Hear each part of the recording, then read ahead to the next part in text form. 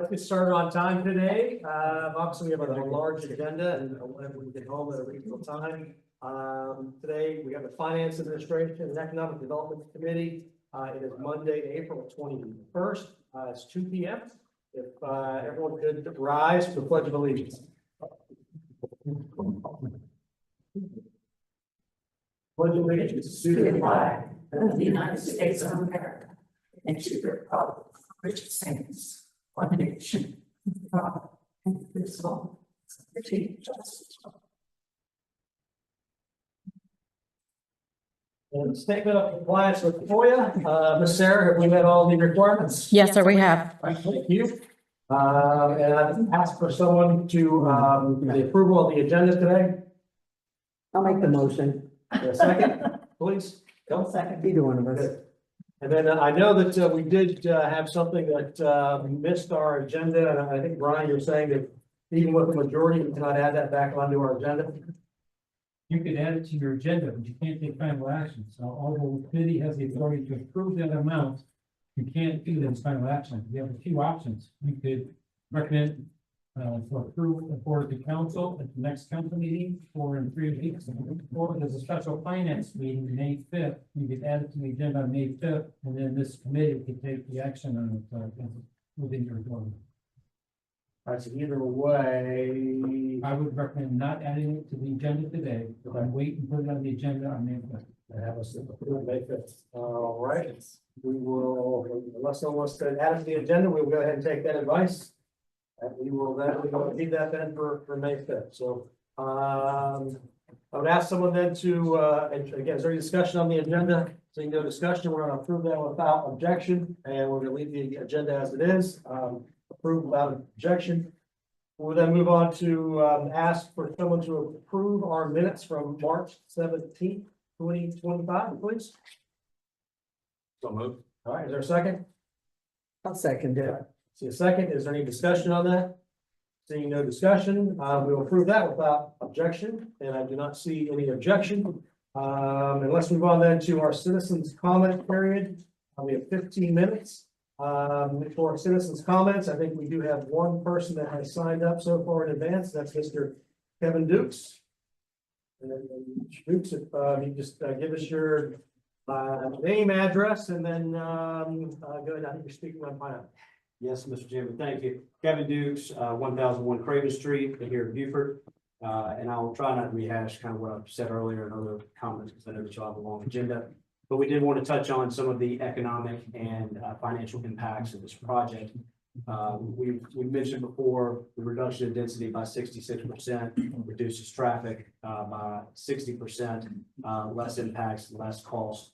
One other thing that we have said before, but I do want to point out from the standpoint of schools is that we've estimated that this project over what it's currently zoned for would actually save $1 million a year in school cost. And that's based on the average cost per student of about $13,000. And so that's significant and recurring savings that would occur as a result of this project and not what the property is currently zoned as. In addition, if we look back at what this property has historically been, it has been a private property. It has been a resort in the past, believe it or not, owned by a private individual for out of town folks coming in. But most of that property has been taxed agricultural and resulted in almost negligible tax collections from that standpoint.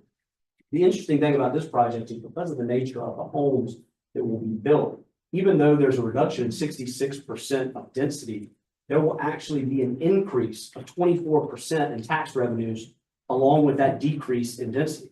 And so how does that happen? So I just ran a quick calculation using the county's tax calculator at $100 million of value, which is generally what's going to be invested. It would generate $554,000 in taxes. Most of those would be primary residences under the larger residential model that is currently zoned for. However, under the model that we're looking at with secondary residences and a limited low impact golf course, the revenues would actually, though being down to 44 million in value to reduce by 66%, the revenues would be $687,192. That's an increase of $133,192, as I mentioned, for 24%. So we're reducing density, while at the same time increasing tax revenues. And I think that's something that we all can, that this council has been looking for from the standpoint specifically of reducing density.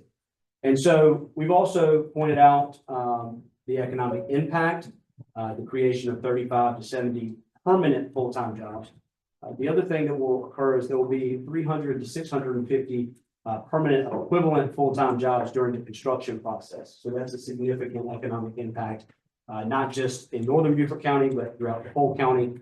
And we mentioned, you heard from Craig Reeves at our last council meeting, this would significantly protect our very important shrimping industry. And one last thing, I'll close with, you're going to hear tonight from Chief Klein and his budget for the fire district. We've submitted a development agreement with this, and one really unique thing about it is it gives the council the opportunity to look into crafting that to create certain benefits or certain investments. And if you one thing from the standpoint of Chief Klein is we put in there that we will sprinkler all of the buildings. So it's better that the fire department has to serve 66% less homes, but also because it's so far away, there's a significant benefit by having all of those sprinklers. We've already put that in. Those are the types of terms and things that we can look at when we're viewing the development agreement. So thank you so much. Thank you, Mr. Dukes. Is there anyone else here today that did not sign up that would like to speak? Seeing no one, we will then move on to our number 7 on the agenda. And this is presentation of the 2025-26 budget by the Treasurer's Office, Victoria Walsh, the Beaufort County Treasurer. Maria, how long have you been our treasurer now? It's couple of years. I've been in the office for 14 years. Okay, very good. Thank you for coming today. We appreciate you being here. Absolutely. And I just want to thank you all for the flexibility in scheduling to the death in our family and for your well wishes and condolences. Very much appreciated that I was able to come today. So similar, I'm just testing this out. It's Yes, just, it lags just a little okay, bit. It's okay. It's okay. So before I begin, I had kind of 2 versions to make sure I was prepared for today. I know you have a full agenda. Did you all get the opportunity to read and review what I sent to you? Because I can go in more detail, but I don't want to repeat myself. I have to say, I worked on it. That's okay. I just want to know what level I can go into today because I do want to answer your question. My goal being before you today, and especially going into the next year, is that my team, who I have here with me today, and I just would like to take a moment to recognize my Deputy Treasurer, Ms. Tanya Ward, our Senior Data Analyst, Ms. Allison White, and our Tax Collector, Ms. Kimberly Chesney. My goal at the end of this discussion and any other discussions after this is that the people behind me and in our office are set up for success to continue being as awesome as we have been for Beaufort County. So to remind all of you, and I forget about that, to remind all of you, but also our citizens watching, our vision in the Treasurer's Office is that we're people serving people, not transactions. We want our customers to see that they are cared for and handled. Their issues are handled as an individual and a person, not just an account. Our mission is that we're professionals serving with innovation and enthusiasm, and we're striving to accomplish that every day. That is what we are here to achieve, to be innovative and enthusiastic in our active public service. And our values are what we measure our decisions by. Are we taking ownership for everything? Are we evolving with purpose? We're intentionally growing and developing ourselves as individuals and as a team. And are we serving with passion? Because that's not a word that typically gets associated with government. So I love this graph. I tried to be consistent with what I've presented in prior years. So those of you on council who have been here for a while, you've seen this before. This is the next few slides are going to be kind of an overview of the last year. Are you okay? Just trying to see where it's coming from.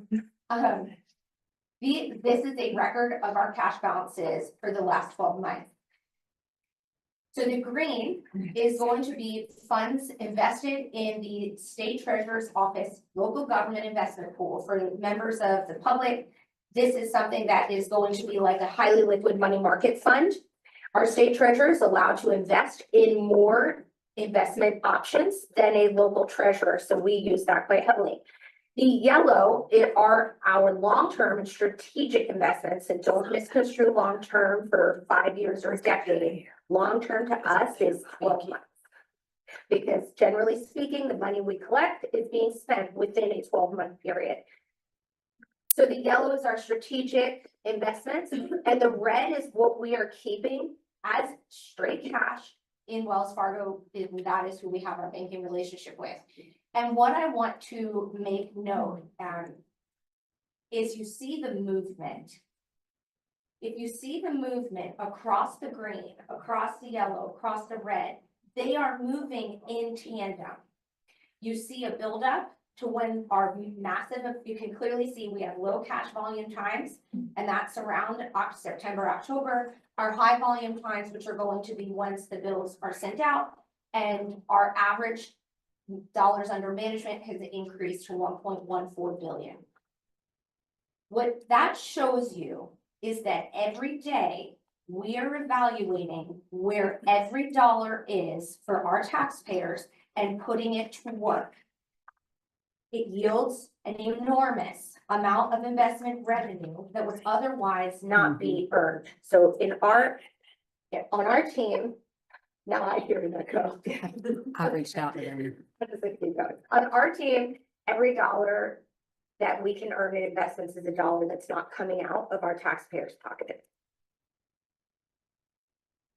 So our fiscal year stats, where we are for the past 12 months. Our average, like I said, is $1.14 billion under cash management. That is not just Beaufort County's money, it's the school district's money as well. It also includes, for a period of time, the money for every other jurisdiction, local government in Beaufort County. We have a projected investment return of $34 million for fiscal year 2025.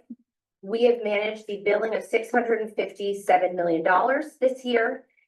Out of the investments that we have earned, that cumulatively has avoided a 13% tax increase. If we had not invested and had the program, which we've won awards for, if we had not had that program, our taxes total would be 13% higher. Our collection rate thus far is 98.85. By the time we get through the tax sale in October, I expect that to be well over 99%, which is usually is. We're handling now over 425,000 accounts. The volume of bills has grown by almost 7% or $42 million. So we are handling more, earning more. And I think that's fantastic. Now, this is not financial data, but also important. We have handled personally, not someone who's just used our website, someone who has chatted with us, called us, or come into the office. We have handled over 226,000 individuals throughout the past 12 months. We have engaged 240 students, and I'm not going to take time to explain it now, but we have an amazing tax game program, which some of you were able to attend with me to some of the schools. And for that, we received a National Association of Counties Achievement Award on behalf of Beaufort County, our second that we've earned since I've been in the treasurer's office. Our customers have given us a 96.4% satisfaction rating. We've introduced texting services, and that's phase one is texting pertinent information to our customers. They can press a number and receive a text with the information they're looking for. This summer, we'll be rolling out texting instead of chatting. So our customers will begin to get a phone number and they text that number, their question, and our staff will receive it just like you would a Teams message. And again, our approach, we're people serving people, not transactions. We're trying to actively and continually expand the way we are serving our customers. And last but certainly not least, because it's been an exorbitant amount of work, we've continued doing 360 performance evaluations since the last time I have presented to all of you. Any questions so far? Questions? And I'm okay waiting until the end too. As you've received, our general fund budget request is just over 2,600,000, and I listed the execution fund, although it does not come from ad valorem taxes, so that you were aware. And I wanted to give you a big picture. While the increase we're requesting is a combination of requests from the past couple years that were not granted, as well as a desire to provide a merit increase for my staff. I was very pleased on my 15-hour car drive to see that the sheriff and our solicitor echoed the importance I've tried to emphasize for at least 2 years now of investing in the county employees and the elected officials employees. You cannot have good government without good employees. It's just not possible. We have never stopped doing performance evaluations. We have never stopped advancing, and we have never stopped handling an ever increasing amount of volume and work with innovation, enthusiasm, and professional excellence. And to give you an idea, because I think we have failed somewhere. Sometimes when you do a job, you can do it so well that it looks easy. And I can assure you that if you asked any one of these ladies here today or in our office, there isn't a job on our team that is easy. When you look at the big picture of what we're requesting for fiscal year 2026, compared to the dollars we're managing on behalf of the county and the school district, it is 0.2% of everything we are handling. At billed dollars, it's 0.4% of the billed dollars we are handling. And as it relates to investment earnings, it's 7.2%. The investment earnings we are earning annually will pay for our budget 13 times over. I don't know that you have any other department that can say that. And I want you to see that at the end of the day, for me, this is who it's about. I care about every person on our team and the families that they represent, who are also our shared constituents. I want to recognize them for their performance. I want to recognize them for their performance. And I'm just incredibly proud to be their leader, because nothing I have said today could have been accomplished without them. So with that, I'm happy to take your questions. And I will answer any question, but I would ask that the budget related questions maybe be asked first. All right, any questions for Ms. Walsh? Ms. Cameron, go ahead. Okay. Yes. So if my arithmetic's right, and forgive me, I did this late last night after I got back from Easter Bunny duty. If my arithmetic's right, you're asking for 11% increase in the overall budget of the regular fund, but wages are a 17% increase. Yes, Okay.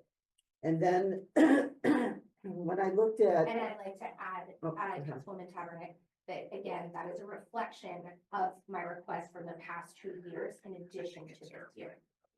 Since my past requests were not approved. meaning you want to give 3 years of merit raise. No, Okay. it's the same amount that they would have been at previously, including a merit for this year.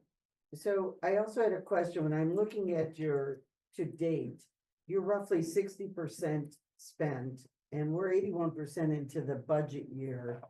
And yet we have you're increasing 11% when you're gonna end up with, I'm assuming, a carryover or a surplus. So first of all, that is accurate, and that is the norm if you look at year over year, year to date. One of our largest expenditures, which of course isn't the largest, that's personnel. One of our largest expenditures is bank service fees. Every bank service for the entire county is charged to the treasurer's office because we're using the same bank contract, which is appropriate. At the end of the year, the bank calculates what those bank fees are going to be and then charges them at one time. At the end. So at the very end, yes, ma'am. And the reason for that is that throughout the year, we earn through, again, our banking relationship, what's called an earnings credit rate. And think of it like an interest rate, but it's the money that you earn only goes towards the bank service fees. So it's separate from an interest rate. If we offset fees, like let's say during January with a very high volume amount of cash, well, we're earning more, right? Mhm. We will earn, those dollars would go towards those bank fees. So we have negotiated in our contract that we don't want them charging us month to month, because in months that we have a high volume of cash, you want that to offset maybe a low volume cash time that could have been in June, July, August. So they calculate it once a year. So when I looked at fiscal 24, and I know it's back, your actual bank fees were 61,444. And of course, to date, actual is 35,599. Correct. You're never gonna get 300,000 for bank fees, are you? That's what we- If we were to, so past council provided that budget amount so that we had the freedom to invest as efficiently as possible. So you're gonna have two things to deal with. You're gonna deal with an earnings credit rate, which is, think about like earned credits towards those bank fees. And then you're going to have an interest rate, whether that's the interest rate at the local government investment pool or an interest rate from something like a treasury. Well, when we and our team, and Ms. Ting is integral in assisting with that on a daily basis, we're weighing how much is needed for that week's funding. So whether that's the school's payroll, the county's payroll, AP, and we're deciding what is the most advantageous position for the cash we have available. An earnings credit rate is never as high usually as where a treasury rate might be. Now, there have been times in the 14 years I've been in the office where interest rates were far lower than the ECR that we negotiated in our contract. Well, I don't care where I'm getting a dollar from. A dollar that you save in expenses is the same thing as getting an extra dollar earned from an investment. So we will move back and forth money to maximize the earning opportunity for that dollar. If it makes more sense to leave it in Wells Fargo, or at the time it could have been BB&T, if it makes more sense to leave the dollar in the bank to offset a bank fee, then we will do that because it's earning more through that ECR. But if it makes more sense to put the money and work in an investment that has a higher interest rate, we will go ahead and incur those bank fees and then earn that interest income. Right now, interest rates are higher, but on average, if we were not to use the ECR, our bank fees would be in excess of at least 250,000, depending on the volume that year. It is a very, very sizable cost. The other aspect or anomaly is that due to some transitions in administration, there were extra funds, let's say, sitting in Wells Fargo that our team did not feel comfortable moving elsewhere, which increased our earnings credit rate and will offset more fees. So there was more money sitting in the bank than we would have typically wanted, but also needed to accommodate the transitions that were happening in administration. Is it possible for you to put her budget up there so the public can see it? I mean, I'm talking and they don't know what I'm talking about. And I do want to thank the clerk for adding that to today's agenda back up, because that had not been there previously. Yeah, and I just thought maybe people wanted to see it. And some other people might tell me to stop asking questions, but it's okay. Well, it won't be me. Professional services, your budget for fiscal 25 is 65,000. You spent 41 to date. If you're asking for 85,000 next year, what are professional services in your department and why more? So professional services are going to be things like maintenance of our website, BeaufortCountyTreasurer.com, which for anyone watching, you can also go and see some more detailed explanation for our budget in our blog post. But it's going to include things like print vendor services, and I should correct myself, it's not just a print vendor. They are, think of them like data organization And a lot of what they provide and the services they provide support the function of our tax bill lookup. So especially right now in the past few weeks, when our customers need a copy of their tax bill for tax purposes or their receipt, it gets about 20,000 visitors per month on average on just that one page on our site alone. And so it's going to include data services like that, and the majority I'm expecting for 2026 is going to be for Zendesk. Over the years, you will see that that line item has increased with the implementation and our growing usage of Zendesk. And for anyone who is not aware of what that is, it's a customer service monitoring and satisfaction tool. So how I was able to give you a customer satisfaction rating is because our customers are contacting us through Zendesk, whether they're aware of that or not. Our phone number, our chat, and soon our text will go through that service. And if you've ever called an organization and had to tell your story 10 times over to someone helping you, that completely eliminates that. We are growing, and it's out of that, out of those services, the phone minutes are the most expensive. And again, we can't control how many people are going to call, but the longer you pay in bundles of minutes. And I'm expecting us to exceed in the next year our minutes. Okay, and just for the public looking on the screen, you could see the budget from last year and the next. So if it's all right, I'd like to move, anybody else on this one? Otherwise, I'm going to execution fund. I had one question. You said the phone minutes, you have an idea how many phone minutes? No, but I can get that to you. Our original was 250,000 minutes, I believe, but we're fielding about 336 phone calls on it. Half of the treasurer's office budget is not paid for from that bill at all. The other half is, we call it ad valorem taxes. That's what the total amount due is on your bill. If you are in the position where your tax bill is late, there are penalties applied based on state law as well as a late fee. And that fee is what pays for and the revenue that addresses the other half of the treasurer's office budget. We are unique in Beaufort County that I'm not just the treasurer.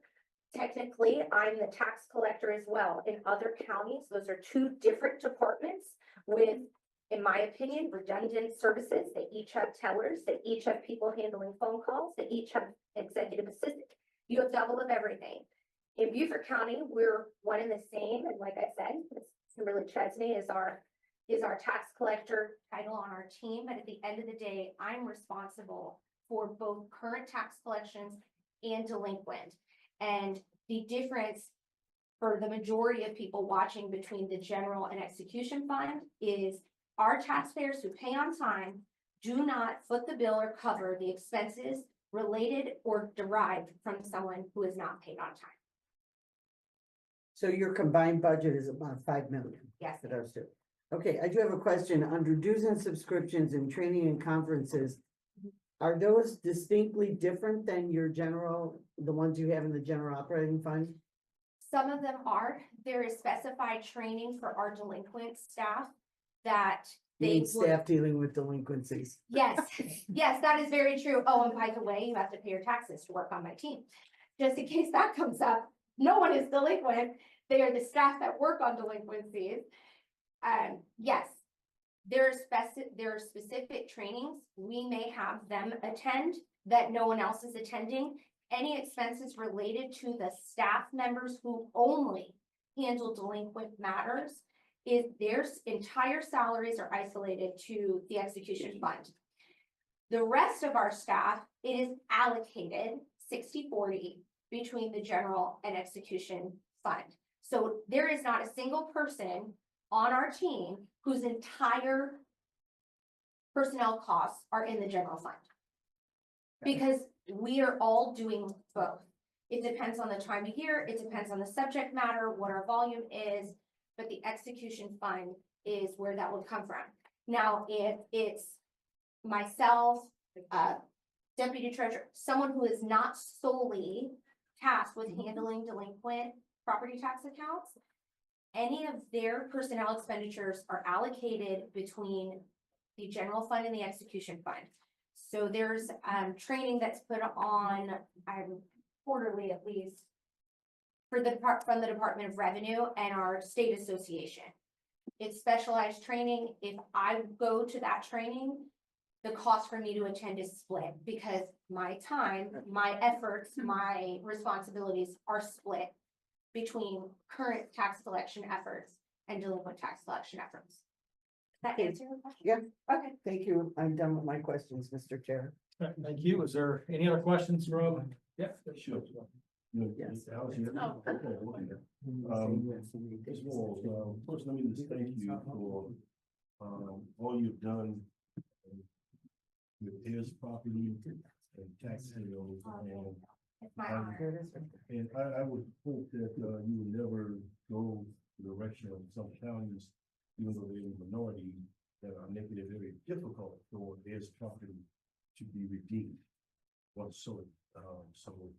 Just want to say that and want to congratulate you on that.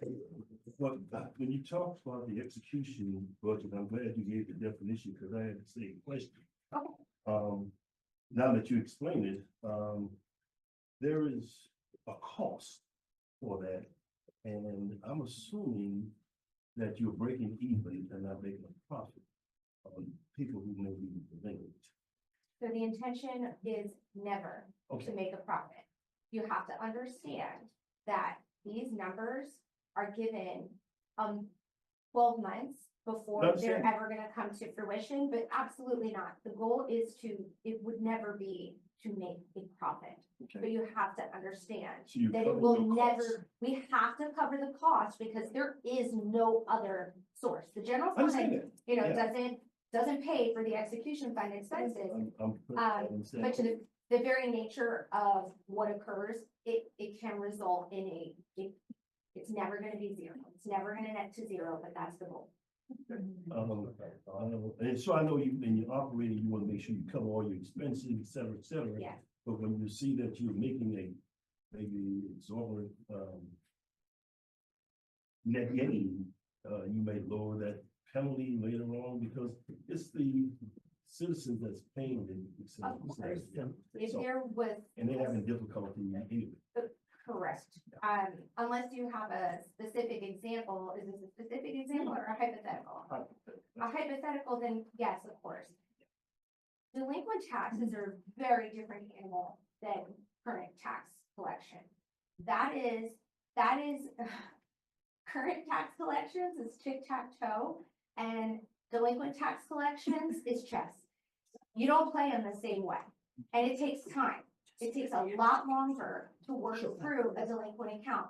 The majority of accounts that become delinquent are not rectified or resolved until 18 months after they've become delinquent. So the first year they're delinquent, generally speaking, it's more notification, not payment. It's not till the second year that we start seeing an influx. And that can prove itself to be a challenge because we don't put, if you're delinquent on this year's bill, but you don't pay it for 3 years, we don't put a new fee on every year. It's just one time. But we're still exerting efforts constantly on that account, regardless of how long it takes. And so when we do alter or change the fee for being delinquent, there will always be a lag. And so we do it very, very carefully because again, we have to cover the expenses. And we can't, there is no other revenue. And my final question dealing with that, I was at a meeting recently in my district, and the question came up about notification on the ability of a taxpayer paying monthly or quarterly, et cetera, and wondering whether that notice can be somehow And I'm not asking you because you may not be the right department, but can that notice go out to the public? With the tax notice or whatever, so now you can pay this bill. And it may be the assessor or the auditor office that's doing it. Any payment is our office, so we offer an installment plan. I know you do. We That's do offer the word I wanna installment use, plan. installment plan. Yes, Can be sir. notified. Yes, and Okay. so there's a few nuances to that which particularly our customers that are delinquent struggle with. State law mandates that it's a pay in advance program. You can't already be delinquent, so it's not a pay in arrears. So that's one, I'm gonna say issue or kind of hurdle sometimes for some of our customers. The other is, so the short answer is yes, we can do that. And as long as they sign up, they can pay any amount at any time. We will send them a bill every other month to remind them, but they can pay any amount ahead of their. So your office could send out a notice in advance saying that you could, if you could do that. No, you should. we do it through our email blast every year. If you haven't signed up to get our newsletter, we do put that out on our website. We're here to talk about a budget, so when you say mailing, go and look at the line items, postage and printing, it's pretty expensive. So we do try and do that through less expensive means like our e-newsletter, our website, and social media. To keep in mind, the majority of real property is paid by mortgage in Beaufort County. It not. So you without don't, mortgage. you don't need to say this. No, correct. So there's an isolated amount, and yes, we can absolutely do that ahead of the next If year. you could, because, a lot of, citizens not a student. And if you're not getting social media, they're not getting. Is there a way, Just say that other stuff, but I would appreciate that. absolutely, I'd be happy to do. Okay. All right, I think, Cunningham, you had a question up, and then Larry. Yeah, mine's not financial though, so if you have one first. I do. Hi Maria, how are you? it. Just a quick question, if you could just give us a snapshot of what you mean by the $500,000 charge for postage and advertising. If you combine them all from both sides of the ledger, it comes up to about that amount. Yes. So just a snapshot of what's postage and advertising. So postage, I mean, that's pretty simple. it's gonna be postage. The majority and the highest amount of that cost is obviously gonna be the annual tax mailing, which is significant as well. If you're talking about both the execution and general fund together, the other aspect is going to be our certified notices. There are multiple requirements in state law that require mailed notices, and one of them is a certified delivery through the United States Post Office, which can get very expensive. And then you add in a factor that if there's multiple owners, we attempt to reach multiple owners. So the majority of postage is going to be the bills that we have to send out. Okay. For advertising, we currently do information pieces and public service announcements through primarily about My Beaufort County and BeaufortCountyTreasure.com on CH2 magazine and WHHI predominantly. We find that the majority of our new residents they're coming in. We have customers still coming into the office, which we don't mind, but if you don't need to be there and take an hour out of your day, you don't need to do that. The first time they interact with the county, they are coming in person. And they don't need to be. And once they're aware that we have an online tool that's like My Beaufort County, they don't come in again. So we've been actively trying to target customers that are new to the area. Another way we do that is our new residence brochures. Some of you have asked me for them particularly. They've been in Sun City a lot and are realtors. It's when you move here, what do you need to do? Don't go to DMV first. To get your vehicle registration, you have to come to the county, you have to email the auditor's office or come to the building to register your vehicle to get a tax bill. So their public awareness on the various things that we believe are going to ensure our customers have a great experience the first time. Thank you. You're welcome. Alex, good? Could you tell us what your current fund balance is, In the execution fund, or both of them? I did not look that up today, so I can get that to you, or I'm sure the finance department can provide. But there is no fund balance in the general fund. Any excess goes back to the general.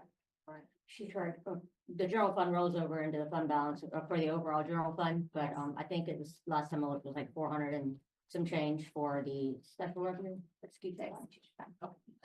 Keeping in mind that we're not yet through our certified notices and other expenses that are significant. Okay, I have one question, then we'll get to your You're good. question. I love your backup to get in here, just out of my curiosity. On the general fund, we've got a nice spreadsheet that has 24, 25, and what you're requesting in 26. Yeah. But in the execution fund, you're only showing us what you're requesting for 26. I'm just kind of curious why that is different. That was not intentional. I'd be happy to update that. Yeah, would you send us 25 at least? Thanks. Absolutely. Okay. And I'll make sure I add that to our blog post on Beaufort County Treasurer as well, since I know agenda packets don't get updated. Hey, how are you? Okay.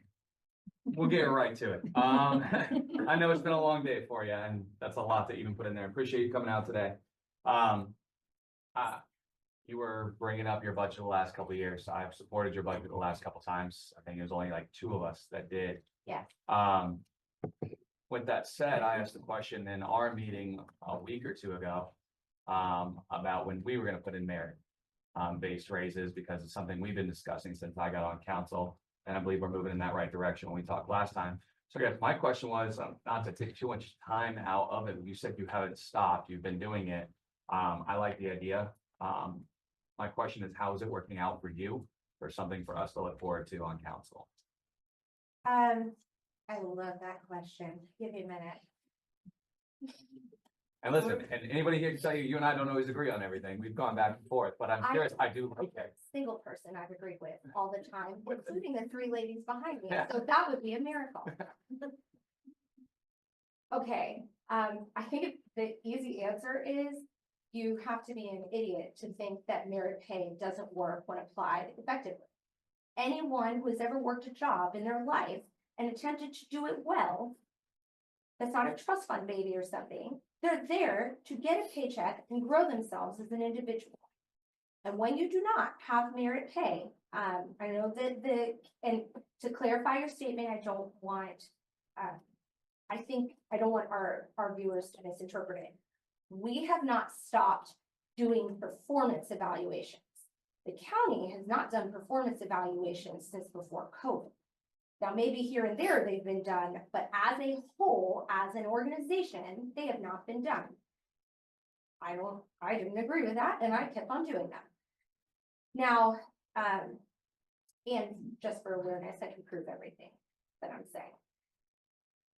I think it's important that people are evaluated. I only want high performers on my team. I only want people who have a growth mindset. I mean, these are things that we're discussing in the first interview, the first time we're talking to a candidate, let alone the staff that gets to continue working all of us together. When you do not have a pay structure that recognizes, it fails to recognize performance when it is done well or excessively well, you're gonna go somewhere else, just like every single person watching today. I had to go pick up a letter from the post office. To be a assistant mail carrier is $19 an hour now. Not even a real one, like the rural mail carrier who goes there. Apparently the assistant mail carrier is $19 an hour. We're a growing county. You spend so much time discussing economic development, and you want businesses to come in. And I think I saw a search group member here. They're one of the largest employers in the county. We're not just competing with government, we're competing with everyone around us. And we say we want these great professions, these great organizations. We're not going to keep our people. And I don't have the kind of role that I can hire team members with built-in knowledge. That almost never happens. if you're managing an accounting team, you hire someone with accounting knowledge. You don't train them that. I can't train someone how to handle a customer with a tax question. I have to train that in to that person. And so what we're looking for is, are you capable of learning? We need as accounting to make sure that we're not just keeping up with inflation and cost of living to our particular area. We need to compensate our professionals as professionals, to use the solicitor's phrasing. I have brought this up for multiple years because I am passionate about it. I will fight for my people as much as I have to because they deserve it. Everything I have said to you, anytime I've ever been before this body, is because of them. And a lack of merit pay only guarantees that at best you have mediocre employees. And like I said, you cannot have good government without good employees. Merit pay and just the performance evaluation process, very tedious to implement well, but it is worth the effort. Thank you. I have two more questions if you don't mind. No, I'm here, you want me all day, I'll be here all day. Oh, no, we got I all don't want to be cheeks. there all day. Other two questions really brief. One, do you have any vacancies last year and did they get filled, not filled? Where are you at staff wise there? We have 6 vacancies right now. We just had a resignation, so I think that's 6 now. We're filling them and losing them at the same time. Yeah. And we are losing them to other opportunities. And my last question, I don't know if it's for you or if it's for Pinky. Are we, the budget amendment we just put in last week, does that affect your office as well? I'm like county employee wise, the You mean raise. the 3%? Well, we changed it to a flat rate, but I think it's 1853. 1885. Yes, it 1885. would. In the past, it's applied to employees in the treasurer's office. Yes, and that, what the number I'm requesting includes that. Okay. So the, meaning So it the, wouldn't be what you passed and what I'm asking for. It's just what I'm asking for. It already includes that. okay, got it. Good. Thank you. So to clarify, what are you asking for a 3% rate COLA or a 3,000 flat COLA? What did you It's include in the there? 3,000 plus, because to your all's discussion at that time, a 3,000 is more impactful on a lower earning employee than 3% would be. So the dollar amount I'm requesting includes the 3,000 plus the differential is the merit that I would like to provide to my staff. And Just so you know, ours wasn't 3,000 this time. It was, they took the 3% and divided it up amongst the employees. So it's like 1850, 1885 1885.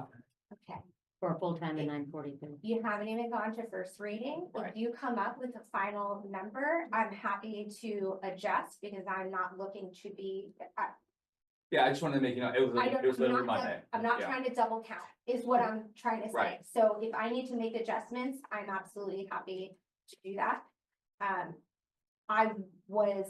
I presented or sent you all my budget requests in the format that I did because I was prohibited from submitting it through the same avenue for my personnel line items.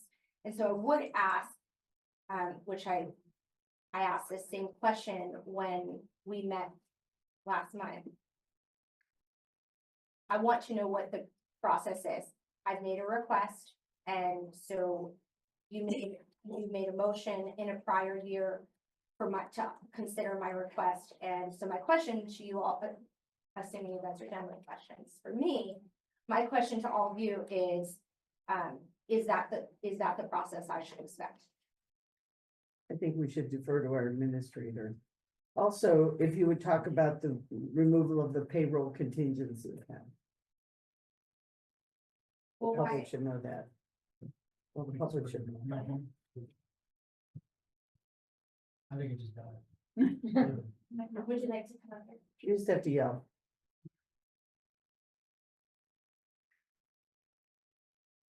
So the process for budget for this out too.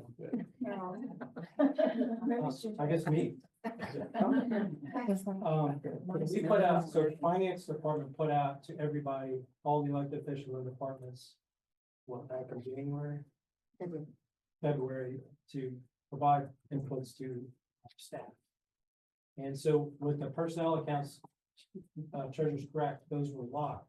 But what we looked at were her funded positions, and we were going to take her funded positions and then add in the increase that you all voted on Monday. And so that's why we locked the accounts, because if every department went in and put their individual numbers in, it becomes incorrect. And so what we look at, since they're class and comp employees, is we standardize that process. And if there are additional personnel requests, we'll add that in. Of course, if she got overtime requirements, she would add that in. Specifically. So that's how we normally work the process. But I will tell you, we had our CFO on board, and we intend to start that earlier the next year. I think that answers one question. Oh, contingency, the payroll contingency. Yes, we're not gonna have payroll contingency on staff. It's not gonna recommend that this year. So if there are positions that are in a department, we're gonna fully fund it. And with the expectation is that departments and officials are going to advertise with the intention to fill those positions. There's no intention to fill a position, then we would look to eliminate that position to save taxpayers money, because overall, if you fund positions, we believe it's supposed to fund positions that are authorized in each department. Questions? Yeah, I missed anything? What Mr. Moore said is correct. What it does leave out is it prohibited any request other than what the version was indicating. And like I said, I've never stopped evaluating the performance of our staff. They're performing exceedingly well. And I would like to recognize that above and beyond a cost of living increase. Just one point of clarification, that was personnel, was not the operating, like, so. The personnel and unfortunately, due to some sort of issue or oversight, I couldn't see our personnel line items at all until last week or the week before. So at the end of the day, I want to recognize my staff for the work that they're doing. Joe or Gerald, we can't always see you online, so please speak up. Do y'all have any questions? No questions? Okay. Ms. Walsh, thank you for coming in. It's always a pleasure to see you, always very thorough. We appreciate that. So, and again, so thank you so much. And to you and your staff for everything you do. Well, all this would, it's all these presentations, all these budgets. We'll come up, explain what the next step is as we get people's requests in for dollar amounts. I'm pretty sure every mic is down. They're all. Okay. Well, good thing it's a small room. They can Right, hear so the online. next group of, presenters will sometimes we be can- all of our fire districts. We have all of our fire chiefs here. And they're going to present their fiscal year 26 requests to you guys. Their budgets are in your backup material, so you have a chance to review. But I'm gonna start off with Steve Klein from Liaison St. Helena. You could, real quick, though, right, the question was, our next steps, we get presented these budgets, like Correct. Ms. Wall's budget. Where does it go next? How's that come back to us and how do we? I think we're gonna discuss that. I think we have to, well, one, if you would like her to reevaluate her numbers based on your flat rate versus, because the county's doing the 1885, not the 3,000 or the 3%. You probably need to get her to resubmit her budget, reflecting that. We've entered the numbers based on the 1885 for the salary roster that is with HR. So that's what we've entered in the administrative recommended budget. But item 21, we were gonna discuss that. We can do that now. No. On the budget update, 21, okay. Right. that's item 21. Okay, we'll wait, let's get through these. Right. items so far. Good. And what the fire chief's got. Yeah, so we have a presentation of the 2025 budgets for requests by fire districts, and Eric, you want to? Right, we'll start off, as I was saying, with Chief Klein. He is our Liaison St. Helena Fire Chief. Chief Klein, thank you for coming. Good seeing you again. Members of Thank you for being council, how are you? here. Great, thanks. First, I'd like to introduce two of my commissioners from the fire district. In the back, Pat Harvey Palmer, who is our treasurer, and Melinda Ellis, who is our chair. So we are very proud to present a budget this year that has no increase in mill rate, no increase in taxes. Our mill rate is 42.7. For operations, we need 40 mills, and for debt, we need 2.7. We have been at 42.7 for the last 3 years. No increase in the last 3 years. If you have our one-page budget request in front of you, if you follow the right-hand side, the first thing is mill rate for operations is at 40. Value of the mill is $217,894. That's an increase from last year of $14,000. Our total revenue is $9,115,760. Our expenditures for salaries, benefits, and operations is $8,921,495. In reference to salaries, we are following the county's lead in doing the flat rate. And I'm following the county's lead. I'm fortunate enough to follow the county's lead in your discussion a month or so ago at $3,000. For me, that's a higher impact for the entry-level salary than the 3% ever would have been. So I'm following the flat rate and we're using the $3,000 value. You may ask, one of your questions is, how am I able to do that? We were looking at 3% across the board, and we were also looking at an additional percentage for the firefighter ranks only, not the officer ranks, senior firefighter down to recruit ranks. So that was another 2% I was looking at. So that 5% is allowing me with the staff of 69 to do the flat rate of $3,000. And I strongly encourage you to allow me to do that because we are woefully below the average of regional starting salary. Tell them And your that will get starting me salary. closer. What's your starting salary? My starting salary today is 41 something. Yeah. This will move it to 44.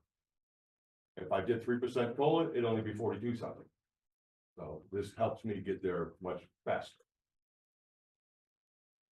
All right.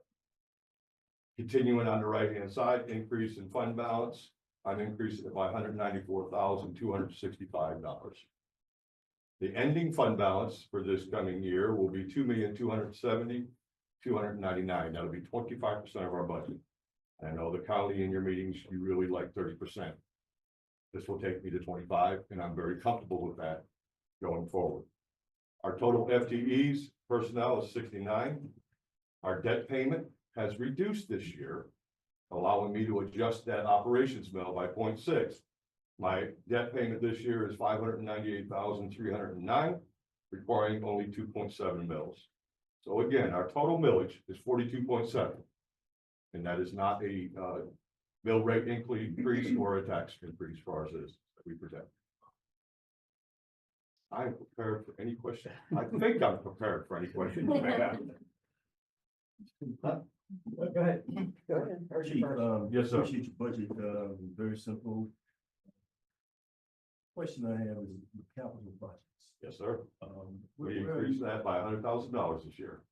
Okay, that will take care of the. So what that is a multi-year plan to replace firefighter protective clothing, the actual, we call it bunker gear that they wear inside of a fire.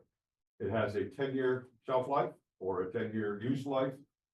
We are fortunate enough to have 2 sets, which is an old set that's reaching that 10-year mark.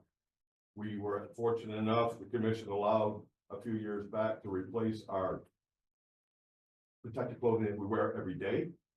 And what happens is we have a fire. Our guys get all that carbon and all that bad stuff on them. They come to the fire station, the headquarters station, they remove that gear, it goes into the washer extractor and starts that process. We issue them the old set of gear, so they're right back like a fire ready to go. And they don't have to wear that wet, cancer-ridden gear. It's being extracted and cleaned. So that $100,000 increase there is for 15 sets of gear over the next several years. What about equipment? So the equipment is the additional 75, which is replacing the nozzles, hose. We had a fire yesterday afternoon on a little island that we had to get to by dock, and unfortunately, 2 sections of hose got burnt yesterday. So we had to replace. Now we have spare, but we have to replace. Thank you. Right. Yes, ma'am. Thank you for being here. Yes, and ma'am. I appreciate the fire department, all of us do. There's a gentleman that talked about 24% tax revenue increase on Pine Island. Can you explain that? So I can't explain that, but what I can say is, since the inception of the discussions with Pine Island, we sat with them a couple of years ago, Oh, and I strongly encourage the use of residential sprinklers in every building, every home they have out there. okay. They've agreed to do that. That's gonna help us immensely. Now, Oh. what the amount of revenue we're gonna Yeah. receive from Pine Island and that 24%, I'm not sure. I haven't run those numbers. But, you know, Pine Island is a piece of paradise and it's kind of out there. Just from the current paved road, it's 2 miles to Pine Island to get to actual Pine Island to St. Helensville. So if they could sprinkle everything, that would be the ultimate fire protection for them. Now, we're still gonna respond, and we're still gonna handle whatever we need to do, but those sprinkler systems will, if they don't put it out, they'll hold it in check. So. I would love to sprinkle the world, the whole environment. So do most communities will do that when they put communities in, do they put sprinkler? I've been trying to get developers to do that for years. And unfortunately, we lose out to nice faucet and fixtures.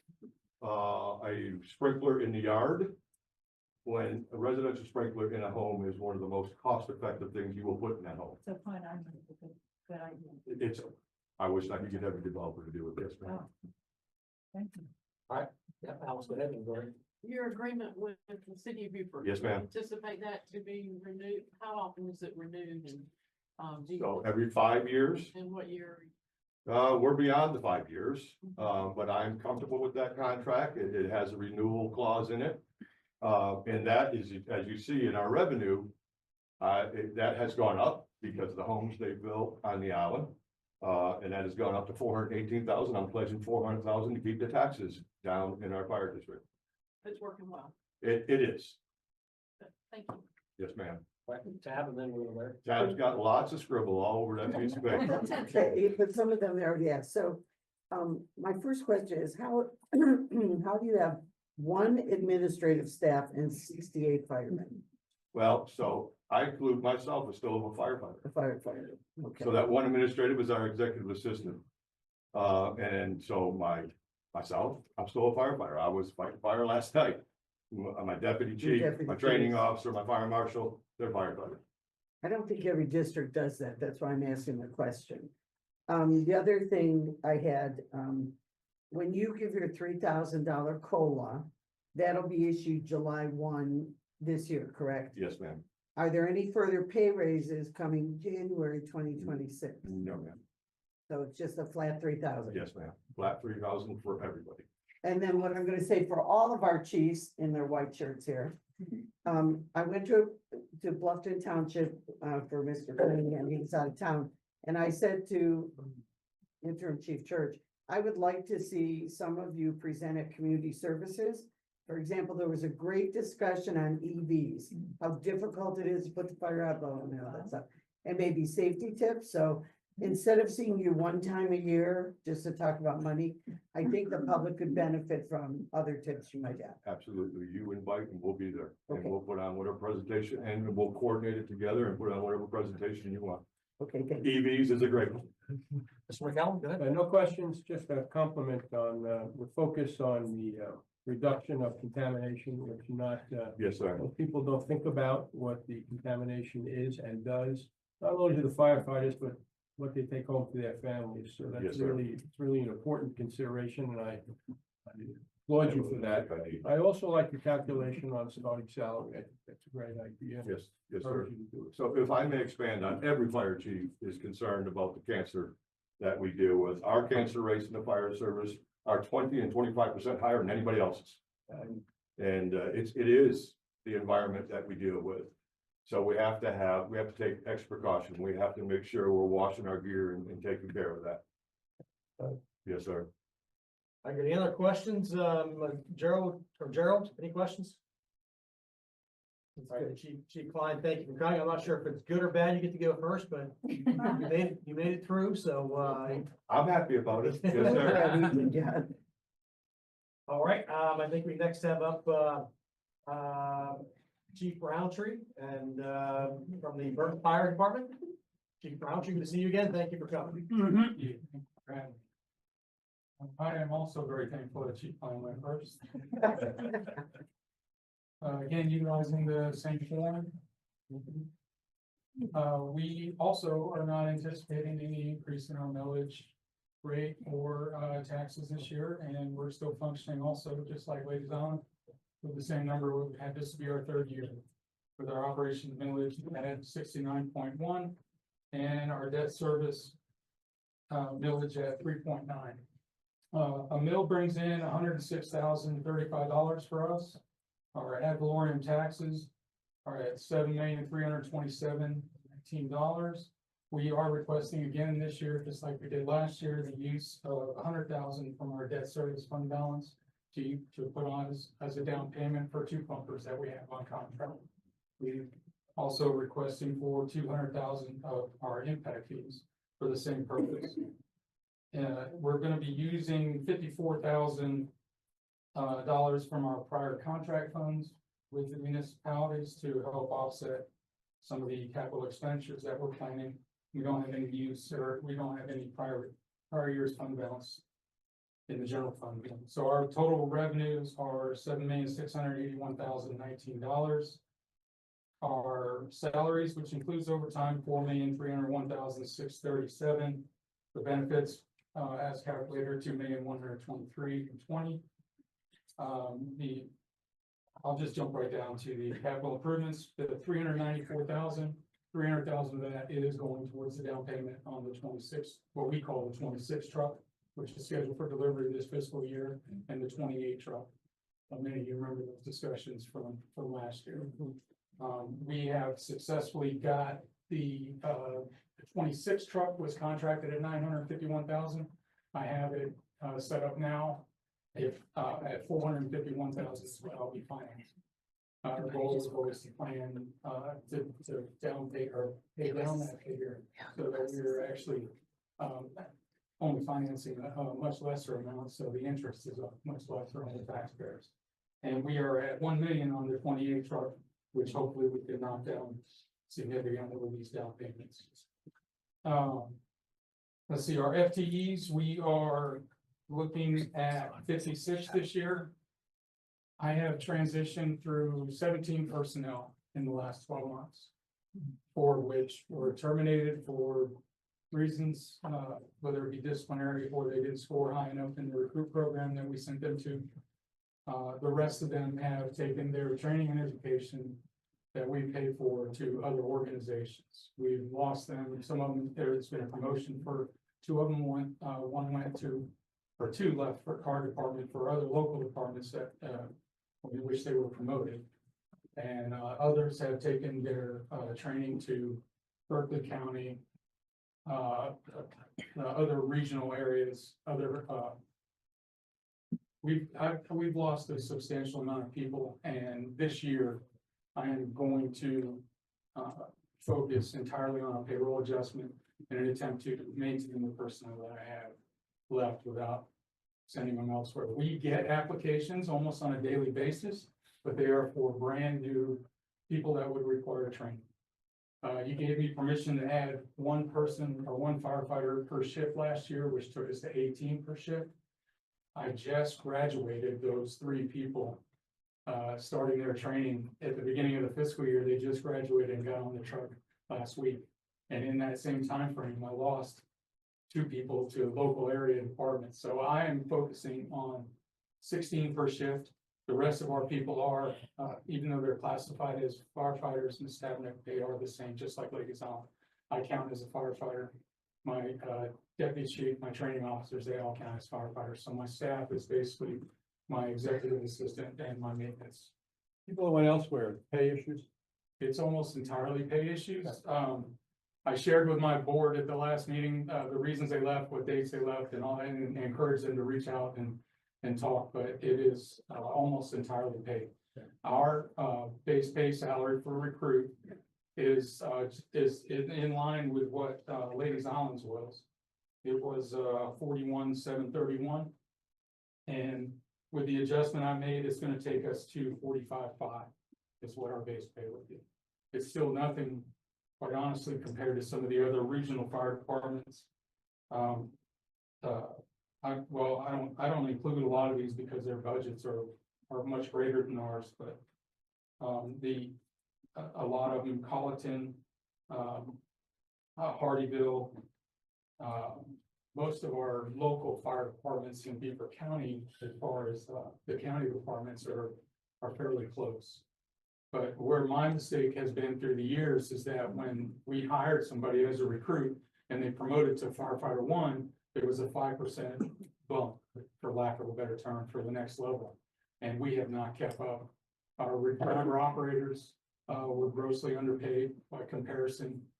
There's a lot of responsibility driving a fire truck, not just the firefighters, but the truck itself. So I've made adjustments to that so that we can be more competitive in the market. Again, I don't have any problem getting applications from brand new, for lack of a better term, green people that require training. But we're not drawing anybody with any experience or prior training. From other areas, we had for years and years and years, we had what I call the best schedule. We were 48 hours on and 96 hours off. You would struggle not to find a fire department that's at 48, 96 now because everybody saw the benefit of that. I would draw them from across the state because they only had to drive to work once and to get to work, and they stayed for 48 hours. But now a lot of departments are at 48, 96. So pay is one of the issues. Any other questions, for Chief Roundtree? I do. Yep, go ahead. Larry asked me a question. All right. So your base right now is 41,731, and you made adjustments to go to 45.5. So did you do a 3% COLA, a flat rate? What did you do to get to that? And will that be July 1? Yes, ma'am. I targeted, after doing the comparison with all the other local departments, Mhm. I targeted their current number for base pay, and then I included 3% with going by what we received from South Carolina Revenue, that it was gonna be 2.95 is what the CPI was. So I targeted all these other departments based on their 3%. Just like Chief Klein mentioned, I really think that the local fire service needs to take a really hard look. Everybody needs to take a really hard look at what our salaries are. I know the county did payroll adjustments for all of their employees last year. I know the city of Beaufort has essentially done a study also to look at their salaries. The fire department is still functioning based on, what was that fellow's name for? Mike Ryan. We're still functioning at that level, and each department is not, Jasper County has a recruit firefighter and a firefighter one and a firefighter two. And they're paying their engineers in the 60,008 is their base pay. And that doesn't, ours didn't even come close to that, and that's Jasper County, right down the street. Except for a firefighter one. A firefighter one and my fire department makes 43.8. This is based on national standards. That's our current. And what's firefighter Jasper? one. Jasper is 53.3. The middle is where I was out of whack necessarily. Our recruits, our brand new green people that we're gonna send to school, we're all fairly close, within a few thousand. What's the schedule for the Jasper? They, I can't say with any accuracy. Anybody know what Jasper's 48.96, same as us. If I may interject, even if they're 24/48, it's still 10 days a month. Right, Yes. so it's the same number of days work. Yes. Chief, does your budget include a consideration if the council approves the 4th shift for EMTs? Because I see you have EMTs. You'll find that almost every fire department in this county has EMT. Well, I didn't see that anybody else's. That's why I'm asking. I'm not gonna get into the weeds on that, but I lost 2 people to Beaufort County EMS last week for the 24/72 schedule, and an additional $10 an hour from what I'm told. Now, both of those people, to be fair, desired to be paramedics, and that's not something that my department is focusing on right now. We focus on EMT and then what we call advanced EMT is the next level. Because I only focus on the first 15 minutes of an emergency. Beaufort County is going to show up and take our patient and transport them to them. But we're still doing IVs, we're still pushing some limited medicines, we're still doing all those things to make a difference. But you're gonna find that every fire department in this county sends a fire truck to every medical call in their jurisdiction. In fact, many times I send to, when we have a full arrest, I'm sending 6 firefighters to that call to help with the CPR. People live in single wide mobile homes that are elevated 15 feet up into the air. You need a group of people there to help get that person out of that house into the ambulance and on the road. So yeah, I answer that question annually, you know, how come fire trucks respond to medical calls? How come fire trucks respond to car accidents? And quite honestly, as arrogant as that may sound, they need us, whether they want it or And if you had a car, you'd drive that, right? not. Well, sure. What's it cost to roll a fire engine? To roll, I don't have a good hardcore dollar amount. We most certainly beat that horse when we were in contract negotiations with some of the other agencies. I don't really have a dollar amount. I've heard $600 just to roll it out the door, but I don't have any. Does anybody have any good federal numbers on what it costs? I think it's minimal. It's not the number of miles that we put on fire trucks, it's the hours. The So bodies. when we go to a fire call, it may only took us 4 miles to get there, but that truck is running for 3 hours now. Mhm. Sitting on scene at a high idle, fighting the fire. Yeah, we don't focus on mileage at all. Everything's focused maintenance wise on hours. And then, yeah. If I may submit to you that response of fire service to medical emergencies is the absolute best use of resources that are available there is. I guess I just wonder why you all don't get together. I call you white shirts because we all have white shirts. But I mean, your starting pay is very low. The sheriff approached us about that. The solicitor approached us about that. I anticipate others will. But is there a reason you all don't get together and figure out what the base pay should be? And then, I mean, it's public safety. The words of a union there. Come on now. I've been the fire chief at Beaufort Fire District for 29 years. The word consolidation has come up thousands of times, and I think you'll find that most of the fire chiefs just want what's best for the citizens that we serve. I would love nothing more than to sit down and talk about one big happy fire department. The problem is revenue. And yeah, I mean, you see what my revenue is, compare my revenue to Bluffton. Hilton Head or Bluffton or any of those. You know, it's just, it's nowhere near the same. So we are, and the last thing I want to do is come up here and ask for an increase in taxes. So we just are trying to live within our means. We got some wonderful numbers from the finance department this year. They were quick to respond. They gave us some information to work with, and my budget reflects what's in my means. Actually, I wasn't talking about consolidation. I was just talking about your base pay. And I hate to keep doing this. No, you don't. Come on up, chief. But we commit to you that we do talk and we will get together We meet after this, regularly. after this budget process. And come together and put together a study on salaries.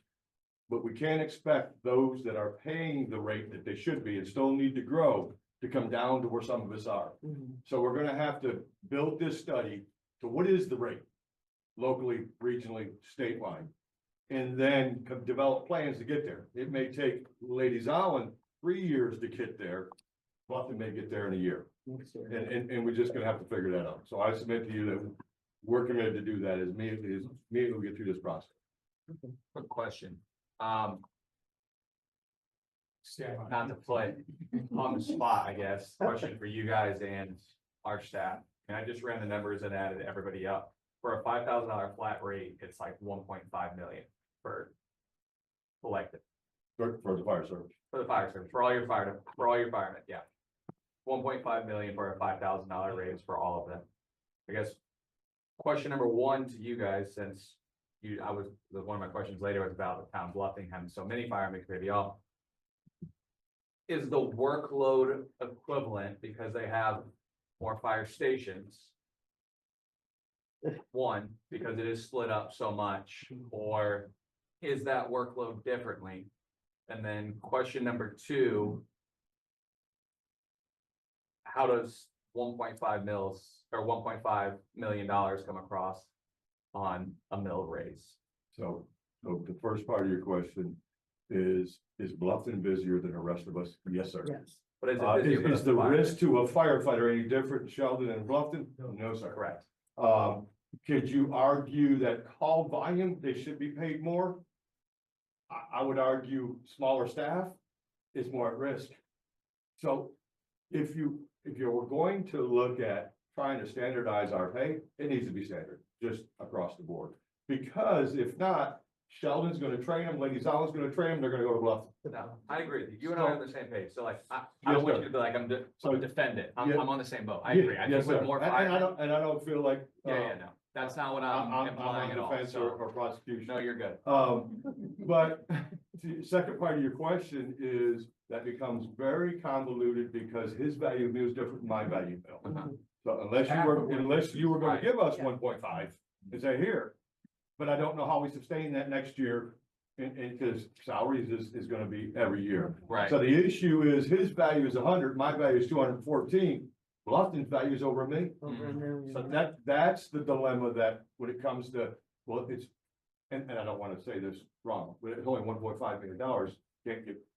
No, I can't do it without a tax increase, Right. and we're not, none of us, well. Most of us are coming up here every year saying, we don't need a tax increase. Well, we don't wanna impose a tax. If I might chime in, can you hear me? Yes, sir. Yeah, I'm glad we're having this conversation. I really am because Chief Klein was the first presenter and he touched bases on the discrepancy between the average regional salary and what our firefighters are receiving here in Beaufort County. First of all, I'd like to thank both chiefs for presenting a budget with no mill increase. And I want to thank them and all their employees as first responders with EMS and for fighting fires for the diligency that they have to actually provide number one service of fire prevention for this county. But that having been said, this discussion we need to continue this. And so I would ask our chair if he would ask all the chiefs to actually get together and have this discussion and come back to us with a presentation or a recommendation or a suggestion of some sort of how we might increase the salaries to where we can actually standardize or make it more equitable for all of our firefighters, that we won't be training them here in Beaufort County and then we losing them to Bluffton or even to the military, the air station in Paris. If we don't do something, that is going to continue. Yes, sir. Mr. Dawson, I'm not sure we could ever compete with the DOD Fire Department's Marine Corps Air Station in Paris Island. Their average is 80,000 starting. So, but what I submit to you, sir, and what I submit to you, sir, and to the chair is this is something we need to work out for next budget year and come back to you with a full plan and say, this is where it is, and this is how we can get there. Very well, very well. Very good, thank you. Very good point, Gerald. We appreciate that. And just out of curiosity, I know that Hilton had, it always surprised me whenever they didn't want to department, but they pay their firemen very, very well. How much more? I know they pay them more, they start out more. Hilton Head Fire Department for a firefighter recruit EMT. Almost all your fire departments are either gonna require EMT as soon as right after you hire them or come as EMTs. And I'm sorry, Hilton Head, if I'm speaking out of turn, but it's the information we got was 50,846. I believe that's last year's salary. I don't know what the Everything is proposal is based going on, forward. that's correct. All of my numbers are based on a 25 fiscal. And then some of them I added, actually I got that number from you. So there are 25 numbers, and then all of the local ones, I just added 3% because that was the talk up until just a few days ago, so. And then when you get a new recruit, you train them or they go to training on your dime. Yes, ma'am. In fact. And then we they go just- to Bluffton. Well, I haven't lost any of my new Yeah. ones to there, but we Okay. just, Bluffton, actually, I haven't lost a ton. I lose more to the Marine Corps Air Station and Paris Island. Right. It's like I'm defenseless back here. We try to be gentleman, but Yeah. Yeah, needs a need. when sometimes. you reach a certain point, then you have to do what you have to do, but yes, when we hire them. In fact, we just did what we call an in-house recruit school, which is 200 and, I can't remember, 60 hours, something like that of training. And we did, my new guys and, Bruce, we had 12 people in the class. Now, as they go through, sometimes the scores don't meet the standard and people end up missing out, but we graduated 12. Five with me. Yeah, it was 14 and we lost 2 or. Yeah, we started with 14, but yeah, we lost 2. Both of them were mine, actually. All right, well, let's move on because we do have 3 more I fire. understand that, but let me, Okay, go ahead. Yeah, Chief, two things, you reducing your shift Yes, sir. personnel from 18 to 15. My question is, what kind of stress is that gonna place on your employees who will do that? And then the other one, I'll make a comment, which is that, when y'all start looking at salary increases. Firefighters, you may want to inject, housing, in there other than salary. Because if you having people going to Walterboro, housing over in Walterboro is much cheaper than a vehicle and stuff. So you may want to infuse, housing and those benefits and stuff. But go ahead, what kind of stress is that going to place on your? Okay, we have 16 right now, and that's for 5 stations. There are five full-time man fire stations at Beaufort Fire District. So that 16 gives me 1 supervisor, my battalion chief, and then 3 people on each truck, 3 firefighters on each truck. If everybody's at work that day. If somebody's at training or somebody's couple are out sick, then we never drop below 2 people on a truck. But we have, in the last 2 fiscals, I've come to you and asked for 1 extra firefighter. I haven't been able to fill. I've been at 16 for 2 years. I can't, every time I get caught up, somebody goes here or somebody leaves and goes there. So 16 is, after our meeting with our battalion chiefs and deputy chief training officers, 16 is what we're comfortable with trying to make happen. And I just wanted to, like I told you earlier, focus on the people I have now, do my best to keep them. And then I'll come back next year, hopefully, and ask for more people if the money's there. Your budget, the 56, total is based on that number. Yes, that gives me 16 per shift every day. Any other questions? Chief Roundtree, thank you for coming. We appreciate that. And I appreciate you all.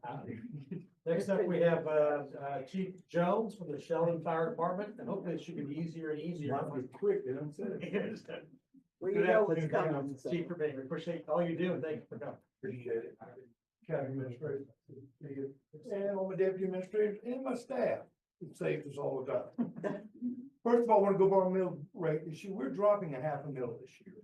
Last year, we were at 38.5. This year, we're going to be at 38.3, and that's for our personnel operations. Our salaries is $1,173,569. Our benefits are $523,873. Purchase services $268,800. Supplies are $6,000 with a total budget from personnel operation $1,972,242. Our debt will remain the same. We're actually going down a few tenths of a mil in debt also. Fund balance last year, June 30th, $1,102,445. Our budget increase this year is $100,000, which is about 5%.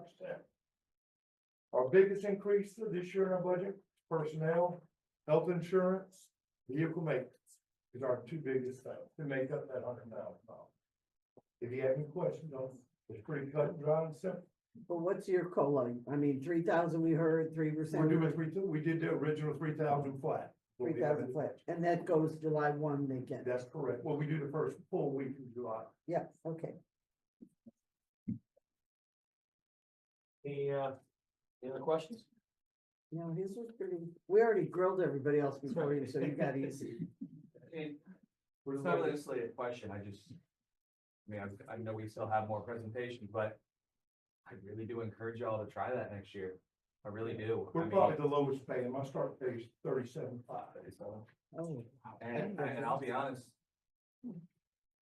you figure out a way to do it. There's always ways to be able to help, especially with different growth that's happening, that should be able to increase the value of the mill on top of it, but like, Yeah, we need to do something, because the common denominator tells you that a fire district with $51,000 mill cannot compete with $1 million. mill. right, and I, It's and I just get the not gonna concept. be- And my biggest thing is like any business that I've helped operate or run, anything about it is, if I can increase salaries, but still maintain that number and put out a better product and better morale, I'll make the money back. We'll figure it out one way or another. Basically, our district's finally getting a little bit of growth. Yeah. As far as homes.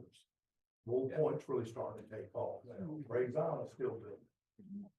Benton's fixing to start. You know, we're lacking commercial, but we're starting to get a bunch of residents. And then the commercial usually follows after that. That's what we've been going back and forth is smart growth. It needs to be targeted to the right area, the right time. And I really do encourage y'all next year.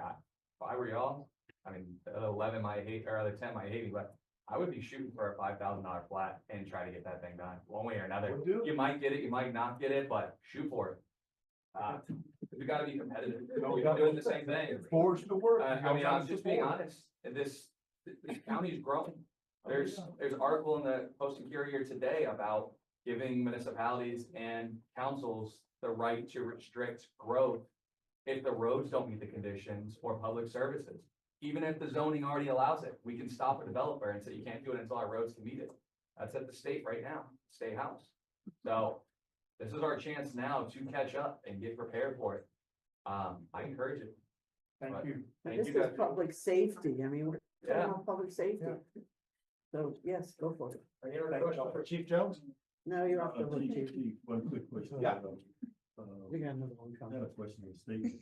At our last meeting, I drove, Mr. John through about fire safety because of commercial tensions happening in my district. Needing water. I don't know where you are. Well, you know, a fire department's gonna tell you they don't want water. You know, we got hydrants all in the Levito and stuff area. We just need stuff to be zoned a little bit different so we can get stuff. We got one store out there. We got a, you know, the one that sells us fiber and stuff out there. Jim Dollar was coming back, but I don't know why. They've already got approved. I don't know why they haven't started building on the property there. But the people out there gotta go a long ways. Yeah. I'm just throwing that out there because. Yeah, we wanna better. try to move economic growth out in the area. You know, and the water would do good. I think where people get scared out there is sewer. You mentioned the word sewer. No, yeah, you can get water without. I know, they go, you know, they know if you get that, you're really gonna start growing. Well, we need water. Yeah. Water lines are extremely important, Yes. but there are alternate means of fire protection that they could do, industry could do on site. Which we do every day in our area. Dry hydrants, ponds, sprinkler systems, things like that. Thank you, Chief. Thank you, Chief Jones. Thanks for Shelby Fire District. Next up, from the Fusquiata Fire Department is, Chief Comparetto. Come, Chief Comparetto. Good to see you again. Thank you, Chairman. Thank you, Chairman. Thank you, members of council. Well, I'm going to be the one who's going to ask for a million. I see that. Mhm. When I started 3 years ago as chief, we did a comprehensive study on our wages.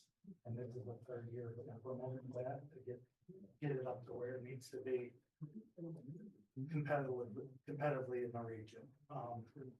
So on behalf of the Fusquiata Fire District, I first want to say thank you to our commission members. They don't get enough credit for what they do. They're always out there going, looking at stuff, what we can do for betterment of our community. And I'm proud of to serve with them, and they should be commended as well. On that, we are going to respectfully submit the budget for approval. The budget reflects months of careful planning, transparent fiscal management, and a commitment to maintaining high-quality fire and emergency services for our island community. The fiscal year 26 budget totals $1,746,637.2. It includes necessary targeted adjustments to address inflation, regional pay competitiveness, critical operations, and capital preparedness. It maintains strong reserve reduces the debt millage and strengthens our ability to serve. As part of this request, we respectfully request approval to increase the operating millage from 58 to 60.36 mils. This adjustment will allow the district to sustain core services and implement the updated step pay structure for the staff. Additionally, the debt service millage proposed to decrease from 4.20 to 3.93 mils, reflecting continued progress and responsible debt management. This results in combined millage rate of 64.29 mils, which will fund the district's operational budget of $1,639,680.67 and debt services of $106,777. This budget was reviewed, discussed, and approved by the Husky Island Board of Directors, which we are pleased to report the board voted unanimously in support of this proposed budget. We appreciate the council continued partnership and support and remain committed to the transparency, accountability, and the safety of all the residents and visitors on our island. Questions? What's your starting salary? Well, it's adjustment there, so since the limited number of staff we have, our staff has to be a minimum of engineers. So they're not only firefighters, they're engineers, which is a higher rank when you go to Beaufort, when you go to any other department, that's a higher rank. So what I try to do is hire people that has the schooling for engineer level. And we have full staff. We have one empty position right now. And so our starting pay, say if I hired somebody that was off the street this year, we moved it up to 42.5. And you're giving your COLA? What's your COLA? This is the third year of a step plan. So what we did was some people got increased last year up to 10%, 12%, adjust the pays accordingly. So this year is the lowest members. We had to bring our captains and our engineer levels up to a competitive wage because they can leave, you know. So this year our lower staff, our lower number of years employed people will get that stipend and that raise and that's about it. So it's the third year of the step increase plan. So last year, you originally planned for,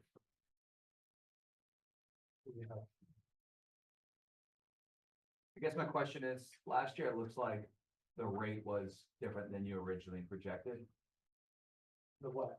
the millage rate. That's what we was given, 58, 25,846. And the value, yeah, the value was, okay. And I usually do 98% from collections, but we're just looking at no value that we have to work with. And our cost is the same as exactly as these guys' cost. And it's challenging. But put it on to one of the bottom line of taxpayers, it's what we'll do for them. For a $500,000 home.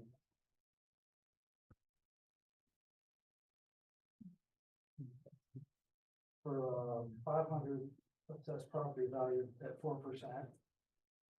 It'll be a $41.80 increase in taxes. To how much would it come up to? I don't know what it is now. 41, so it's $1,244 in FY25. This year will be $1,285. Do all 12, are they all stationed on the bus here? Do they go back and forth throughout the day? How does that Right now, we're on duty 24/7 on the island? at the firehouse. Yeah. Yeah. We have 4 firefighters on duty this shift, myself and 2 EMS personnel. It's challenging. No, I mean, I agree. Not only that, you're literally working on an island with no bridge, no nothing. No. You're clearly right, because here on the mainland, they can all jump in and help each other. We had a meeting last week, and that was one of the things to talk about. If there's a call and there is a need, Bluffton could go to 95 or to Beaufort or whatever the need might be. That doesn't necessarily exist for you. We set up a mutual aid agreement with Phil. they'll send you over manpower. And we've had. If you need. Yes, which we did, which we used in fire 6 months ago, so. It's time consuming and minutes matter, seconds matter in a fire, but also getting the help there is big. We also have a volunteer staff. Unfortunately, when we try to recruit volunteers and they have to be trained just like we do. And a lot of the time, they just don't have the time to get the training. So, that's something we're looking at, trying to come up with a creative program to be able to get some more help. We don't run calls like Bluffton, but we still run over 250 calls a year. That's significant. When you have 4 people on duty. I don't really see the increase in the millage being a problem, to be honest. That's just me personally, but with that type of, how do I say it, living lifestyle of choosing to live on an island, it does come with expenses. The same thing I've said before when we talked about the ferry system and all of that. It's a choice. So, and that's one of the costs that comes with that choice of living on an island with no bridge. So. Appreciate your support. Any other questions for? Yeah, just quickly. Yeah, you just mentioned a few minutes ago, lead training volunteers. You got that in your budget? Yeah, that's it. Okay. Yeah. Okay. Training's a pretty decent line item in my budget. It's the most important. Okay. Okay, thank you. Good question. The people that work there in Tuskegee, do they live on Tuskegee? We had 2 full-time members who lived on the Fusky, one left for a better paying job. But we have, 3 certified volunteers that used to be full-time firemen that retired. So I was like, come on. Yeah, and then, the rest of us commute. And saying that, and we talk about the regional studies, I'm pulling people from Midway, Georgia. To be able to live. Oh, I know where they. So that's past Richmond Hill, if you're not. Yeah. They're driving an hour and a half, take a half hour road ride. You know, because they can afford to live in Midway, Georgia today. When we looked at, when I did a presentation for, commissioners, and just talked about a 1-bedroom apartment for a young person. And I'm trying to recruit a young person. It's between $1,600 and $1,800 for a 1-bedroom apartment. Now, if we look at that $42,000 wage, what's the rule of thumb? Which does have a 30%, 40% that goes into housing. That takes almost 60% to 70% of their actual bring home pay. When I started in the fire service 33 years ago in Ohio, we had our insurance paid for 100% for family. They took that away.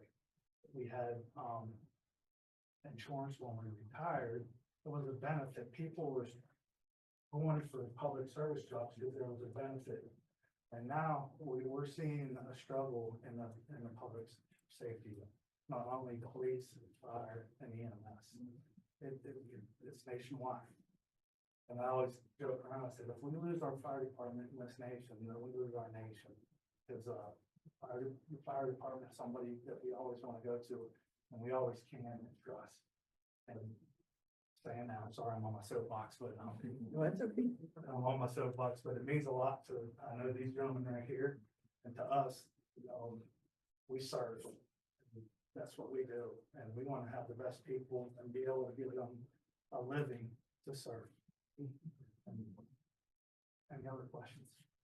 Thank you. Well, thank you, Chief Comforter, for coming. We appreciate all you do, and thank you for coming here today. Thank you. All right, and last up, we have Bluffton Township Fire Department and interim Fire Chief, Mr. Church. Chief Church, thank you for coming. We thank you for being here. Thanks for having me. Good afternoon, everyone. I come to you guys as the as we said earlier, the bigger budget in the room, and I plan on hopefully answer your questions you have. Everyone's ready, has the 1-page ready, similar to the others. Chiefs looking on the right-hand side, kind of. We're first and foremost, we're presenting a budget with no increase to no rates, right? Our current total mill rate is 26, with 24.75 mils for operations and debt millage at 1.25 mils. Our mill value is $1,079,366. That's that attests to our level of growth. Speaking of which, here's our. There you go, yeah. So the, also come to you saying that, even if you look back to 2023, obviously our mill rate dropped down to 26 mils, and it's remained the same since then. That was that FY 24 year. FY 23, going back, we were also flat for a couple of years there as well. So we haven't had to take our increase, due to growth, so that's been a blessing as far as the mill rate. The revenue, the projected district revenue is $26,913,566. The expenditures, I plan on, due to the fact we have an over healthy fund balance, the district's plan is to utilize all of those expenditures for some capital and obviously operations. Things.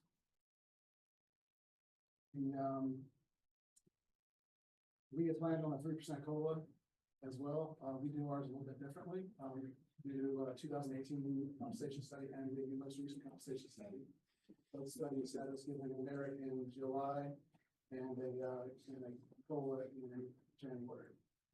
So, but to just do it with taxpayer dollars, we're willing to move in whichever direction that you guys suggest that, and of course our board as well.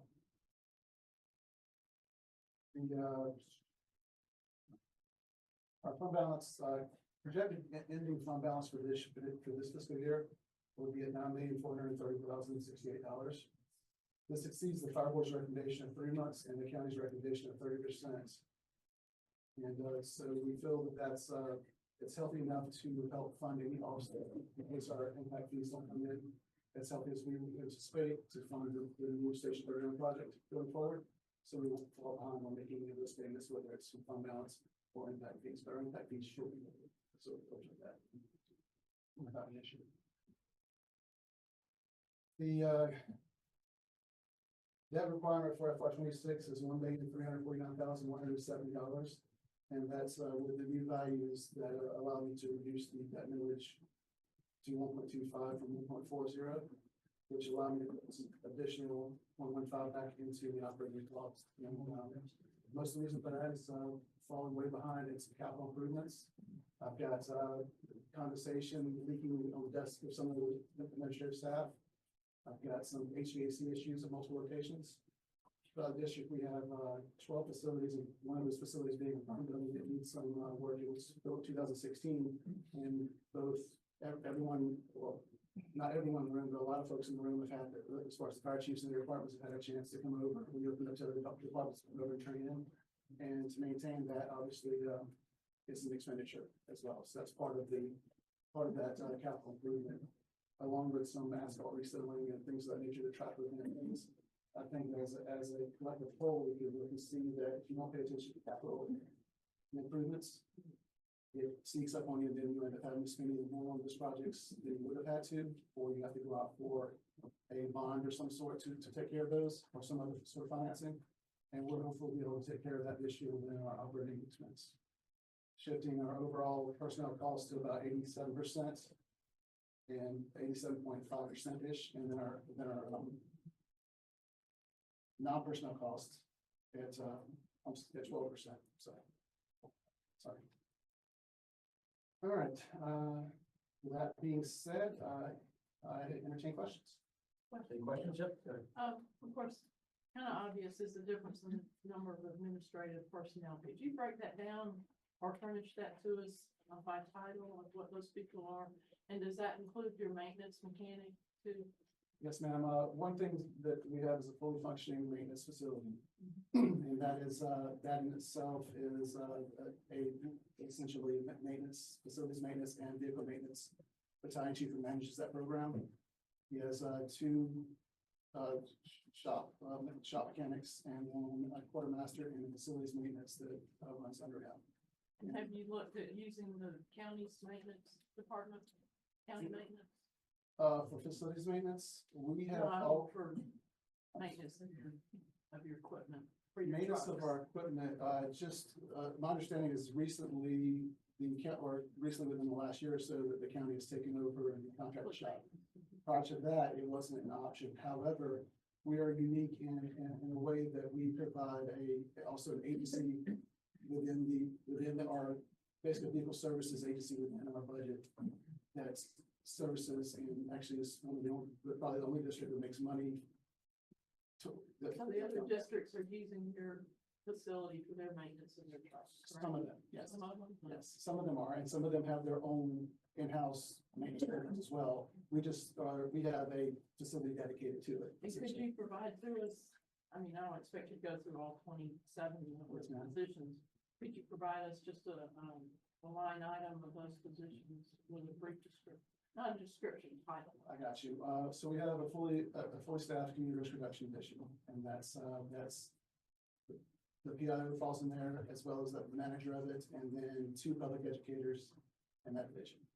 Then you have the fire prevention staff who does all of the inspections of well over, I don't remember, it's well over 3,000 businesses that they inspect annually, and that's the fire marshal and So 3 you count inspectors. those as administrative, Yes, ma'am. fire inspectors? Yes, ma'am. That would be helpful. I can provide you, I can email each one of you as a copy of our organizational chart, That'd be great. and I will link it to what it is currently. But when it changes in the future, we can always share that. And just for information, that is available on our website at www.buffalo.fd.com. Okay. Yes, Scott, go ahead. Would you just tell council how many stations you have? Yes, ma'am. We currently have 9 stations and an annex building and a training and maintenance facility and a room building. That's almost 12. I kind of, I'm pretty sure I did. 12 facilities that we maintain altogether. And, You'll have another one coming up. yes, ma'am, sorry. Thank you so much. I'll lead into that as well, because Station 39 will be our 10th station. I have an undetermined completion date on that. I don't know if at one moment that I'm getting that it's sooner, and another months we're going to support because of permitting and everything else that you guys are much more versed in than I am probably as to how long things take to get accomplished through permitting and everything. However, part of my budget is planning for the growth because as some of the other fire chiefs alluded, you can't just hire brand new firefighters and then spread everyone out because your depth in your supervisory and your experience creates an unsafe condition. So the idea is to get folks on earlier and have at least a year of training, if not 2 years of training under the belts before we put them into their stations. Unfortunately, through exploring some things such as some grant opportunities and things of that nature, like the SAFER grant, unfortunately, the building has to be constructed or under construction. And it's a lot harder to get grants for that than it used to be, is what I'm trying to say, I guess. But it's, so we explored other options, but thankfully, currently our growth is allowing us to fund that, and I feel comfortable with the budget percentage. We can continue toward that. With that said, we've also been approached recently that Palmetto Bluff is growing outside of their distance of development from the current fire station. And there's been talks among our fire prevention, our fire marshal's office and whatnot, about potentially entertaining the idea of the 11th station. So we are, as we have been for several years, chasing the growth, and even with the staff you see there in comparison, it's been a dual pace. I mean, So Palmetto Bluff can get behind Sun City. yes, they'll be well behind Sun City, Yeah. for sure. What's the starting pay for Bluffton Township? Our current, I just mentioned that we just moved on a COLA recently, and that brought our starting salary to $51,272. Now, you mentioned something about you used to give a merit pay in July and COLA in January, or the other way? That's the way that both the 2018 study, it was merit in July, and that was based on performance evaluations and whatnot, and then a COLA in January, or around January-ish. And the January COLA was always based off of what your collections were, because we really start out with a zero balance unless you have a fund balance to work off of. Right. So the consultants at the time recommended that we don't bank on that, or the county's funding for it, that we utilize the January date, that way we know what we can potentially we'll potentially have in the pot going forward. That makes sense. So if I were a firefighter in your township, I got a merit in July and a COLA in January, and what's that amount to, what percent total? It has been as much as 6% total, but it has been as little as 3.1 or 3.2. I don't think. It's all based, the idea behind the concept is whatever your collections, unforeseen expenditures. Case in point, I've got a ladder truck that's $26,000 over budget compared to what we thought, because it had two major failures that we had to replace that were outside of what we thought it would be. So that creates your unfunded, that you have to move, you have to either do attrition or something else, absorb that cost somewhere. But you're the only fire district that was giving merit and COLA, right? As to my knowledge, I don't know their full operations, but just I'm pretty asking. sure, yes. Yeah, okay. As thank well, I think so, yeah. But that was, again, based off of the, based off of the compensation studies and our board approval. you. Okay, thank you, Chief.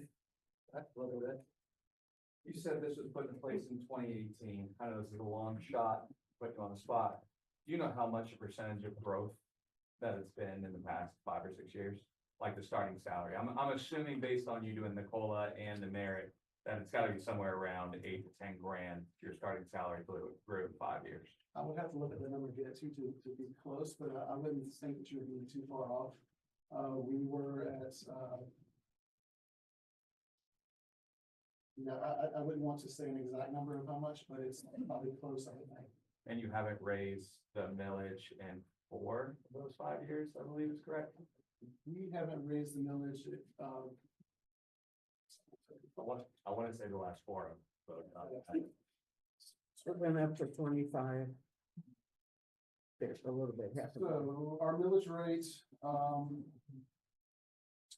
2016, 24.02 flat, 24.64 was a 0.5 increase in 17, 18, 24.7, then 19, 24.10, 20, 24.10, 21, 24.10.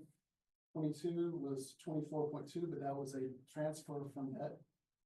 And then 25.6 and 23, which is a 1.4 increase in that. And then the reassessment year 24.10. And then FY25 24.6 for operational mill for a total of 26. And then 24.75 this year essentially. so 2.2 mils in 7 years.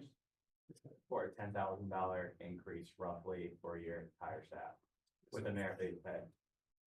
I'm obviously foreshadowing here, for hopefully what we're doing here at the county, where it didn't put too much of a burden on where it's gonna get done. That slow and steady wins the race to get to that point is basically where I'm leading with it. And one of the things that was identified all the way back to 2018 was the competition of the region like we're talking now. Unfortunately, and I don't know how many people are college football fans, but the fire services what's happening in the fire service is similar to what the transfer portal is in college football. Everyone's chasing the dollar. And it's unfortunate because that really hurts us as long-term. I mean, I'm almost 28 years in, and looking at that and saying that the loyalty that I have to the organization is not always necessarily the case with some people, but it's it doesn't mean they're any lesser of a person. It's just, that's just the society shift. So it has been a difficult challenge, and I'll tell you, the EMS change is not making it easier for getting beat up over, because it's that shift schedule and then the money that's there and whatnot. Not mentioned that the starting salary for UT alone before this was $58,000, which is higher than our starting salary or our firefighter 2 salary. And then obviously, as you've heard the rest of the story here today, that there is an imbalance there. There is shifting at the county level, and I agree that everyone needs to fight for the most valuable resource. We strive every day to serve our external customers. See, just like you heard earlier, the truck going down the road. However, we have to worry about our internal customers as well, because if we don't worry about our internal customers, what do we have? Any more questions for the church? There.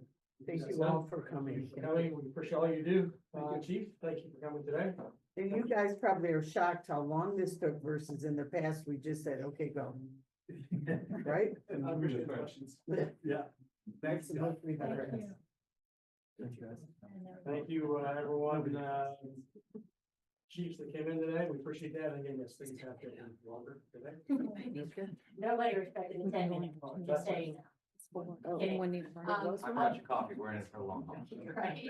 It's been a few hours. Next up, we're gonna have the outside agencies, and this is just half of the outside agencies, it's not all of them, we have some split up between this finance committee meeting and then the one in May as well. So, we will start with Mr. Russell Baxley from Beaufort Memorial Hospital.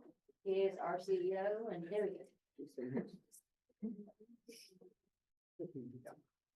Mr. Baxley, thank you for coming, and I think every year we promise for you to go first, then you get stuck to wait on the end. Come back another day, yes. Yeah, I appreciate that. Thank you for I just coming. We figured y'all appreciate might what need you do, to- so, thank you for being here. Yeah, I appreciate the time today, and I appreciate you guys always being very supportive of the Memorial Hospital and the partnerships that we have. So I'm really going to just take this time to kind of give you a state of the union. The ask for us is really nothing more than the indigent care and psychiatric care, and that's about all we're asking for. But I would like to update you guys on specifically where we're at as a hospital, kind of the headwinds that we're facing in healthcare in general, both at a federal and state level, and then just give you an update on a few projects we're working on, a lot of them collectively together. So quick reminder, Beaufort Memorial, 201 beds, largest hospital between Savannah and Charleston. We have over 300 physicians on medical staff, approaching 2,000 employees. We have the area's only 18-bed adult mental health unit. So from a Reed County perspective, we get all of the mental health patients coming to Beaufort Memorial. 10 operating rooms, 5 procedure rooms, 2 cancer centers. It's again easier sometimes to say what we don't do. What we don't do is open heart surgery, and we don't do neurosurgery. The reason we don't do those 2 things, we'll ask, well, why don't you? We always say practice makes perfect in healthcare like anything else, and the volume really is not supportive of a full-time open heart program or full-time neurosurgery program, and as such, we can't recruit enough providers to keep their skills where they really need to be. This is us today. This map is important because I'm going to show you a map at the end of the presentation of where we're going, because you're going to see a lot more Beaufort Memorial represented locations, especially south of the Broad, as you look at the new map. And then quality of care you can trust. We've shown this slide every year that we present it, but ultimately it just validates, I think, the really good care that we provide. We have a lot of good clinicians, nurses, therapists working at the hospital, and all of these awards are accepted for the great care that we provide. And then our volumes continue to grow in all of what I say are the key performance indicators. So we saw more admissions last year, 9,059. We do expect those to increase this year. Outpatient registrations, 250,000. That might be an MRI, a CT, a therapy visit, chemo infusion. 45,000 emergency department visits. So it's about 117 emergency department visits a day. By Medicare standards, that is a very high volume ER. You see a much larger shops, as I call them, see less patients in the emergency rooms than Beaufort Memorial sees. 12,000 surgeries last year. This year, we believe that to be about 14,000 surgeries that we will do at Beaufort Memorial. 1,100 deliveries, and a key stat as well, 292,000 physician office visits. And granted, every time I present to any group, including the county council, we acknowledge that 292 probably is not enough, right? We need more physicians, we need more access, and we acknowledge that.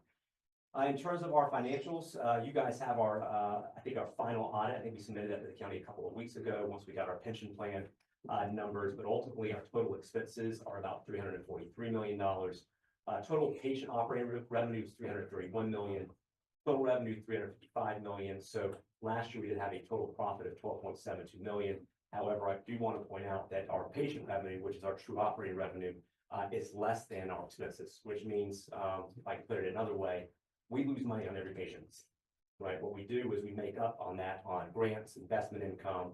The foundation plays a very important part in terms of funding the care that we provide. But in terms of just patient care, we actually lose money on patient care. And it's been that way since COVID for reasons you guys can probably guess. Our foundation, I mentioned last year, total support to the hospital, $2.7 million. So we're very grateful for what they do. And then a lot of what we do that doesn't necessarily get recognized on balance sheet or the income statement or services like our patient transportation vehicle. So if you've seen a Beaufort Memorial van with the logo driving around, that is a transportation service. We drove 13,000 miles last year, served 26 zip codes, taking patients to and from appointments.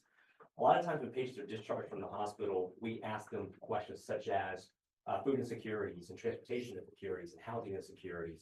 And if they ping on one of those or check yes, then we put them with our social work department and they can help arrange for follow-up visits with our transportation team. You see the chipmobile and the number of free screenings that we provide on a year-to-year basis. Our sickle cell clinic, our Good Neighbor Medical Clinic, and then also our Meals on Wheels program. So we've continued ever since COVID, our 50 meals per day to food insecure. So a lot of those meals are going to those patients on St. Helena, Port Royal, Ladies Island. Again, we recognize upon discharge that food insecure, and we will put them on the list and help deliver those meals. We obviously are preparing a lot of meals for our patients, so we prepare extra meals, we put them in a reheatable container and deliver those to those patients' homes. And healthcare headwinds, so a lot going on right now in healthcare, in particular at a federal level. So right, wrong, or indifferent, 18.7% of the GDP is spent on healthcare services. That's about $14.9 trillion, and it's continue to expect it to grow as we continue to see the baby boomers age into Medicare. Federal government is looking to make massive cuts, as you guys have heard. Health and Human Services layoffs. I think in particular, one thing that hospitals are watching is the $880 billion in healthcare cuts, which right now seems to be mostly directed at Medicaid. Now, that is important to us because we have participated as a state on a number of new Medicaid programs. While South Carolina is not a Medicaid expansion state, there are other direct payment models, a program we call HOT, which is Hospital Access to Quality and Workforce initiatives, where we send $1, the hospitals do, on a license tax to the state. They send that up to the feds, and the feds basically send matching dollars and additional dollars back to the states that then distribute appropriately to the hospitals. The theory behind this is that it makes Medicaid patients more attractive to hospitals and physician services. More people participate in Medicaid if Medicaid payments are increased. And so that's why we participate in that as a non-expansion state. It has been discussed at the House level, now it's on to the Senate, that they may cut some of these programs, which again is important to be moral because we see a very high number of Medicaid patients. If that is cut, then obviously that hurts our bottom line in a significant way. And so we're watching that very closely. We're lobbying our federal representatives in hopes of finding other ways to, what they say is cut fraud, waste, and abuse of the system. The other thing we are watching that seems to be going through is physician Medicare payments. So this year, if you're a physician and you're practicing independently or with a hospital, Medicare cut payments to physicians by 2.8%. That is on top of about 6 to 7% over the last 4 years in cuts to physician payments. Which is difficult, right? Because we're all sitting here talking about how we need more physicians, we need more access to care, and trying to figure out how do we recruit more physicians to the area. It is competitive. We have to pay physicians more. And when Medicare cuts your biggest payer, we see about 50% Medicare, so 50% of our patients that enter Beaufort Memorial is a Medicare patient. Medicaid's about 8%, just so you guys understand kind of where Medicaid sits.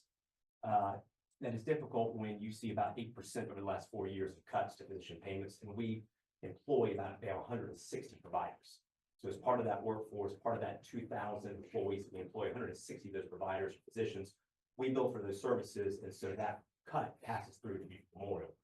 And then the other thing we are watching are the exchange plan subsidies, again, as part of the budget at a federal level. If exchange plan subsidies are cut, there is a big concern that you can see 20%, I'm sorry, I had a number there, but it's about, I think, 2.2 million people there goes without insurance because they lost their exchange plan subsidy. So we are watching that as well, because at least people with less people with Medicaid, less people with Obamacare, by way of example, means more people in the ER without insurance, means a higher charity care and bad debt number. I won't go over tariffs because that could change by the next hour. And then the hospital bed crisis, you guys understand this because we've been talking about the nursing shortage, but this is a study done by UCLA. By 2032, 85% of all hospital beds will be occupied, not because of the number of beds available, but because of the limited amount of nurses that are available to take care of patients. And then locally, what we're looking at overall, South Carolinians continue to age at a rapid pace. By 2035, 1.5 million will be over the age of 65. The nursing shortage is well known. We continue to watch that. You can see overall by South Carolina, back to the physician shortage, we are predicted as a state to be short 3,200 physicians by the year 2030 if everything holds true. Our population in particular, so if you want to look at what that is today for Beaufort County, that is 40 primary care providers and 70 specialists and surgeons is what Beaufort County is short today based on our studies. And then Medicaid expansion. So while we are not an expansion state, when COVID hit, we stopped what we call the redetermination process. So if you were enrolled in Medicaid, every year the state would send out a letter or maybe try to give you a phone call and try to verify that you would, again, need to be on Medicaid the following year. They stopped that process, and as such, the Medicaid population increased over the state. We restarted at a state that redetermination process, and by studies done at a state level, we believe about 444,000 South Carolinians have lost Medicaid since the redetermination process last year, and there's really no understanding of how many have come back around and found Medicaid either through employment or through the ACA. And then there's our revenue over expenses, which I explained. We continue to see expenses rise, and patient revenue is rising, but not quickly as quickly as our expenses are. Workforce development. So back to access to care. These are just two slides that we try to show that while we acknowledge that it may take 6 months to get a primary care appointment South River, and we acknowledge that we don't have enough neurologists or urologists or gastroenterologists in the community, we are still recruiting providers at a high pace. And you see some of the general surgeons, medical oncologists, plastic surgery, cardiology. That first slide is all primary care physicians.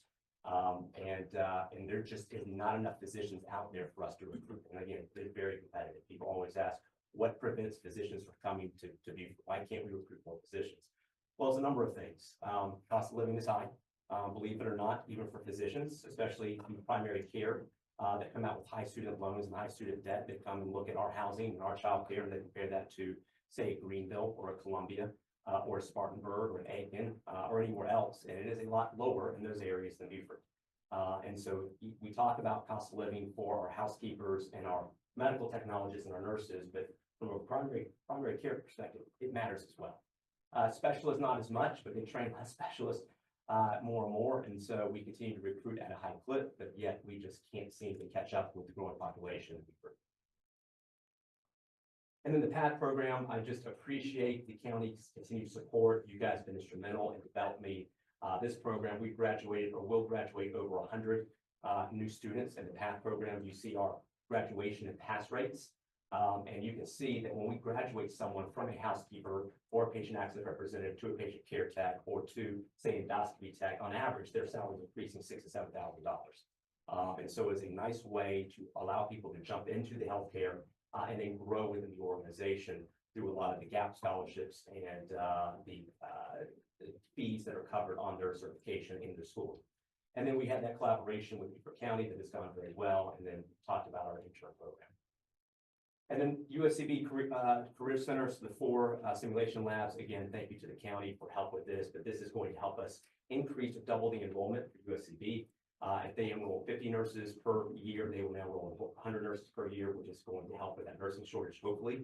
The key is to keep them once they enroll in Beaufort County. But this is going to be huge and just increasing, hopefully, the supply as demand grows.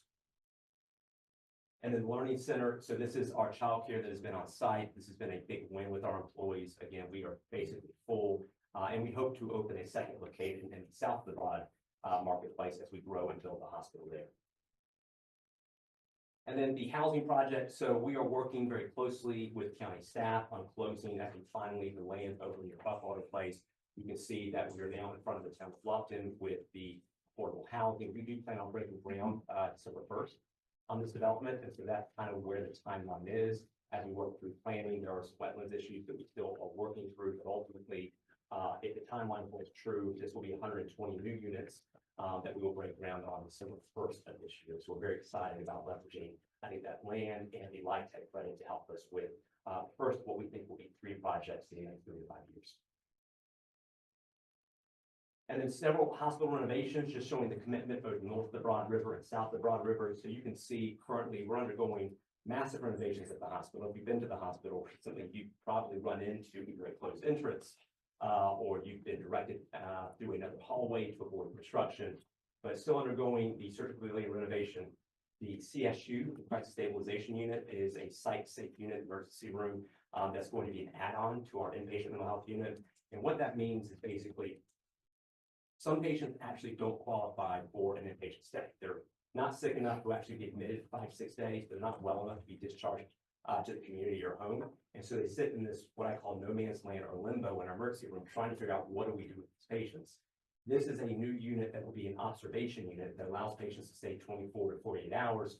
We manage their meds, we find some social work and community resources, and hopefully we do a better job at discharging them to the community based on this CSU.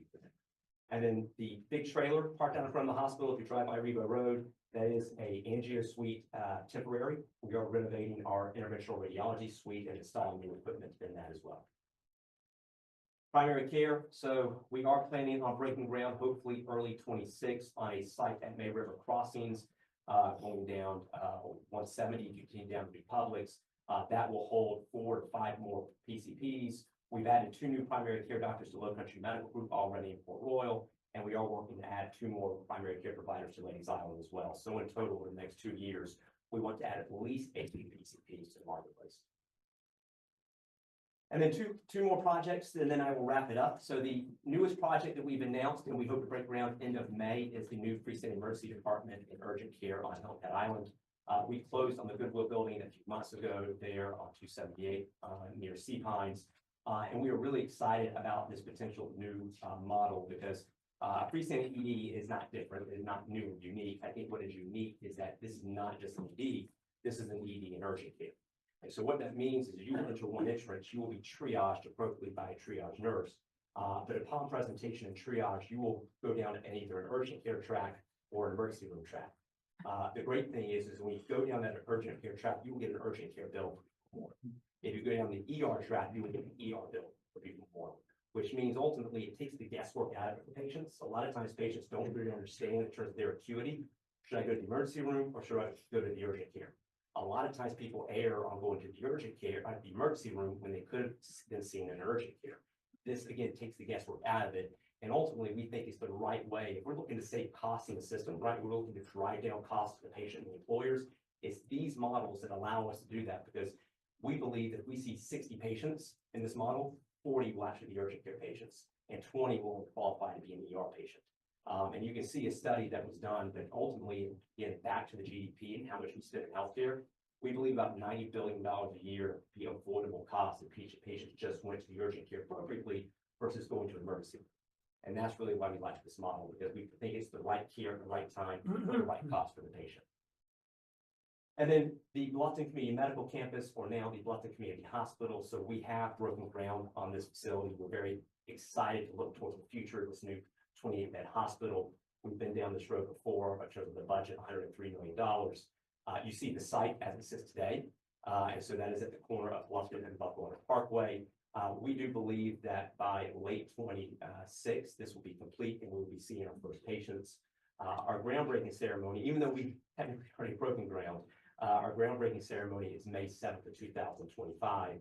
And so that is rapidly approaching. We can really celebrate, I think, the milestone this means for the county, for Bluffton, and in particular People Memorial, as this has been a big project that we've been trying to accomplish for quite some time.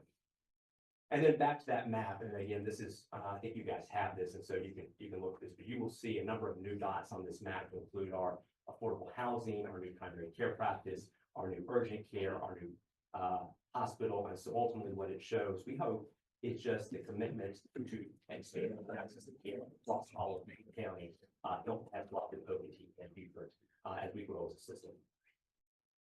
And so ultimately, the request is about $1.1 million for ongoing care, emergency department, and psychiatric care. Really what we are seeing is right now a number of requests of specialists that are asking for an increase in their subsidy for ER unassigned. And what that means is that we have 24/7 coverage of the ER for every specialty. Urology, neurology, gastroenterology, general surgery, orthopedics. There's not cardiology. It's not a specialty that we don't have on call 24/7. We provide call stipends to these physicians, and these physicians are likewise seeing Medicaid decrease, self-pay go up, their reimbursement cut, and so they are asking for continued increases to their call subsidies. And so we are looking at that, plus the Medicaid group expansion issues and everything else. We're looking for a small increase, which is a little less than $100,000 to help cover some of the call subsidies for the specialists. Well, I will pause there and see if there's any questions, thoughts, or comments from the counselor. Any questions, any council members? That's always very informative. I just wanted to make a comment, boy, I have admired your past programs since you started it, growing your own and helping your own people. Stay at People Memorial Hospital, outstanding. Well, yeah, that is, no small, thanks to the county on that, because the county has provided, support through the ARPA funds and other things. Hank in the back there has been very instrumental in helping with that as well, so I appreciate Hank and John when he was an interim, because they both did a very good job in helping push that through. When are you guys expecting approval from the town of Bluffton on that workforce housing property right by the center? I'm hoping over the next 2-3 months. We're still working through, I think, some of the Bluffton Town ordinance regarding the affordable housing, the length of which the housing will remain affordable, which right now is set at, I think, about 50 years. And so we're working through that. Right now, we've got to get the land officially transferred over to Memorial. Once that happens, we're back in front of the town of Bluffton, working on their ordinance. If we can get that passed, then we're going to go through you take full planning with ERB and everything else. So it's sort of one right now, it's time of the rate, right? Obviously true. Oh, you're having change. Any other questions? Actually, thank you for coming. And I think I say this every year. Your kids need to go to school here. Your wife doesn't want to leave. You're young and talented. And the last thing we want you doing is going anyplace else. So you can stay here in Beaufort County and stay here forever. So we appreciate everything you do. I appreciate my wife would not move, so if I need community back and forth, but it's not the idea. So what we want to hear. So thank you. thank you guys. Thank you. Appreciate you. Thank you. Okay, next is Dr. Faith Popey from Beaufort Jasper Hampton Comprehensive Health Services. Yeah, how is everyone doing today? Great. Thank you, Dr. Bolton. Thank you for coming. Thank you so much. Good to see everyone. I did want to acknowledge Miss Melissa Major, who is my new CFO. Y'all were used to seeing Lonnie McAtee, who decided to retire after like 40-something years. So Miss Major actually has been working with us almost 10 years, actually with Mr. McAtee. So it was a natural progression, and I appreciate her. And of course, we just love her to business. But great to see you all. Just wanted to kind of update you on what we've been doing over the past year and talk about it. So of course, I always start with our mission because that is paramount to what we do. I just had a new class of new hires, and I tell them every time, if you're coming to just work at a doctor's office, this isn't it. Because we are about actually improving the health of our community and also taking care of our patients, especially patients who need us the most. For a little bit of education, just to make sure everyone knows, I think most of you do. We are a federally qualified community health center, a private not-for-profit. What sets us apart from other not-for-profits is two things. One, we have to have a sliding fee scale. So that's required by the government to be a community health center.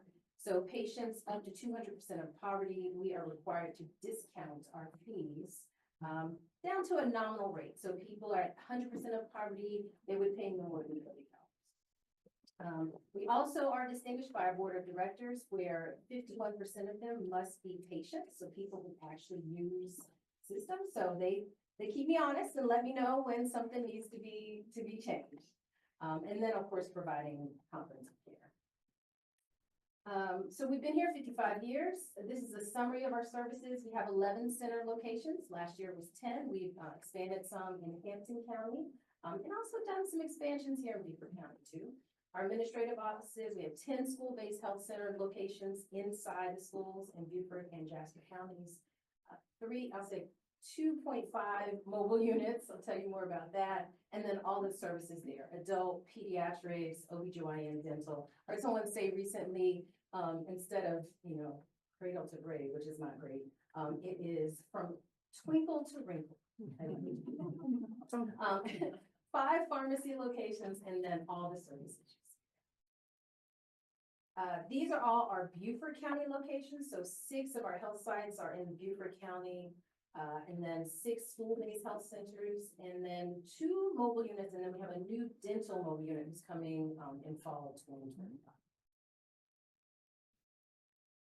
So annual budget, 37 million. We have a staff of more than 300. I just asked, we're at 325 now. And then last year we saw about 18,000 patients, on track to see over 20,000 this year. And then 60,000 annual visits. So for Beaufort County residents, it counts for 56% of the patients that we see, of the 18,000 patients that we see. And then uninsured patients, Beaufort County patients, 27% of that total. So about 2,700.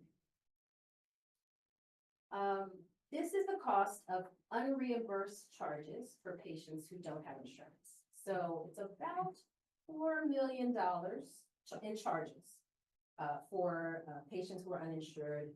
We get about $1 million in patient fees. So we are required to see patients regardless of the ability to pay. Like I said before, some can pay a little more, some can not.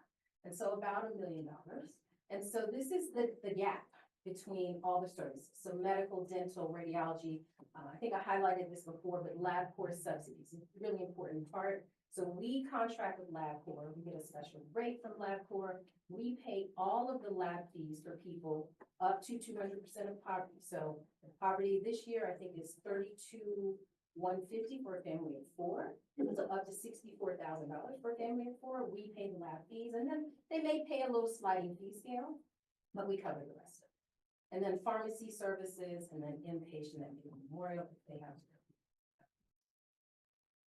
So overall trends, and this slide is most important to me. So we had some increase in uninsured charges from last year to this year, about 7.7%, which is gonna be about what I asked for today. But this is what I thought was interesting. So Beaufort County zip codes with the highest uninsured, 29906, 29910, and then St. Helena. So we've got kind of Burton, Beaufort, we've got Bluffton, and then St. Helena. So those are our highest uninsured zip codes. What's interesting this year is that almost 1,400 more children were without insurance last year compared to 2020. So, and then I had a decrease in kids with Medicaid. So Mr. Baxley talked about that Medicaid redetermination that happened. So at least 700 kids that had Medicaid the year before did not have it this year. And then we had more uninsured. What I haven't been able to tease out, I'm still trying to crunch the numbers, and we're just able to get our reports done, is what percent is Beaufort County, what percent is Jasper, percent is Hampton. But if we went with 60% Beaufort County, I mean, that's a lot of kids without insurance.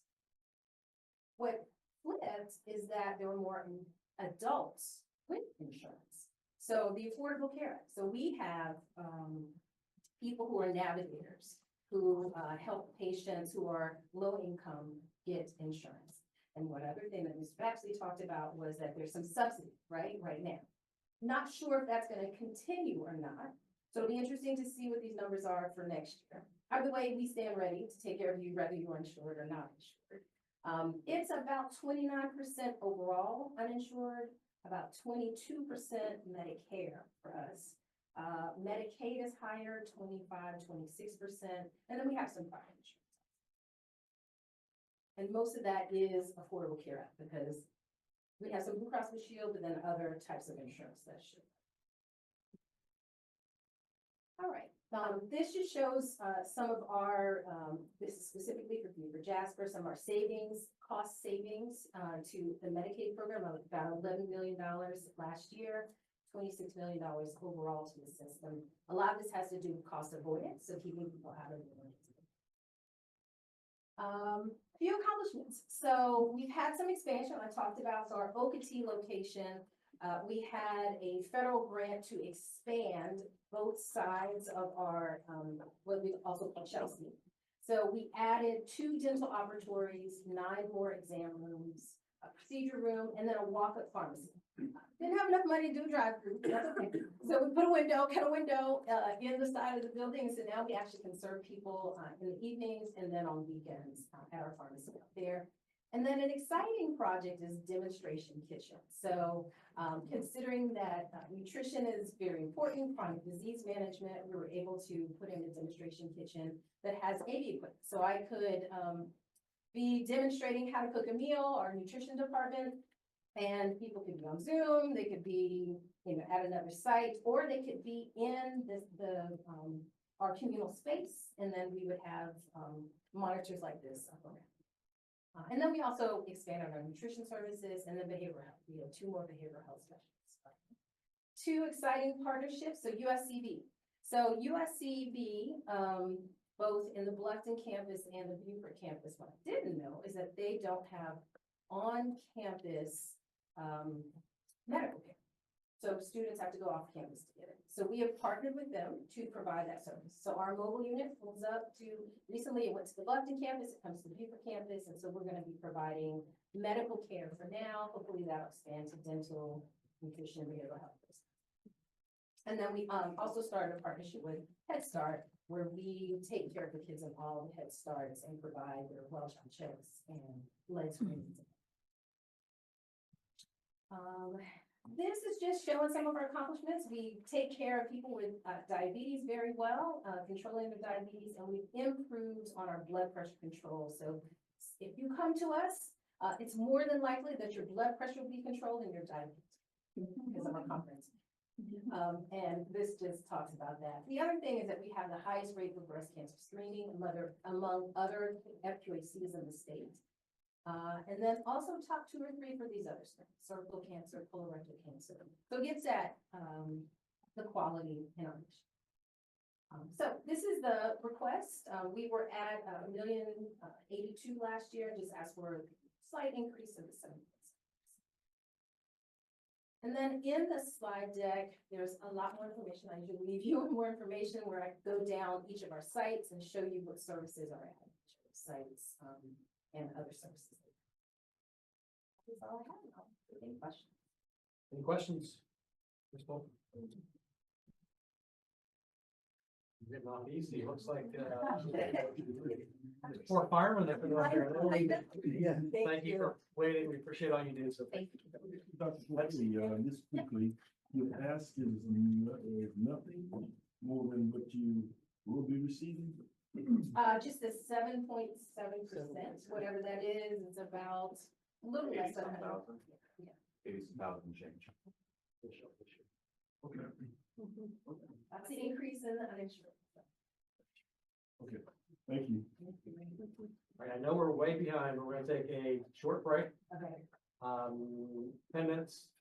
Then we'll be right back here to keep going. But quickly, just to clarify, both Beaufort Memorial Hospital and Beaufort Jasper Hampton Comprehensive Health received 0.4 mils, and both of their requests are within their current 0.4 mils. So they're not asking for an increase above that, just so you guys are aware of that. So, great.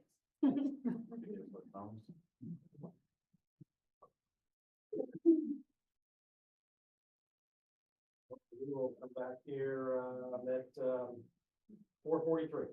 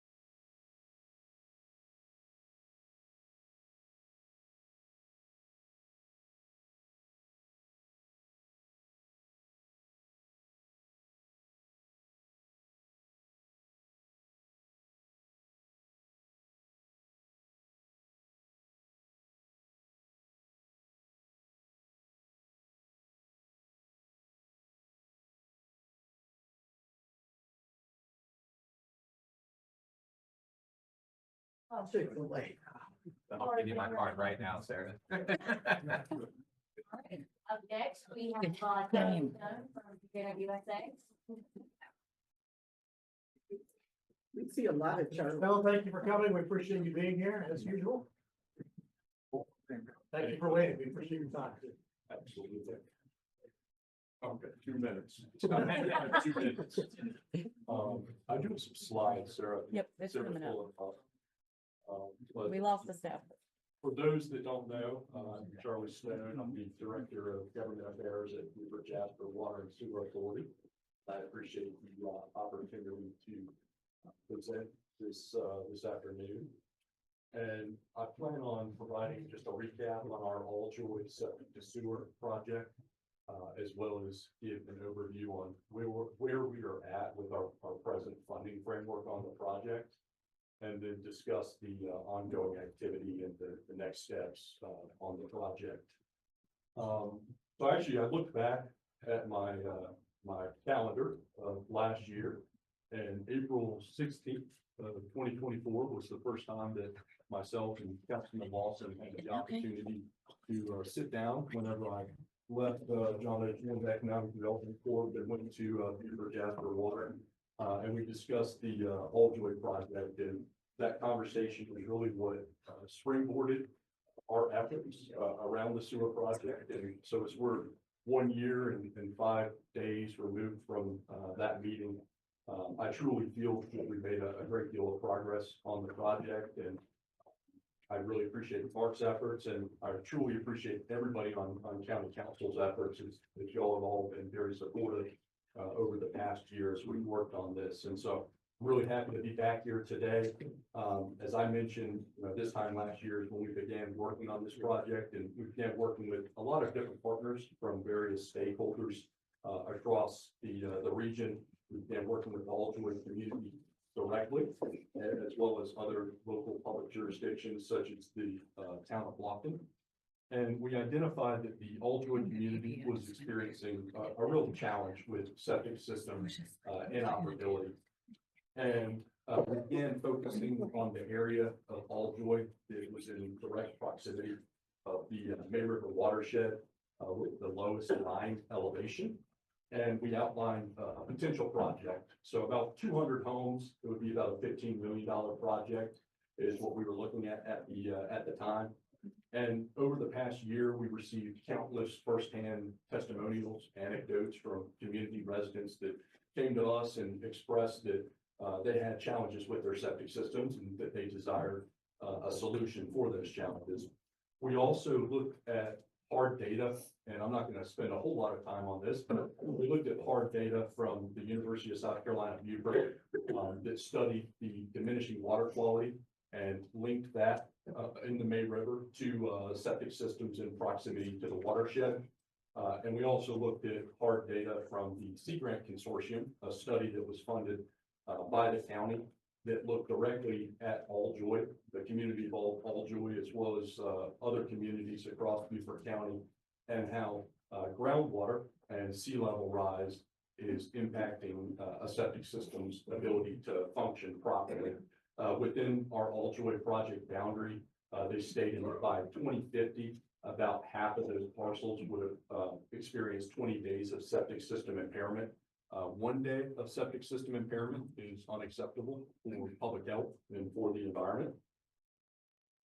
And over the past 12 months, with great support from a number of public sector partners, we've been working to bring a solution to this community through the sewer extension project. And in September, our board of directors approved $4.6 million towards the project. Beaufort County Council approved via a resolution $1 million for this fiscal year in October. And then the Rural Infrastructure Authority approved $1.5 million in December. Subsequent to those funds being approved, we worked with the town of Beaufort, who, in my mind, it's a really great gesture of partnership, has stepped up and approved covering 50% of the connection costs for residents within the project boundary which would account for about a monetary value of just over $1.1 million based on the 200 homes. And then our Beaufort Jasper board approved in March, covering the other 50%. That was done in an effort to bring down the cost burden on residents looking to connect to the project. You know, if we spend millions of dollars on sewer, the last thing we want is for there to be barriers of entry. And the town of Bluffton is really shown a lot of partnership through their contribution. Additionally, we've been working with the state on securing additional funding. And presently, we're at $7.1 million that's allocated to the project, as well as the coverage of the connection costs. Our goal remains to precipitate the larger investment. And we've been working closely with the state in our delegation to bring additional funding to the table. Ms. Arnett and I were in Columbia just a couple weeks ago, and Representative Newton, Representative Kurtzman remain committed and supportive to the project. We've also been looking at some additional federal opportunities as well. Presently, we've completed a master plan for the Altoid project. We've surveyed the larger project boundary that's in process now, and then we anticipate the surveying being completed in the month of May. We're also working with the community on signups, and then we're moving forward with the design once that survey is complete. I'll also note that in terms of the Rural Infrastructure Authority funds, we do have a RIA deadline of December of 2026. And so they are going to expect us to move very quickly on the portion of the project that is presently funded with $7.1 million. And so we're full steam ahead on that surveying, hoping to kick off design in the next few months. And then the construction deadline would be December of 2026.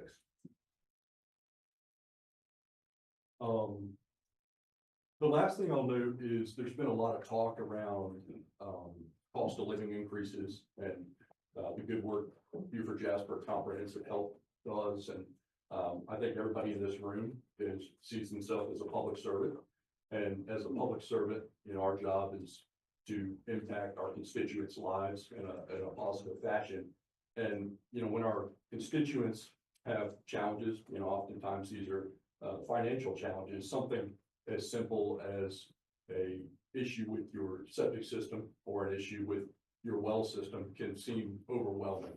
And so as Beaufort Jasper, as we move forward with our committee internally that's focused on underserved areas and projects like this Altoid project or projects like the Stony Creek project or the Dale Waterline Extension project, I truly believe these are projects that prioritize public health and prioritize our environment, and they make a difference in our constituents' lives. And you know, it's not just about this Altoid project. I think this is one project that has a lot of value, but this is definitely a comprehensive challenge. There's unsewered areas, unwatered areas across our region, and you know, with the county's partnership, we're able to start tackling these issues. So we truly appreciate your commitment and look forward to working with you more in the future.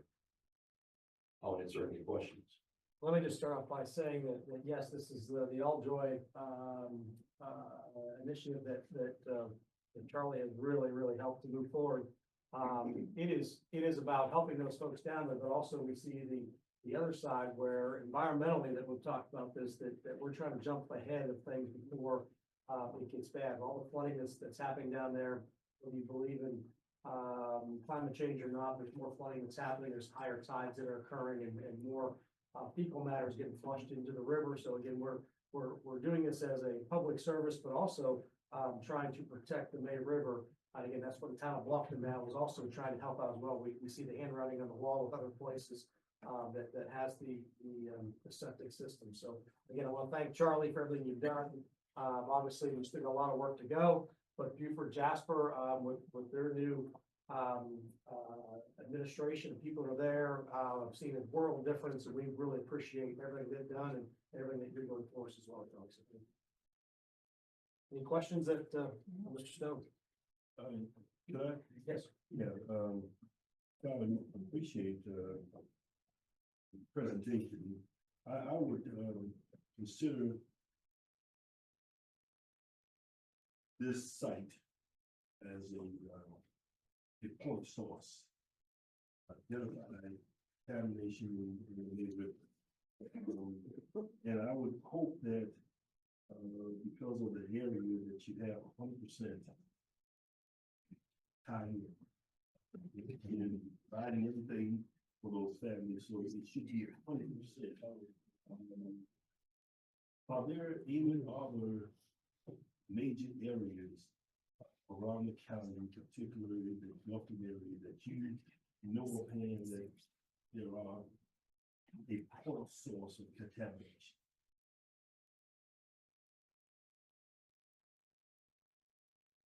I know the town of Beaufort has done an extensive amount of fecal matter testing. I think that within the town, Stony Creek and the All Joy community have been the focal point of those tests.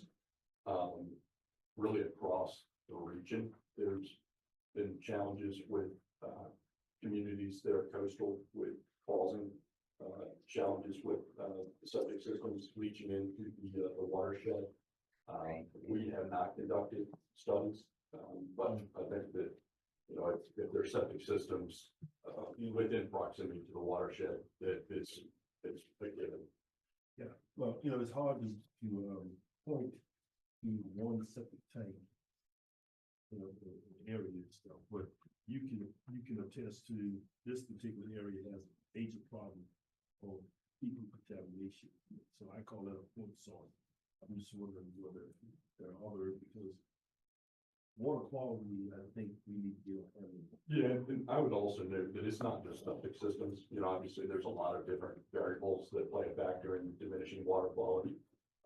You know, some of it's the density of the development, as well as other factors. So, you know, we don't want to overstate the fact the septic systems are causing the diminishing water quality. It's one variable. Okay, thank you. Any other questions? Dave, Yes, good.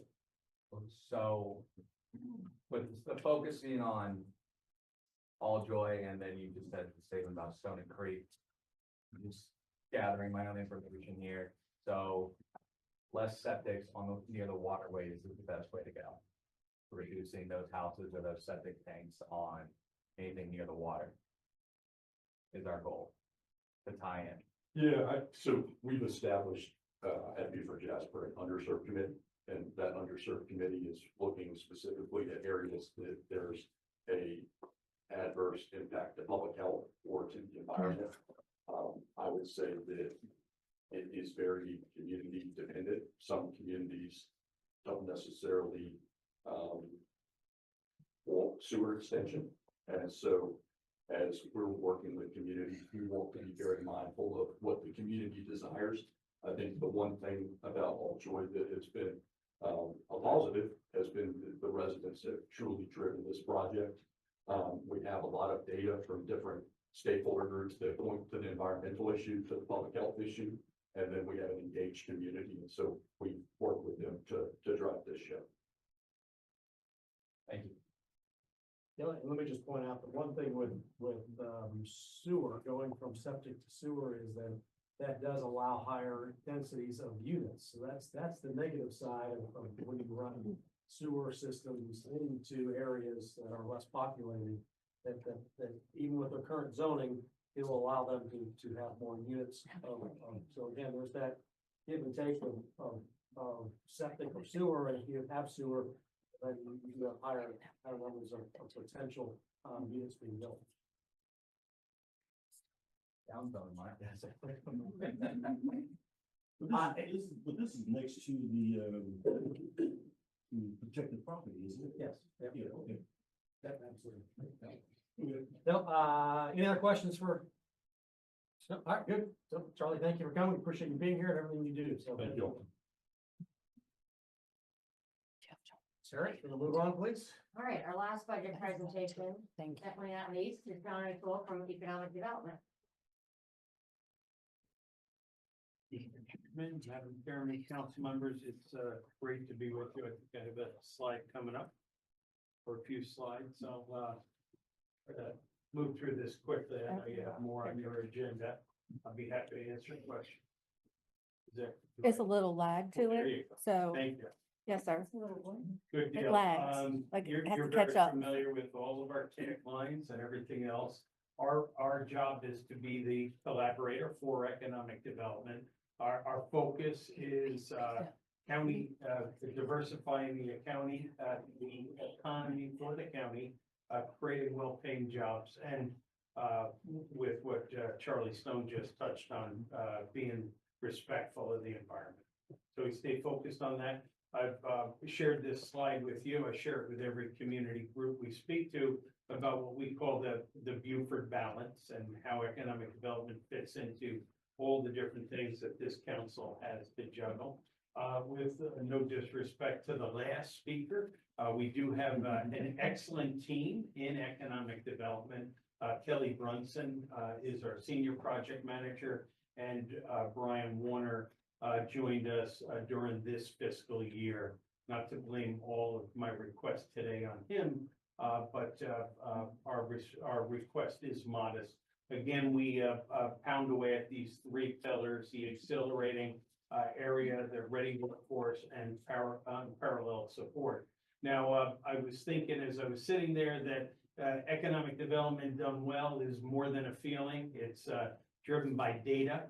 And we try to keep track of this. We are in the midst of having our most successful year to date in terms of capital investments. You can see the cumulative numbers in the third column, the yearly numbers in the fourth column. So we're going to probably finish, based on a project we just got in on Friday, at about $125 million of promised capital investment in the county. And job creation, the one that came in this past Friday is over 150 jobs. But right now we're sitting at 239 with the end of June being the end of our fiscal year. Business retention, you know, a lot of people say, you're out there attracting companies, but in keeping with the state's motto, from launch to legacy, we have Brian Warner out there meeting with 75, they'll probably hit 80 companies this year, making sure we know what their pain points are and able to support them. And then leads, where we're at 80% right now, we should be at 80 at year's end. Our targets are all clean industry, as you can see, and this council has seen them before. We share them again with every community group we speak with. The current funding is $375,000. I would say this is a modest but a 5% increase. We're asking each of our funding partners, and have been well received by the towns, of a 5% increase. So that would increase it by just over $18,000 to $393,750. 5% increase. We haven't had an increase in 6 years. So what we're asking for is the equivalent of 0.8% year over year. Reasons for the increase would be going to 3 full-time employee. Now, keep in mind, 18,000 is not that third employee salary. So we've increased our fundraising and some of our other income earning interest and things like that to keep our costs down. Benefits and then expenses with conducting economic development with full-time employees, learning and development, travel, meals, conferences, lead missions, and so on. So that is our request. If there are any questions, I have some more data in the presentation, but I'd be happy to answer any questions. Any questions for Mr. O'Toole? I do. Yes. It's a modest increase. No question. So, Mr. O'Toole, what's your fiscal 25 projected balance in the job site fund? In the job site fund, we have a discussion right now. The balance should be about let's say 3.2. Pinky. We have fiscal year 24, current fund balance is $1,095,000, and then with the addition of the extra mill, it'll be roughly $3.2 million in addition to them, unless there's other projects between now and then. Correct. So, and I saw you have an, item on the agenda later today. So we don't have a budget, so I have nothing to compare to. We don't get a budget, so all I know is what you're telling me. I have a question from the last meeting I attended. The funds that you give for grants, and I'm not gonna name what they are, where are those funds coming from? They come out of the county site and job fund. They do. Account. So anything we project to do at year's end today, on Friday, we took in a project that's gonna invest $7.2 million. It's 152 jobs that are estimated to pay nearly 53,000. There might be a grant that we make to entice that company to come to Beaufort. And we'll work with. Well, I'm But talking those about, funds that come out of yeah, the site job fund. If- I'm talking about the grants that you all talked about the last meeting, the smaller grants. Yes, Where does that money come from? site and job fund account. So the three I won't name what they are, but the three grants, I questioned whether they were really economic development or I'm gonna use the term giveaway. There's another one sitting out there. So that's coming from the job site fund. Right. Do other entities put money into that fund?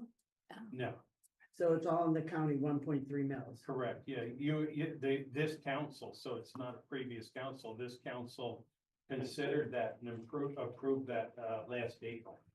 But if you have a carryover, how much did you say, 3.2 million? Well, no, but fiscal year 24 fund balance was $1,095,000. And then at the end of, Correct, pending any projects that he had coming up to the end of the fiscal year.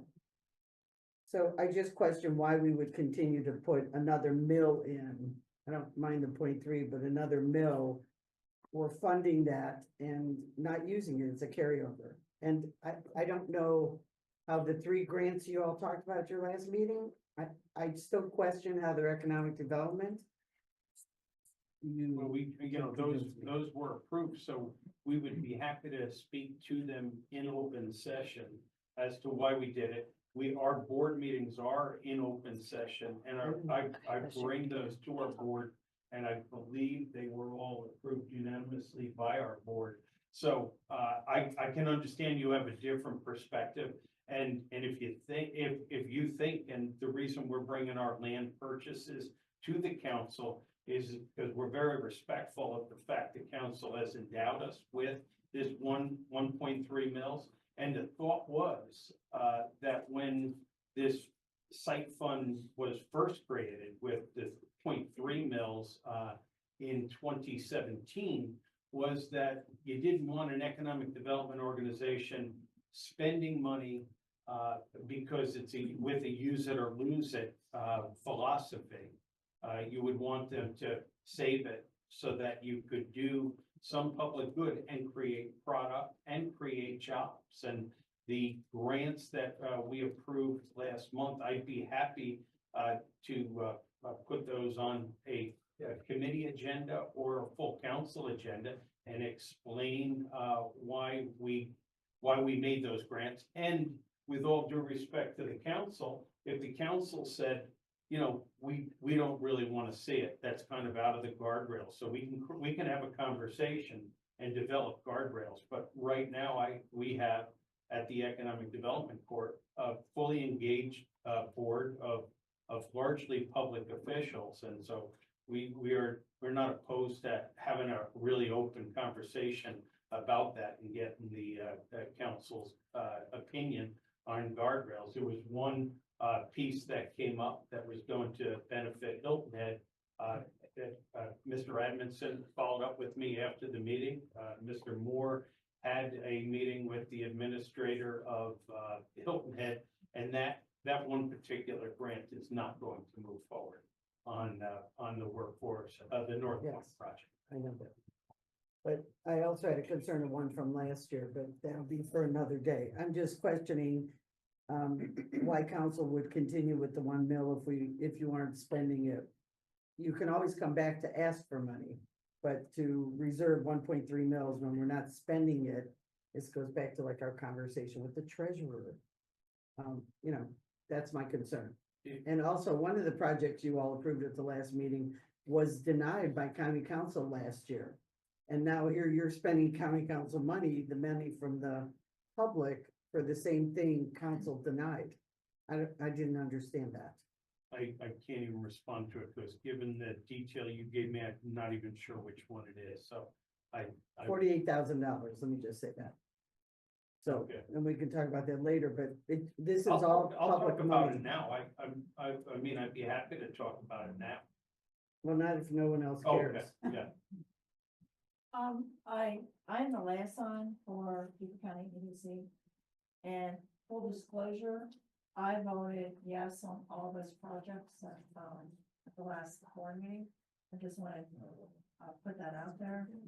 I just had one question, John, something I didn't understand is when we give a grant to an organization, are they required to come back with like a financial statement, like, okay, we gave them $100, they spent, $10 on this and 20 on that, and blah, blah, blah. Are they required to do that? I don't know. No, we don't ask for a group's entire budget, but No, but not budget, just what they do with that money that we gave them. yes, yeah. Oh, they do? Any of the ones we approve, and we have annual reporting and clawback if they don't deliver on what they said they were gonna do. Oftentimes, we, again, Brian Warner's out visiting with businesses every year. So if somebody says they're gonna invest $3 million in a brewery, we'll be out there and you can see that the investments were made or they were not. And, in the last year, actually in the last 3 months, we clawed back, on a $15,000 grant, we clawed back $11,000, and on a $100,000 grant, we clawed back $35,000. Because they couldn't come up with. Because spent it? the project didn't materialize the Oh. way they thought it would when it had inception, and it was very amicable. Yeah, Mr. Chairman, let me, want to make a couple of comments. One of them is that, the Gulf Farmers Co-op started initially about 5 years ago renovating a building. And it was an old health clinic. And, one of the things that was needed, was a processing room remodel. And the Economic Development Board granted us $50,000 to work with that. The co-op came with $25,000. The whole project cost about $70,000. It would not have been done professionally if it wasn't for that grant. And I do know that the co-op appreciate that, because right now the co-op is now processing and starting to process some products and stuff that they will be selling to the schools. So, those are grants that happen through them, and I would tell you that it's very appreciative, and it does contribute to the workforce initiative. The other thing I would comment on is that Mr. O'Toole came before this body, I think it was last year, with a product development, and I think the product development was pretty close to $18 million. And because of that, we, as a body, initiated a $1 million towards those product development, and I think that's what he's coming here today, later on the agenda, talking about product development for this county. So I just want to make those two comments. Well, I do think, Councilperson Tabernak's point is, sorry, No, I don't care. okay, thanks for your. I'm too old to care. Okay, but I do think your point is well raised, that maybe we should look at the 1.3 mils, because I'd ask you not to do it this year, if you could leave it in place, because we do have product teed up. But when we were first considering it, we were pursuing this idea that there were some 500 great acres up in Yamasee for development. And so we went through the process and this is, I hope, where we can trust each other, is that if it's a bad buy, our group is not committed to using it or pursuing something because we said it looked like a good idea. Right now, that one has fallen off the cart, so I would, I believe, Kelly Brunson had submitted an AIS to go over our entire product plan and bring the council up to speed on where we are with our contemplated purchases, and we look forward to doing that. But we do have some parcels that we're looking at, and if there's a change from council, we have to know whether we should pursue the financing routes we're looking at in order to get more done during whatever period of time. But at inception, which is only 12 months ago, we were told, promised, the expectation was that we might have this funding arrangement for 5 years.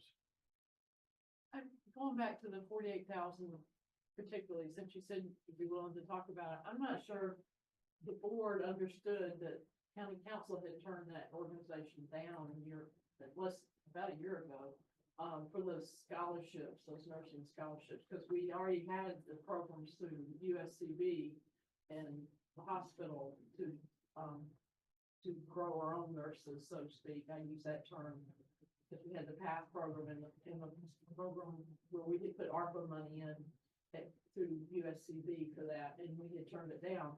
And I'm not sure your board understood that or remembered that. And so that was my concern too.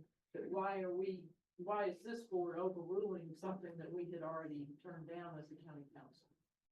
Because nothing had really changed. Yeah, I didn't know, and this is where we could have a good conversation. Right. I didn't think we were overturning, But that's how it's perceived. yeah, well, I apologize for that.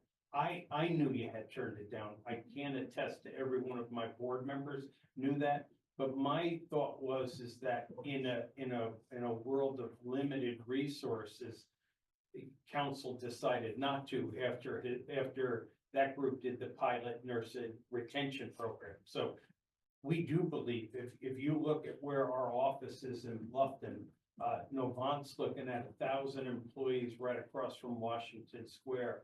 MUSC is building something right in front of the towns. Beaufort Memorial is building something at the corner of, so there's just going to be a high demand. We do feel that it's within economic development to do workforce housing, to do retention programs that keep town in here. And I think Novant's gonna have their own program too, but at the time, county council, I don't think thought it was a good return on investment. That program that was proposed to your. That I wasn't aware of, and the chairman, the vice chair, and your liaison, and I don't want you to feel like when you're at our meetings, you can't speak up, so, you know. I did bring it up before the meeting to several of you, and also the presenter for that program knows we turned it down. So that was disingenuous on that person's part. They know county council voted no. Yeah, I didn't know it was, I had no idea it was because fundamentally you were against it. I thought it had to do with allocation of resources. I think it had to do more about return on investment, what they were asking for. You know, one piece in this budget that's before you is to do economic impact, and I don't know what level of economic impact was done on the original pilot, but we'd be happy to work with Clemson to evaluate the economic impact of retaining nurses. Well, for the rest of council, remind them what your $48,000 is going to be for. It's to retain nurses, so essentially the same program. It's leveraged against either $3,000 or $6,000, depending on a private fund. So we're not giving an entire allotment to one nurse or to 5 nurses. It's going to retain 13 or 16. It's 16 at 3,000 each. Yeah, So 16. what do they use that money for that generates economic development? It sustains it, similar to the issues the treasurer's office is having in terms of retaining talent. But there's no qualifier how they spend it, that's the catch. We'll put an economist on it, it won't be an impression, we'll do some work on it. I just have one quick question. Mr. Glover mentioned 18 million product development. What's that? 3.5 million, or whatever 1.3 mils is over For 5 project years. Development for this year or the next 5 years? We're 1 year into it, if we do it in the next fiscal year, that would be the second year, and then there would be 3 years remaining. 5 years. 18 million for those years. Yeah, yes, yeah, there's a resolution passed, last April. That include the 500 acres, whatever that cost was, that he said he would evaluate that, pretty soon, but not necessarily, that. But that includes that project as well. The Yeah, MC that's project. when we decided to walk away. Right. But I believe Councilman Glover was looking at 1.3 mils at today's mill value times 5 years. Thank you. Any other questions? Mr. Tool, thank you for being here. We appreciate that. All right, so that brings us to the end of our presentations. Number 10 on our agenda is presentation, actually another presentation from TCDC on the Northern Beaufort County projects. Thank you, gentlemen, for coming today. He gave it to me, I read it. Introduce yourselves and Mr. Chairman. let me just say that as well that this has come about, we got you on here because I got from Mr. McCallum and also David, who asked that you all come to us to speak before us today. So again, this might be a little out of our normal and again, but again, want to give you the opportunity to come and speak with us today on what you all have going on. Thank you, Mr. Chairman and council members. My name is Dave Wetmore. I'm the Vice Chairman of Coastal Community Development Corp. Alan Wolf is the chairman. I'm speaking first because we have one page to tell you what we're all about. In light of the time of day and the amount of time you spend on budgets, I hope this will be well received. Basically, 2 years ago, a group of local business people decided that they needed to do something about workforce housing. Workforce housing had been identified as a major problem for the county for more than 10 years, and yet nothing had happened. We decided we would put our time and money to trying to solve the problem. And so we studied the issue, and we came back that the most successful efforts to solve the problem involved public-private partnerships. And we then sought money from Beaufort County and the town of Hilton. Last year, we sought $600,000 from Beaufort County. We received approval last summer, and we've already used all of that money. We did exactly what we told you we were gonna do. We went out and raised other funds. We had donations. We raised altruistic capital. We offered investors who were interested in solving the problem a 3% return on promissory notes, and we also offered private mortgages. We also secured $2.5 million of funding from our board members. So everybody is working for free and they're putting their own money to work to solve this problem. We have a better opportunity this year because South Carolina Housing Trust provides funds for developing new workforce units, and Alan's going to talk about that. We have an opportunity to put 10% down and obtain 90% on favorable financing terms. They don't tell you what the terms are up front, but if we get approved, then we would secure 90% funding on very favorable terms on a piece of ground in Laurel Bay. And so we would do 39 units to start. And that would be at an average price of $307,000. They'd be brand new units.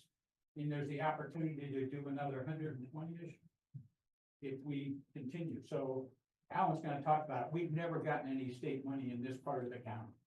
And this is an investment. We're not asking you. We provide all of the funding for operations. So we have one employee now, and we manage all of our 40 units with that one employee. The rest of us just do this because we think it's a big problem and we got to solve it. And so if this thing is successful, and at the end of 20 or 30 years, we'd have a piece of property that'd be worth 26 million at the end of 20 years, and it would be worth 38,000 at the end of, I'm sorry, 38 million. I dropped the zero. So, I mean, it's an investment. All of this is an investment in the county, solving the biggest problem we have. The specific grant request is for the 10% local funds for the small rental development application through the SD housing, which would allow reimbursable funds for that 90% of the development costs, which are roughly budgeted at $12 million. So South Carolina Housing had 10 applications over the last 2 years. Only one came from Beaufort County, and it was not selected for an award, which follows a historical trend of Beaufort County not receiving state funding through the SD Housing Trust Fund or their other programs. We believe this one will score very highly in their criteria. Specifically, if we get the 10% local funds as a matching grant, as it will increase our point scoring by roughly 20 points, making us more competitive against other applicants throughout the state. We have no idea how many other applications will be filed. We believe we have a very strong case. These units would be funded and deliver units for households earning 30% to 80% of the area median income. This would be the most successful swing that CCDC has taken to address the lower end of the spectrum on the AMI side. I thought about the starting salaries of firefighters at $44,000. You know, that's a 35% AMI. If for a single person in a household, if there's two living together, they're at 75% AMI. So this is a solution that for north of the broad would be a great fit and allow us to continue as the Greenville Housing Fund did, and we saw them do it over 20 years, build our balance sheet so that when we are looking at other projects down the road, we are bankable without having to come and ask for help from everybody up and down the Broad River. I would mention that Claude Hicks can speak from the Beaufort Jasper Housing Trust side as they administered the $600,000 grant that you all made to them and oversaw our disbursement of the funds, and we provide a reporting quarterly through them as per our MOU done with the county. Happy to answer any questions and hope for your support here. We are on a deadline, if you didn't realize that, June 2nd for the state housing fund application to go in, and that's why we've asked for this immediate consideration. Just for the tab, that we've asked for $45,000 for pre-development costs. That has to be incurred right now so that we can actually fill the application. You get it in on time. Again, the reason that we allowed you to come forward is because we talked about what the process is and how this works, and this is something that we're going to talk about today is what the correct process is, and going to Mr. Hicks and how important y'all are with us, because then you're our facilitator on this whole thing. But so what is the next process that they go through, or how does this work? When they come through with an idea like this, and they've got something that they've done and passed and proven. So where do we go from here? What's the next step that happens? I personally would like Claude to come forward and tell us how we did it before, and that's how we've done other, throughout the two counties. His organization has acted as the,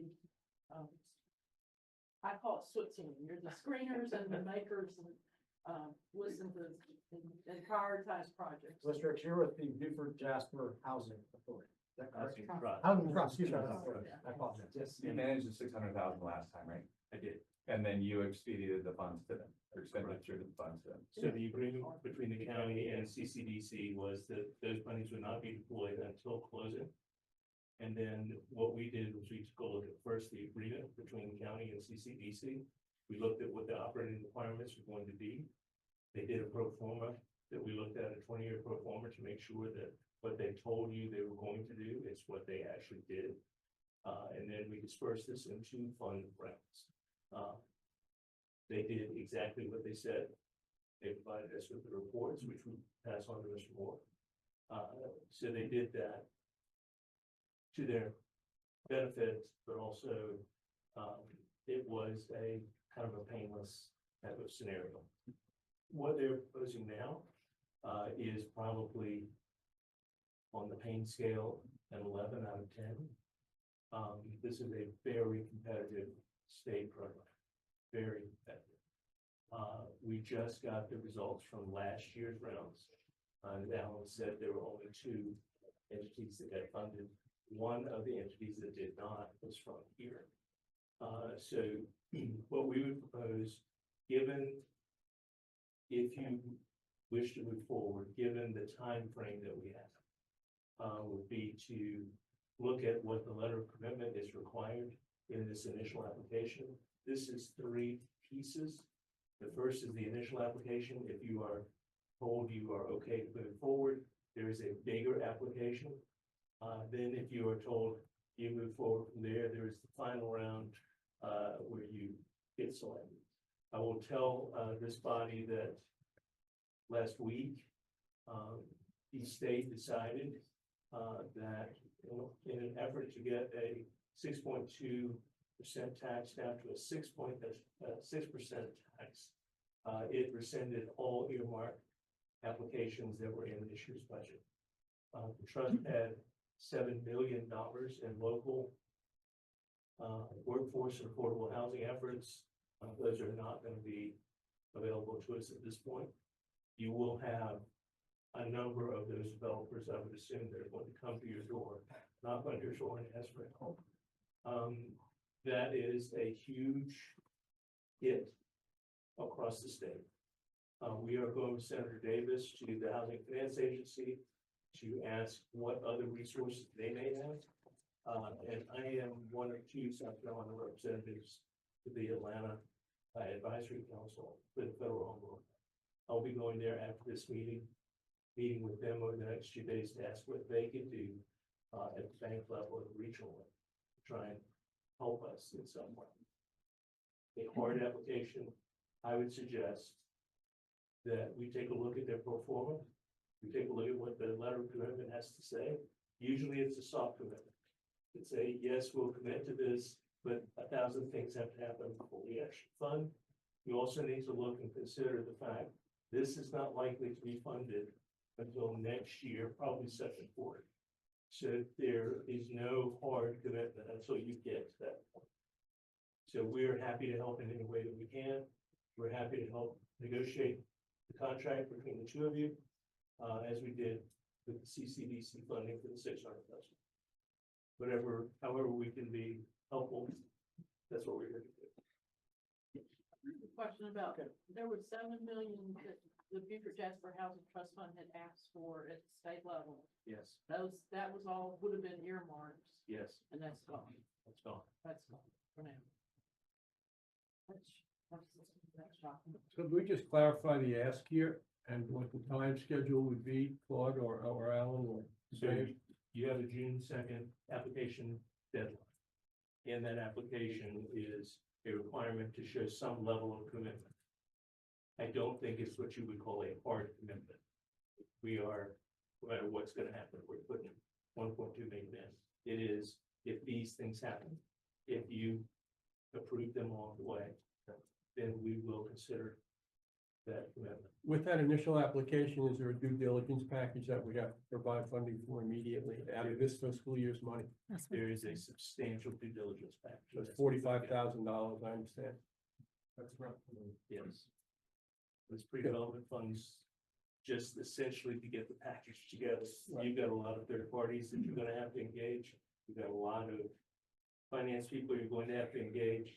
You've got a lot of engineering you're gonna have to engage. The state doesn't want to go forward looking at any application unless it has a reasonable chance of actually becoming a deal. Right. So that $600,000 that we joined, that we gave last time, and then that was co-joined with other monies that were raised, ended up with about 30 units, I think, in Bluffton and 17 units in Hilton Head. Is that right? It was actually 21 units in unincorporated Beaufort County. The 17 units that we put together on Hilton Head were unaffiliated with that $600,000 grant. We also purchased 2 in Bluffton proper, which were unaffected by the $600,000 grant. With the $600,000 that you received from us, what did you eventually end up with insofar as investable funds for that project? It was on our previous slide. It's worth Put putting it back up, there. yeah. 5.35 million in total. So we raised a 4.75 in, donations, altruistic investment and mortgages. The matching funds line in 2024. If there's a letter of commitment of 1.2 million and this is not approved by the state, what happens to that commitment letter? The state would, we found out if there was an approval or denial in October of this year, is typically when they release that. And at that point, the county would have the option, as they write the MOU, if this were to be selected and funded, to let us deploy it in the first manner, which was still a tremendous response, or whether that would just go unfunded and returned. I would think that would be the choice. So what you would normally put in would be one line that says, all disbursements are contingent upon a full approval of the county board. That covers you under, well, won't speak with lawyers and but language like that covers you in case you change your mind. So I have a question. Why would we, the county, have to pay the 45 pre-development costs if we're willing to go for the 1.2? Why, you have private investors and the owner of the land, I'm sure, the developer, why would the county put forth that 45,000? And my second question is to you, Mr. Hicks. Did you review the project and do you think it's an appropriate project for you to recommend to us? Because you know we're gonna go there and ask you that. I know. Okay. So our mission is to create sort of workforce and affordable housing. This is in that category. Therefore, our statement would be pending approval by our board and pending our due diligence. We would go forward with this and take a look at it. We certainly would not tell you to put even a moderate or a commitment letter that was soft into the June 2nd application. If we looked at it and thought there is an environmental issue, there is a pro forma issue, there is a legal issue, we would come back and say, wait, these things need to be cleaned up before you can apply. Unfortunately for this program, this is the only time during the year we can actually put your application in. So if they miss it this time, they would have to wait a year. What about the 45,000 pre-development costs? Each time we put together a fund, what we call Hilton Ed Fund, one which purchased 17 units, and then the Bluffton Fund or the Greater Unincorporated Beaufort County Fund. We raised funds specific for the purchase of those units in that area. We expended all those funds. So being that we're a nonprofit, we don't have $45,000 sitting around for a new project. The proximity of this in the area that it's in north of the Broad, close to the Marine Corps Air Station where quality housing is needed, has us taking a very rapid approach to try and get this application done and completed. So frankly, it's just a matter of we don't have $45,000 sitting around to deploy this at the moment. And I'm looking at the timeline. Today's April 21st. Yeah.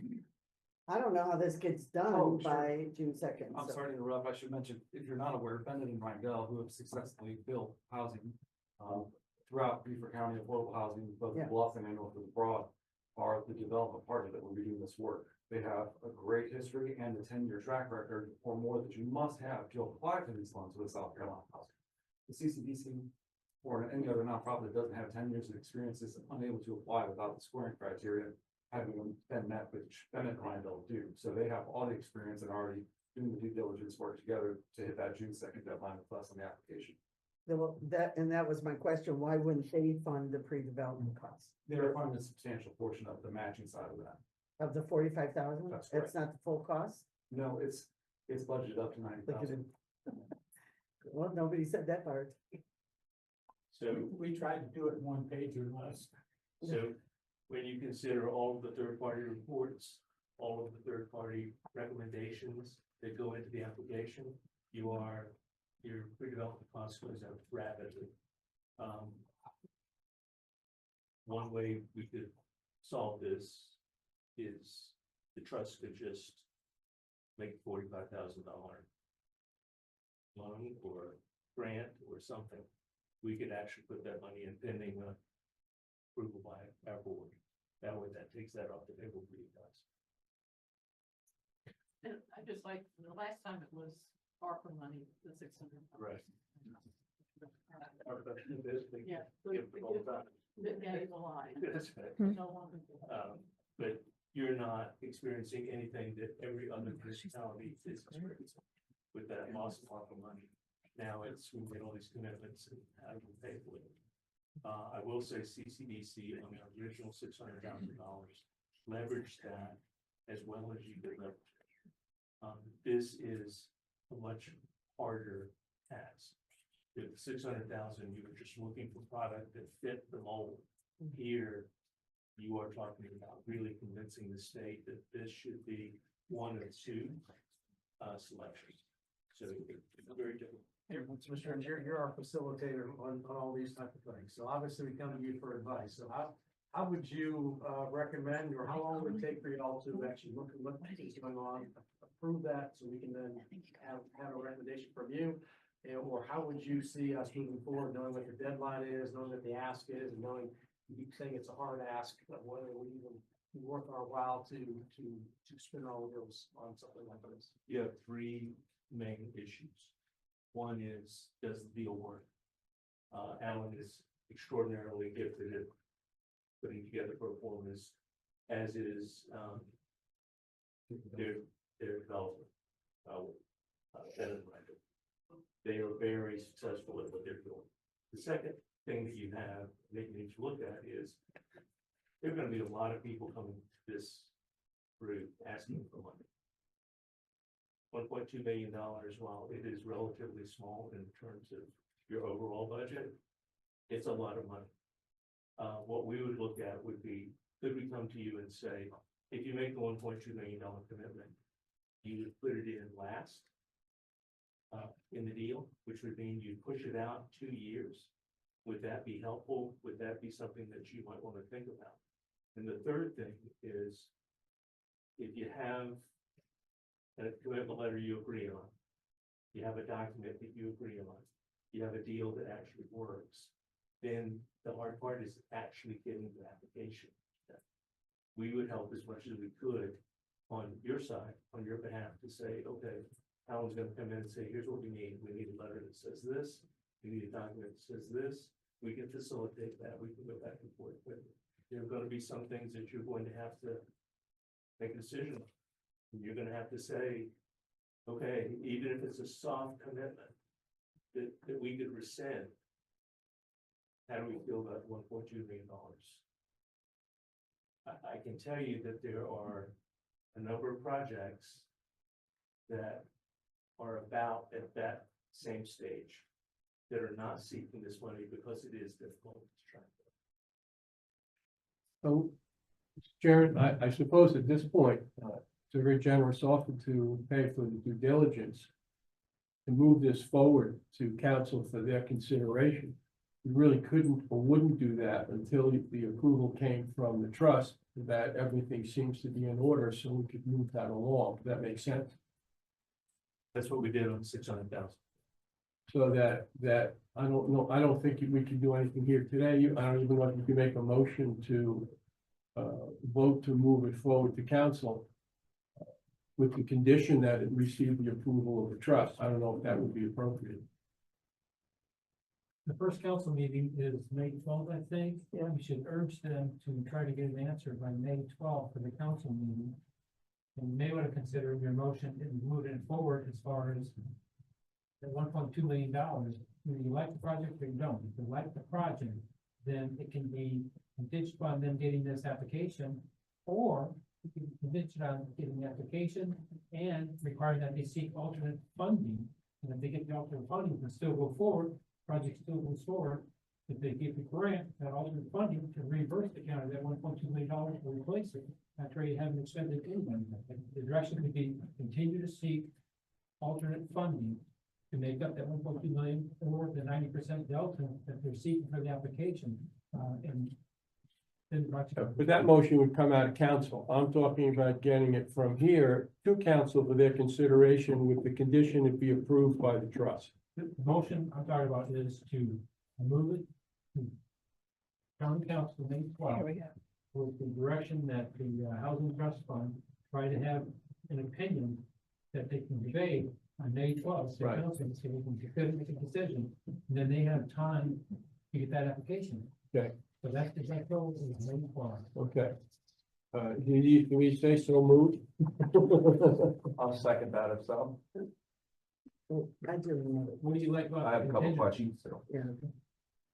I was gonna ask Claude, the 45,000 you're talking about comes from the housing trust fund? Is Beaufort County money in the housing trust fund? So it's really Beaufort County, let's not. Well, it is Beaufort County, Jasper County, 6 municipalities.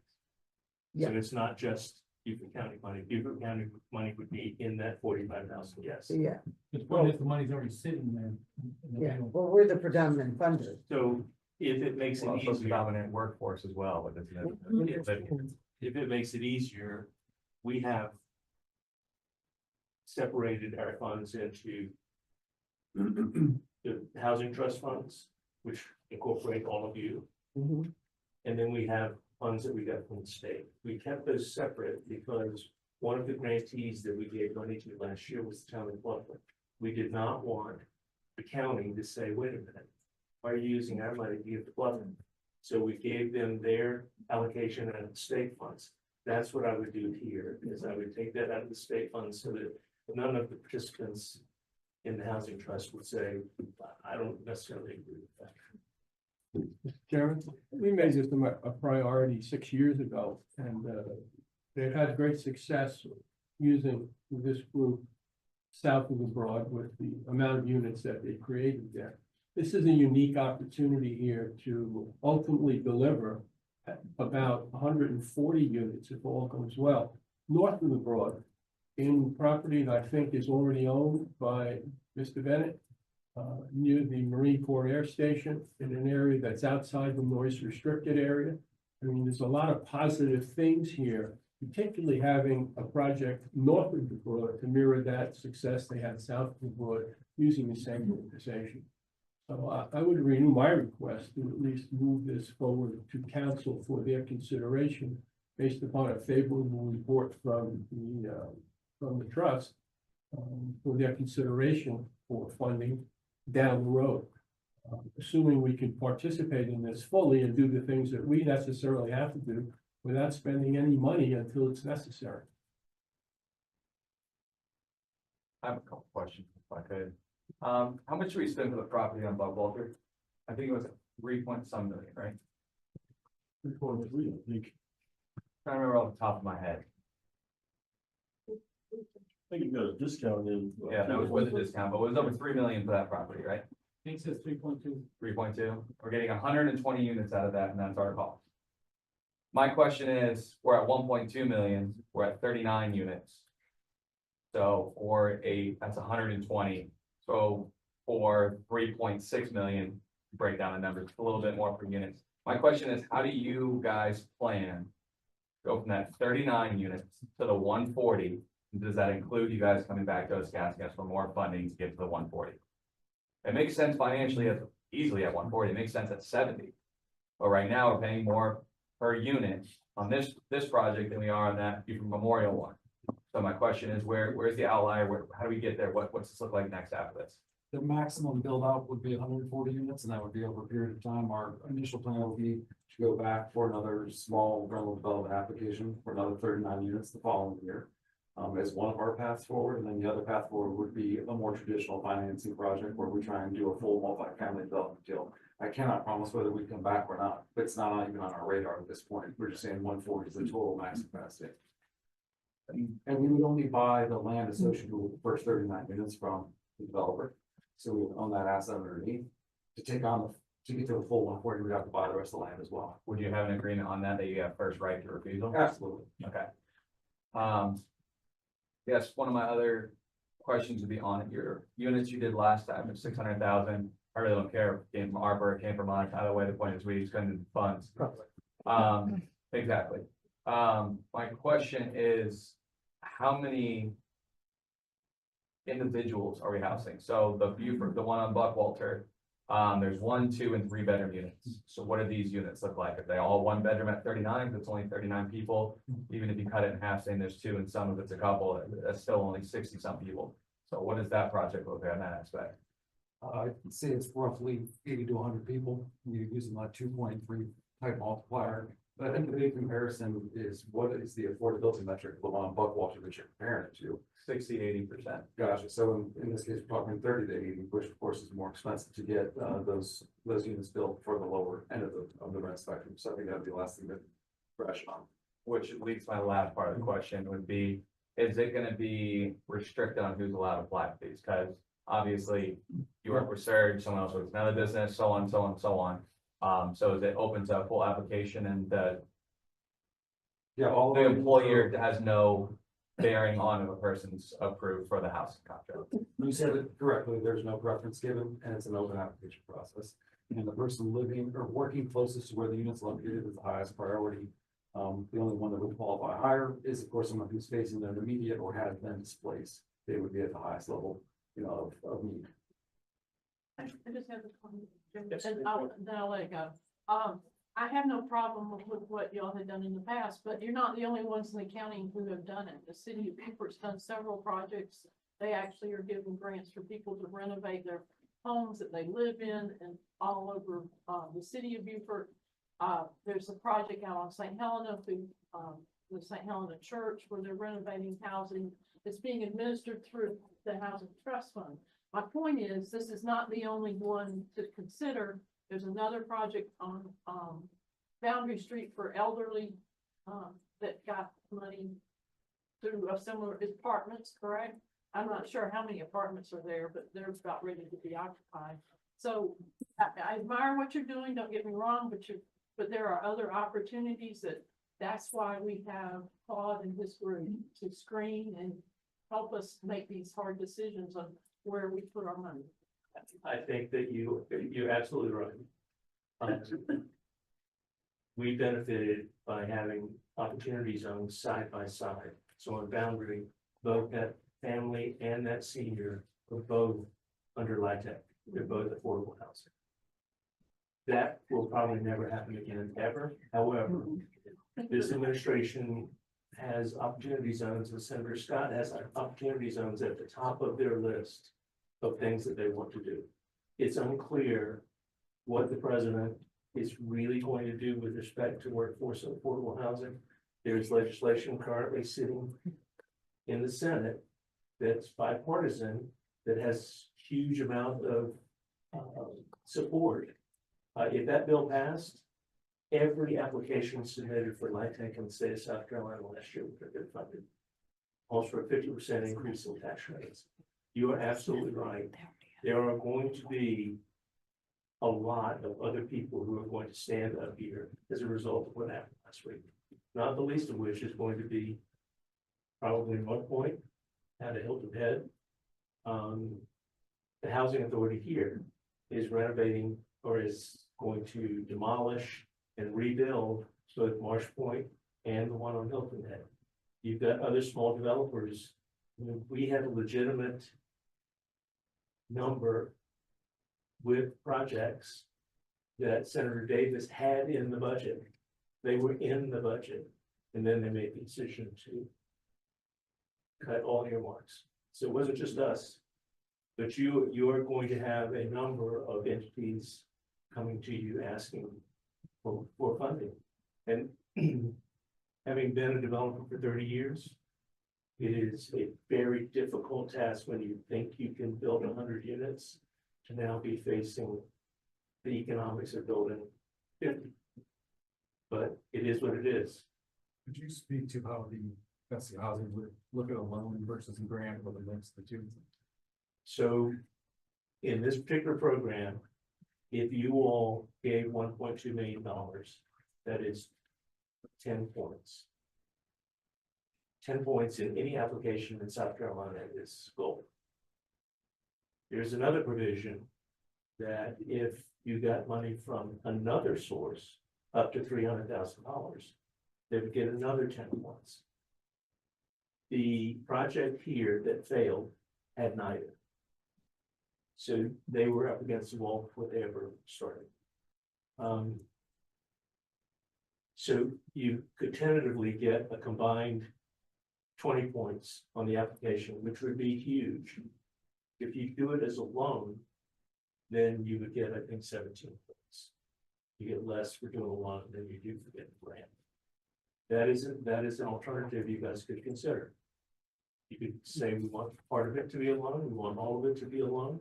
We want these certain things to happen from a financial perspective. You could say 15, 20 years from now, you want a balloon payment, you could do all kinds of things. That's why it's important for us to sit down with Alan and say, okay, let's look at the deal. What can you afford? What do your numbers really look like? Okay, if we were to give $900,000 grant and the trust were to give a $300,000 grant, would that get them to 20 points because 10 and 10? That would give them 17 points. If you gave them 1.2 million and we gave them 300,000, they would get the full 20 points. I have a couple more questions. One, the units Alice was just speaking on, how many dwellings is that? And how much did it cost? You know, boundary. We only invested in the senior one. I believe that is 64 units. We invested $500,000 in that project. We did not invest in the family project.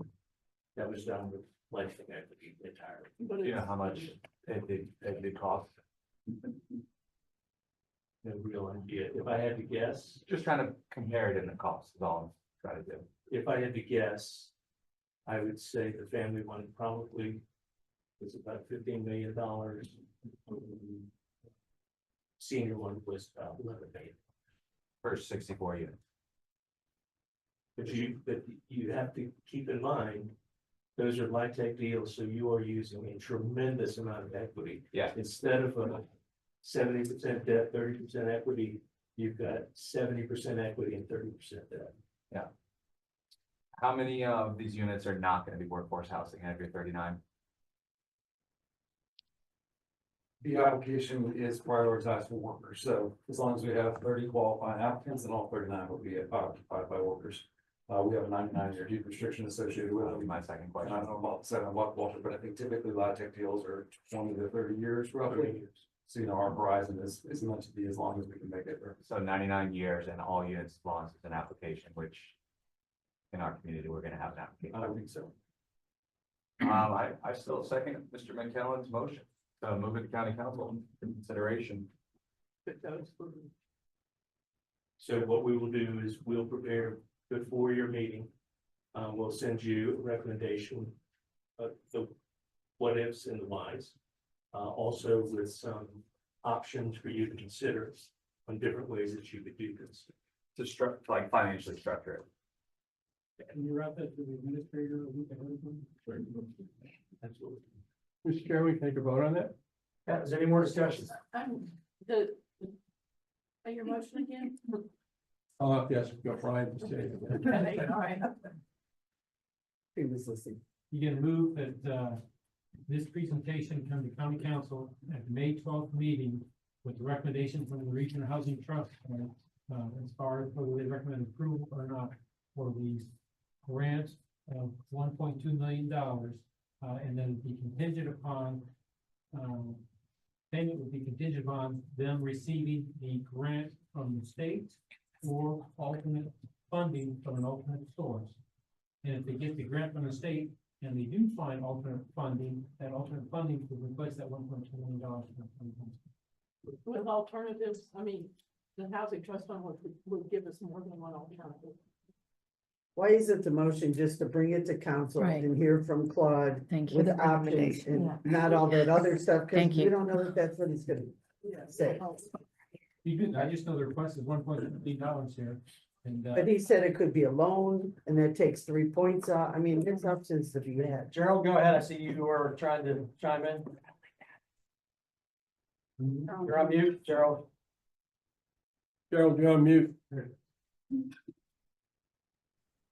Can you hear me? Yep, I can hear you now.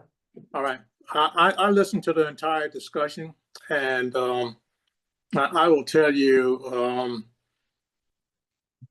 personally, I'm in a position where I'm not going to support this motion that is coming forward. I'm going to vote against it. The old saying, build it and they will come. All right.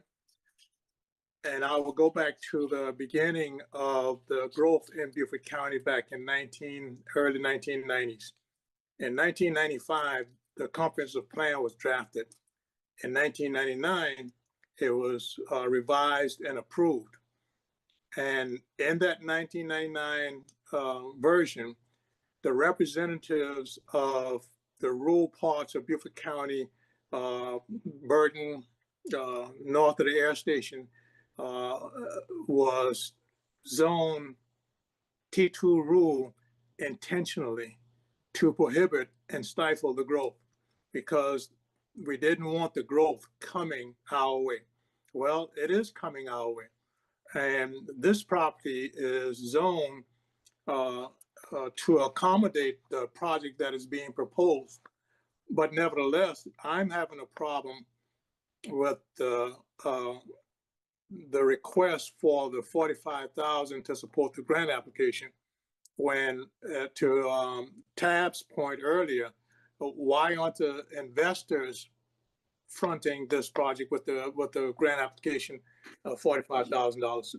I'm not going to support this, and so I just want to go on the record, and you can move the motion any way you want, but you won't have my vote for it. Gerald, if, I don't know if you're clear on the 45,000 wasn't coming from the county? Were you aware of that? What was the request for the 45,000? You said it was coming from the county. You object to that. I don't think it's coming from the county. All right, where is it coming from? State. It's gonna come out of the state portion, the state allocation to the trust fund. All right, so what is being requested from the county? What am I missing?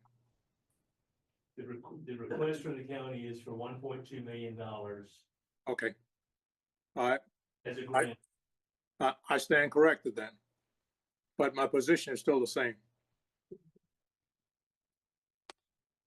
All right, any more discussion? No more discussion, we will call the question, and you gonna do a roll call, or? I think you need to clarify. The motion. You want the basic motion from Tab or Larry's motion? Yeah. The simpler one is the better one, I think, at this point. So the motion would be that, they come to the May 12th county council meeting with a presentation and recommendation from the Regional Housing Trust Fund. For consideration. Okay. All right, so that's the motion on the floor. Do we need to do a roll call? Is there any objection to this? Somebody has a second Besides- motion. I've seconded it already. Logan. That's for you, Tab. Oh, thanks. Yeah, it's been seconded, and there's one objection. Any other objections? Roll call? I have one objection. There's one objection.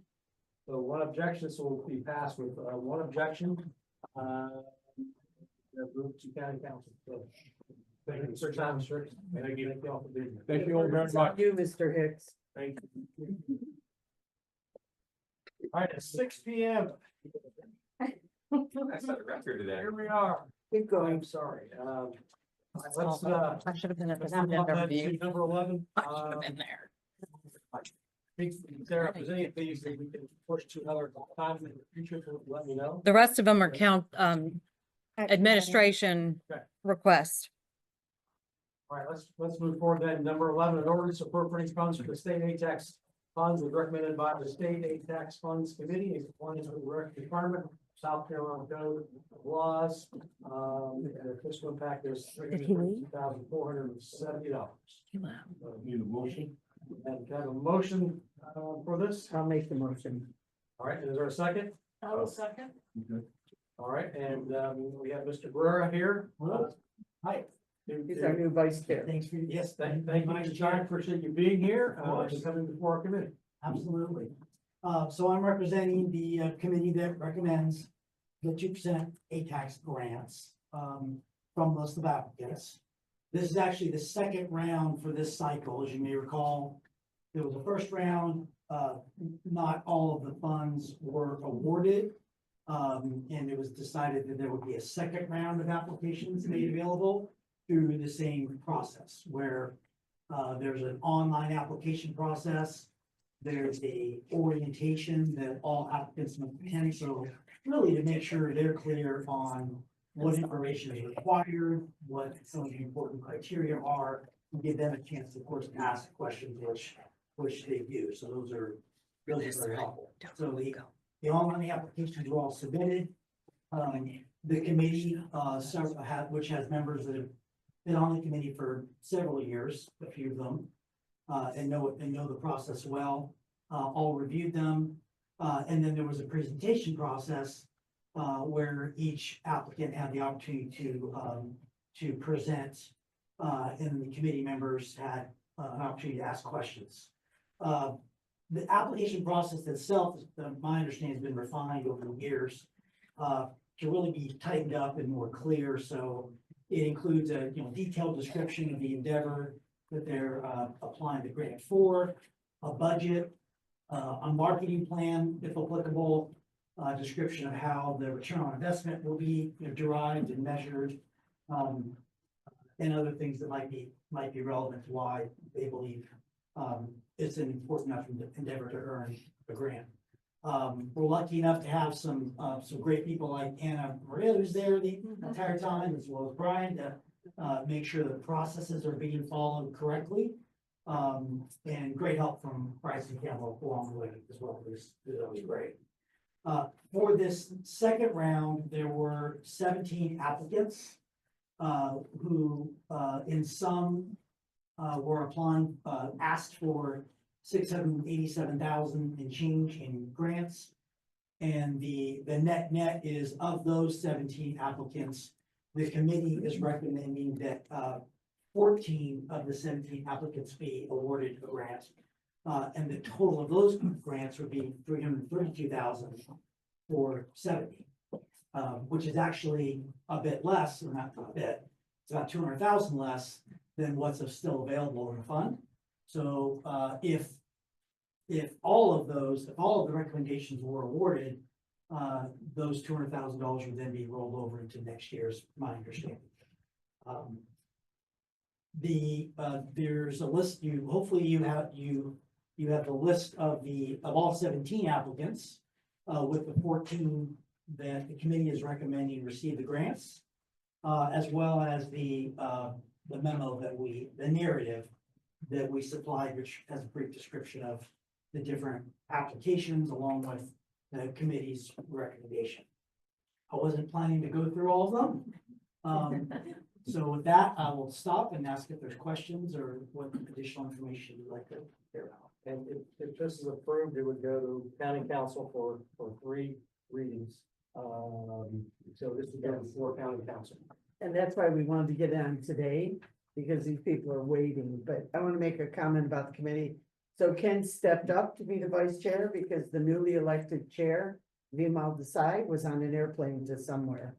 And our previous chair, Jonathan Sullivan, who you've all met, got a great job opportunity in Florida, so he flew the coop. So we're short 1 member again. We got to get another member. But they did a really thorough job of vetting all these. And when you read it, you will see there are caveats on some of these. It has to be for targeted marketing, can't be for some of the other things. For example, Spanish Moss Trail, they asked for plenty of money. They didn't get it all. They already have a media package. I'm not sure why they're asking for more, but there were caveats there. There's also a caveat for the Hilton Head Orchestra that they need to include an event in Beaufort. If you're gonna use Beaufort ATAX, you gotta bring it here. The favor port is at Shelter Cove. We told them to apply to Hilton Head. There were some caveats in here that the committee did a good job of looking at. And kudos to Bryson again for all her patience. And Brian was there for all of it to make sure we didn't stray. Just to clarify, with the Hilton Head Symphony, the request was that they next year come with an event north of the Broad, and then they could ask for more money to help fund that. Yeah, they have marketing money here. Anybody have a question for Ken, where the money's gonna go? Any questions or any comments? No questions or comments tonight, but I can't promise it at the county council meeting. Understood. Okay, that's fine. All right, so then we will move this forward without objection. Is there any objection? One objection. Excellent, 1 objection. No one online is objecting, so again, this will move to our next county council meeting. So who's the rejection? I am. Oh, Well, thank you for coming. Appreciate all you do, all your hard work, and thank you again for what you do. Thanks, everyone.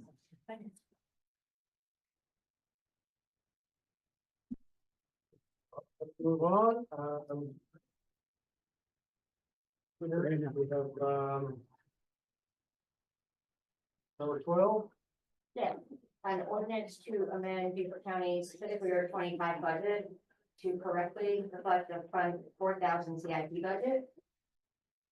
In reviewing the Fund 4,000 CIP budget and in preparation for the upcoming fiscal year's budget, we had discovered that funds that had previously been appropriated by council for projects, these projects just hadn't started yet, so they weren't encumbered at the end of fiscal year 24, were mistakenly brought in as revenue to the fiscal year 25 Fund 4,000 budget. So what we need to do is to correct that amount in the Fund 4,000 in our capital improvement fund, and put the funds back towards the project that council had previously already appropriated for this project.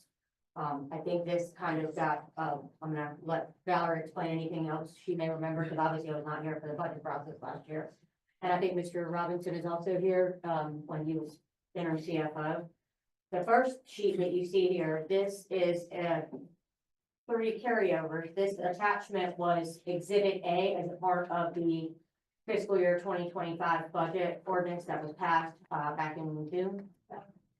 And these 3 POs were listed on this sheet as Exhibit A, but they were also entered twice into the actual Fund 4,000 budget. So we essentially council approved them twice. They never got reduced back down once the budget process began. So this total is $1.3 million that was essentially double budgeted. So we do have to correct this error. After speaking with the auditor, we need to clean this fund up so we don't have an audit finding in fiscal year 25's audit. So that's the first part of this. The second attachment. Thanks, Sarah. That's Brenna. Thanks, Thanks both of you. How about that?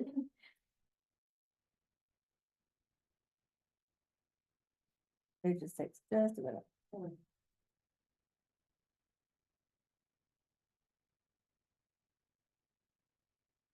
Computers in your backup. So in fiscal year 25, this is what was budgeted in Fund 4,000 as, I believe it was listed in the ordinance as carryover fund balance. Correct. I'm waiting on you here. And it was essentially the fund balance that was sitting in the old CIP fund, which was Fund 1040. The county opened Fund 4,000 so that we could make it a multi-year fund, so project funds would carry over automatically during the budget process. That $20 million just wasn't encumbered yet. It means the project hadn't started yet. So, but it was already appropriated by council for said project. We took it and moved it over to the Fund 4,000 and added it to other projects. So what we have to do is go back in and readjust our entire budget to reduce it by that $20 million because it was already appropriated in previous fiscal year by council. And then I put down in the highlighted portion, $1.1 million was paid out by the fiscal year end of June 30th, including period 13. So it left a balance of the 18.9 that actually got transferred over.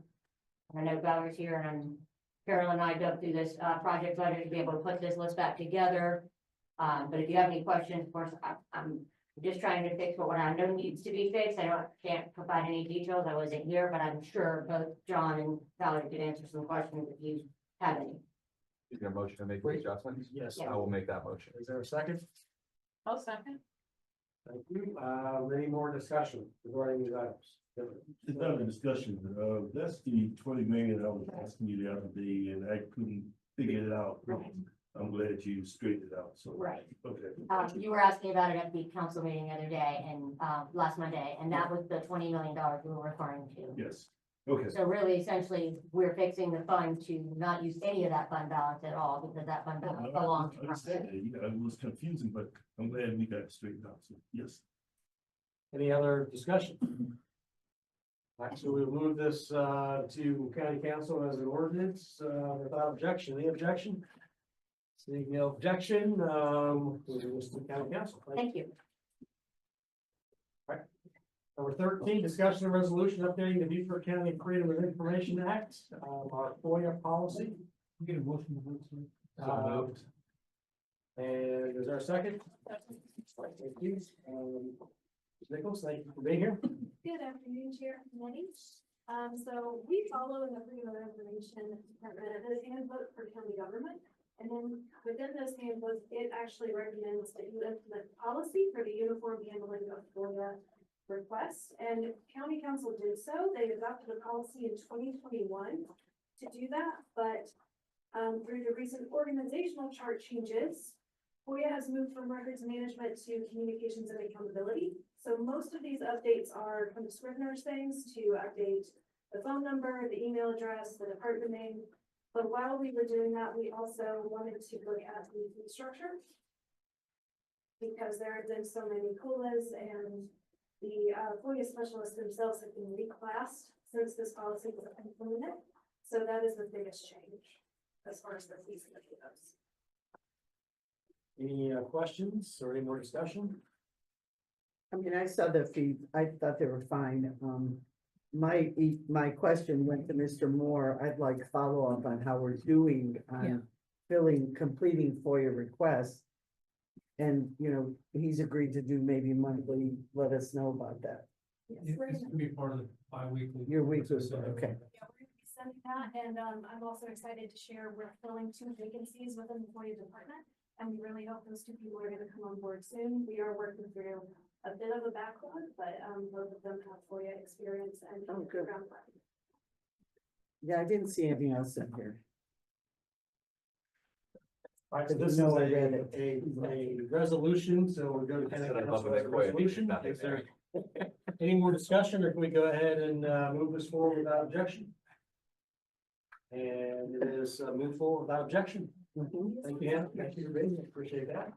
Let's move on to number 14, resolution authorizing the county administrator to execute the necessary documents for the Beaufort County Economic Development Corporation to purchase 117 acres of property located at 60 John Meeks Road, Seabrook, South Carolina, in Waco, with tax map numbers R700-037-000-0181-000.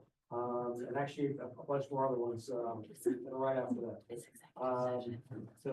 Looks like, 1, 2, 3, 4, 5 different parcels are all part of this, tax map number. So, Mr. O'Toole, we're glad you stuck around as the Executive Director of Beaufort County Economic Development Corporation. I have a motion for us to, discuss this. I'll make the motion to discuss. All right, thank you, Ms. Brown, and then seconded by, Ms. Howard. And so, Mr. O'Toole, the floor is yours. Yes, when we, thank you for hearing me out again. I appreciate it. When the council put together a site and fund, a site and jobs fund, last year with 1.3 mils, being set aside, the idea is that, there were several parcels that we were looking at, and we spoke about them in open session. Chilton, the Chilton site up in the MSA, and then some 200 acres in Levico. As you can recall, or most of you could recall, years ago, this was a chemical plant, the site of a chemical plant across the street. This is a hub zone, so there's some value to it for development purposes by defense companies. They're following the decades of chemical operations there. There was a jelly ball plant there, and that caused devastation to the whale branch. It never was built. It was all planned. In Levico, there were jelly ball operations at that facility. Hank can attest, there's still jelly ball buckets there. What is a jelly ball? I'm sorry, because of the outrage, it was not built, okay?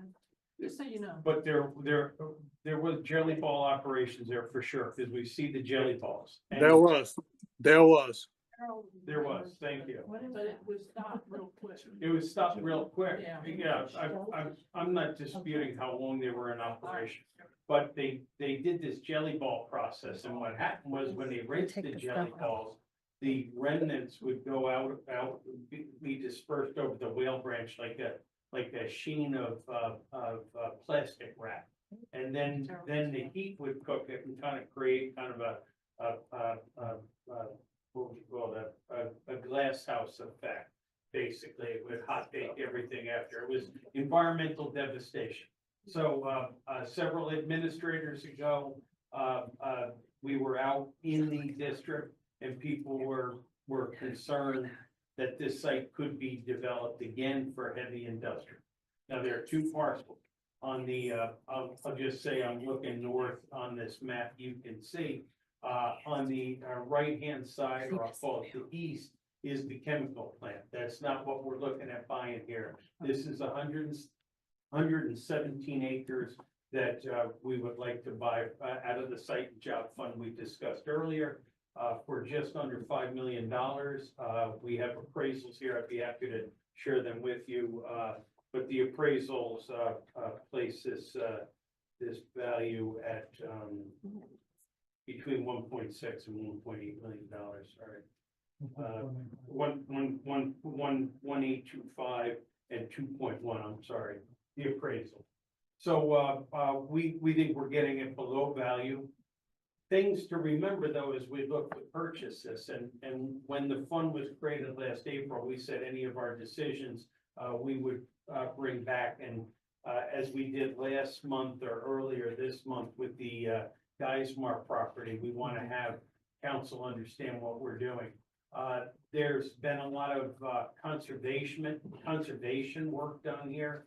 This land is zoned industrial, so it could accommodate. The area today is served by water, but is not served by sewer. So there would be pressure on us to make sure that we do it, if we do any kind of redevelopment here, any kind of economic development project, that it be really low impact.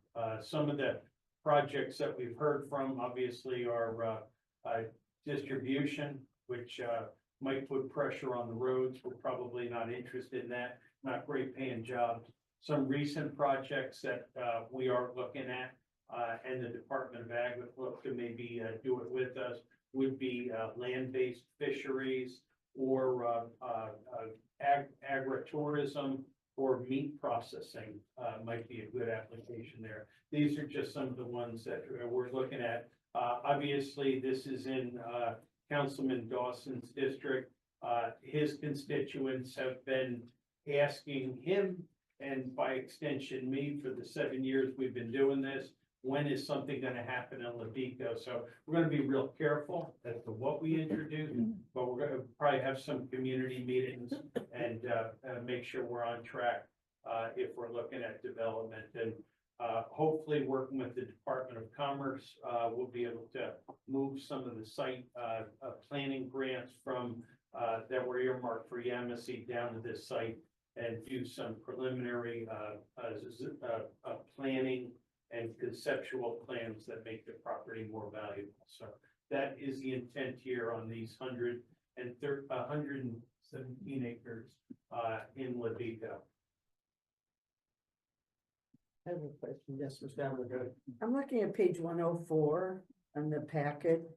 I just, I don't understand. Number 3 says, on or before expiration, blah, blah, blah. The purchaser may cause the preparation of a survey. And then number 5 says this, and that would be at the purchaser's expense. Number 5 says the seller at their expense shall, deliver survey, etc. Why are those two in conflict? We're gonna prepare the survey and do due diligence before we close. So the seller doesn't have to do a survey? That's what number 5 says. We fully expect to do the survey. Yeah, I don't have that in front of me, but the Economic Development Board is going to do the survey and the due diligence.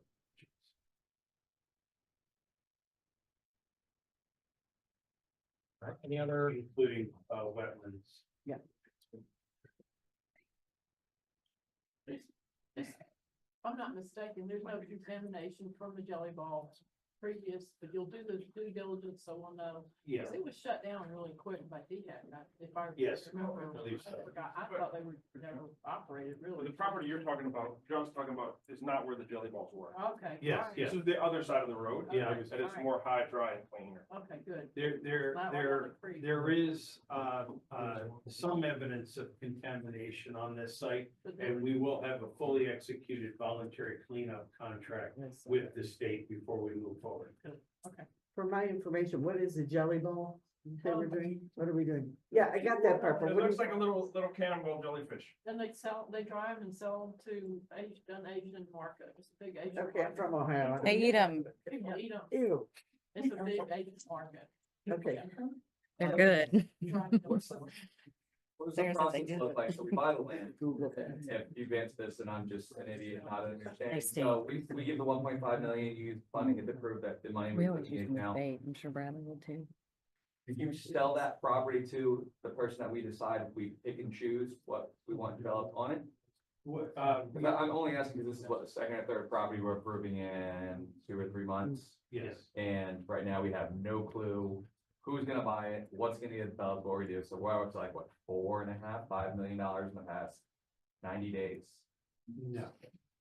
No, this would bring it to about 2 million, just under 2 million. In the last 90 days. This one was 1.5, Guys, right? Guys, Mark was 460, so 1.495 plus 460, it'd still be below 2 million. I thought the other one we just did last Monday was like 1.some million. No, it's 233,000 or something. So I guess, what does that look like, the process? They buy the property back from us and then that goes back into your guys' account for another piece of property? Whenever we find a developer? It goes into the county site and job fund if we sell it. But what we would have to do on this one, and again, we'll go through a public process. Then we come up with a conceptual plan. We work with an engineering firm. We'll probably work with the Department of Commerce to underwrite 50% of that, the engineering cost.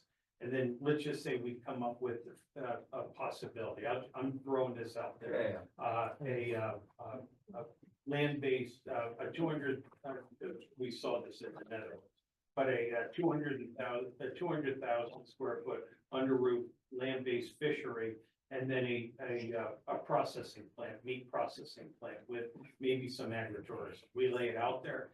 The concept, we get it pre-permitted, and then we would put it out for bid so that the market could decide who wants that site. You know, and I'm not tied into those end uses. It could be advanced manufacturing. It could be a munitions plant.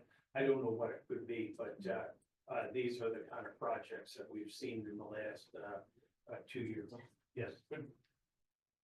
To your question directly, yes, it's so that they can own, control, and market the property properly with a master plan, and then determine the best use on the backside. And as they've done in the Beaufort Commerce Park, they've done where they have resold property. And that's what's the good part about getting this at a lower than appraised value, then increase the value through the due diligence process, and then turn around and remarket that property. Let me just say that whenever John came on, as our economic development, director, I came on the council and I was probably probably tougher on him than most other people when it came to things he was doing. He has now convinced me I'm on your side, John. You've proven to me that you actually are making things happen and things are going on. And again, it's been pretty impressive. You need money to make money. And you take some things and move it. So I'm a believer, so you've got my support to keep moving forward. But obviously on our side here, whether it's Ms. Kaepernick or Mr. Cunningham, and our job is to protect people's money. So that's why you get the pushback from us, is because they're making sure that we're spending money in the correct way from them. I appreciate all you do. And I appreciate the dialogue. Thank you. Thank you.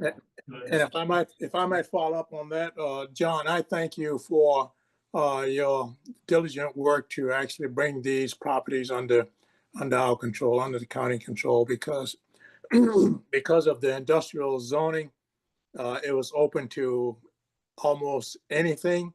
And the community will be more than satisfied to know that now they're protected from all the industrial possibilities that did exist, that we now have control of it, and we the county will determine what goes into that park. So thank you for your diligence. Thank you. Whoever you want to. Just a quick question, the 93 acres that needs to be cleaned up, the trail property to property that you're purchasing, what's your assessment of that? It's something that we need to do with the 93 acres so that it's not becoming a liability to anything that you want to do with the 114. Yes and no. It is a problem to have 93 acres across the street contaminated. Mitchell Brothers operates right in front of that, so among many of Gerald's constituents, they'd like to see that cleaned up. We had that parcel appraised, and the owner's representative declined our offer. And so we are working through FOI, Freedom of Information, with DHEC, or Department of Environmental Services. And so we got it appraised, they rejected our offer. Our TACT, our combined TACT, and hopefully you have the accurate impression that Hank and I work very closely together, as well as the administrator.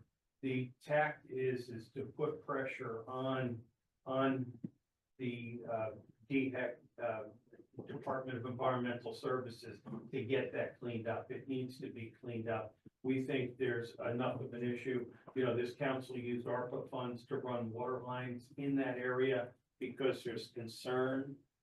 So I believe as a team, we will advocate to get the responsible parties to clean that up. And that will do in concert with the way Hank described the great work we're gonna do to get it designed master plan to increase value in soil. Thank you, appreciate it. Yeah. All right, so any more discussion? So we've got a motion and a second to move this to county council as a resolution. Is there any objection? Seeing no objection, this will move to county council. Thank you, John. All right, let's move on to number 15, discussion of a request to extend the filing deadline for the county to accept an agricultural use valuation application for tax year 2020, 2021, 2022 for property R 700 036 00 0052 000 when the applicant was not filed, application was not filed prior to the first penalty date for each tax year. And Ms. Ebony Sanders, our Beaufort County Assessor, thank you for coming before us today. We appreciate your patience. Well, I need a motion to. Jesus. All right. For a second. All right, second. So yes, ma'am, go ahead. Thank you for letting me come before you today. This is a discussion of the property that you mentioned, that is owned by, Mr. Bowser, but the name of the property is listed in the Survivors Trust under Article 8 of the Bowser Revocable Trust Agreement. To kind of give you a brief history or brief background of the property itself, Mr. Bowser's parents acquired this property in 1988. Ag use was applied to the tax account around 1994. The property remained receiving the agricultural use until the death or the transfer of property to Mr. Bowser to his trust. He is the income beneficiary of the trust. Due to the transfer of the property to the trust, the legal residence and the agricultural exemption was removed from the property, requiring Mr. Bowser to reapply. Unfortunately, due to medical reasons and for injuries that he sustained, Mr. Bowser was not able to apply for the agricultural use or the legal residency exemption. And therefore, that property remained at 6% until October 10th, 2023, when he came by our office to discuss the matter with me. Mr. Bowser provided evidence or provide supporting documents to show that he had a traumatic injury and that the property should have remained at the agricultural use exemption. Therefore, I'm bringing this before this committee today as a result of the South Carolina Code of Law, which is 1243-220, which says in this case for agricultural use, the governing body, which is yourself, have a right to look at the matter at hand and to determine based on Mr. Bowser's situation if you can allow for his application to be considered as timely. His application, his agricultural use was granted for three forward because it was timely for that tax year. However, for the years of 20, 21, and 22, due to the inability to come to our office for several reasons, again, for his injury that he sustained, as well as during COVID, our offices were closed. We did not have an online filing system for the agriculture use as we do today. So he was unable to come to our office, apply for business or reinstate the exemption to his account. So I present today, Mr. Bowser is here with his legal representative, his attorneys here as well. I think that he may want to, or she might want to speak with that. If you have questions that I cannot answer, that they may answer for him. Ms. Lauren Aquaviva is his attorney, representing attorney. She's here with him. So my request to the committee is to allow for the timely approval of the application to be considered for 20, 21, and 22. The request is not for a determination of a refund. This committee by code is only required to look at the application to determine whether or not it's timely for those years, for me as the assessor to go in to see if it qualifies for those years. The question. Any discussion? I don't have any. Any discussion? I would like to have a statement, I'd like to hear it or whatever. Yeah. I'd like to stay with you, Yeah. Yep, absolutely. Yes. Yes. Attorney, sir? whichever one would like to be Yeah. fine with us, yeah. Thank you, guys. I was nervous that y'all wouldn't go to the end. I drove all the way up down here to Charleston. I've been helping Mr. Bowser with this issue. I have helped press people deal with county assessors. And before I get into talking about Mr. Bowser, I just want to say that Ms. Sanders is the nicest, most helpful assessor I've ever dealt with, truly. This is a complicated issue. Mr. Bowser, about a month after his mother passed away, sustained a traumatic brain injury. And then COVID happened. So his life was like 50 First Dates, if you are familiar with that movie. So I think county property tax issues are hard to understand to begin with. I worked in the Department of Revenue before going out on my own. So you've got a brain injury, the passing of your parents, and COVID going on, and that's essentially how we ended up where we are today. The law just doesn't allow you to go back more than 2 years without approval from council. And so we're respectfully asking you to approve this request so that Ms. Sanders can review and determine if the property is eligible for the exemption going back prior to when he was able to get it again in 2023. Couple of questions, Chairman, if I could. Yes, go ahead. What's the property used for currently? I believe it is timberland property. 6.4 acres of agricultural use, exemption, and 1 acre as residential. And then, so I understand the injury happened in 2019, the office was closed in 2020, so where does that leave 2021 and 2022? My injuries were severe. Yeah, so like I said, if you've seen the movie 50 First Dates, and even since working with Mr. Bowser, we go through the same set of facts, which is why I think we speak on his behalf. So you did try in 2020 to come to the office. No, not initially, because of the brain injury. Okay, so COVID really had nothing to do with it, the office being closed then. That's why he wasn't able to come in later. And because of COVID, you have to quarantine, so you couldn't really go out.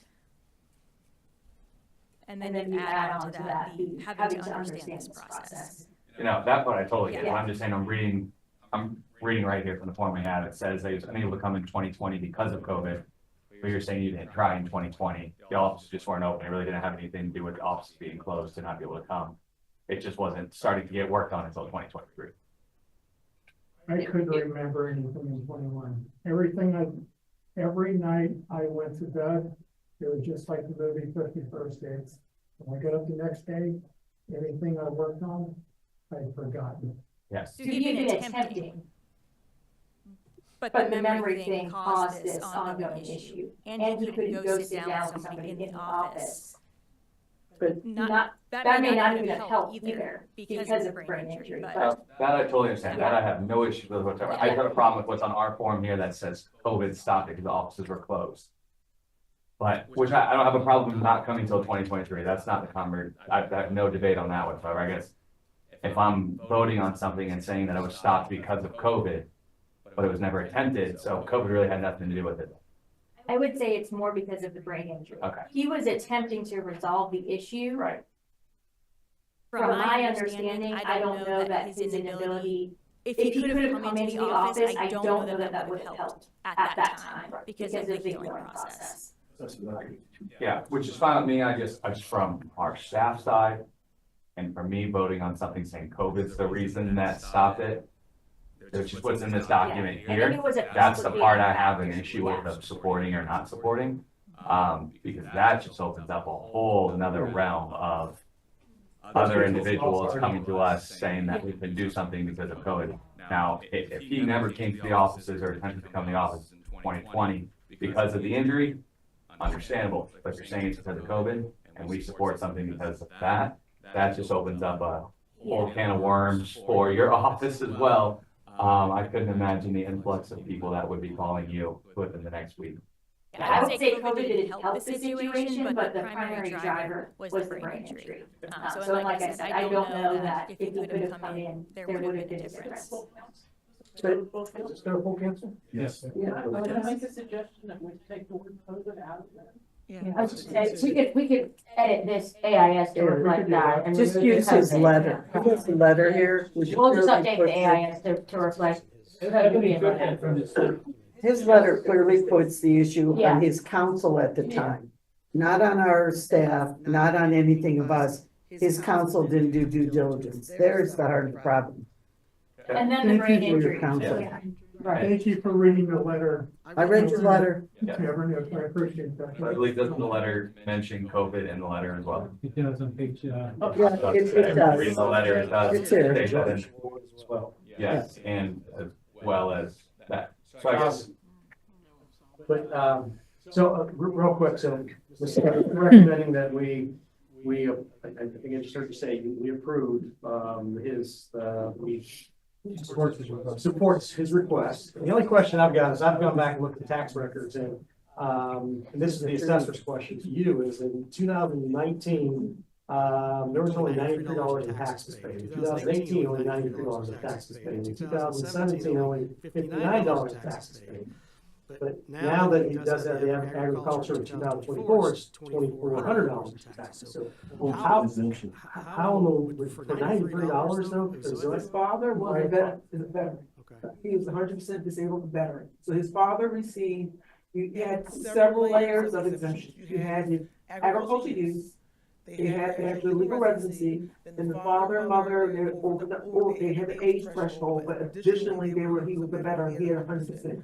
So the $93 represent what was remaining for MPs or anything. And when dad passed away, his father passed away, mom passed away, the exemption, the veterans will follow her because of him.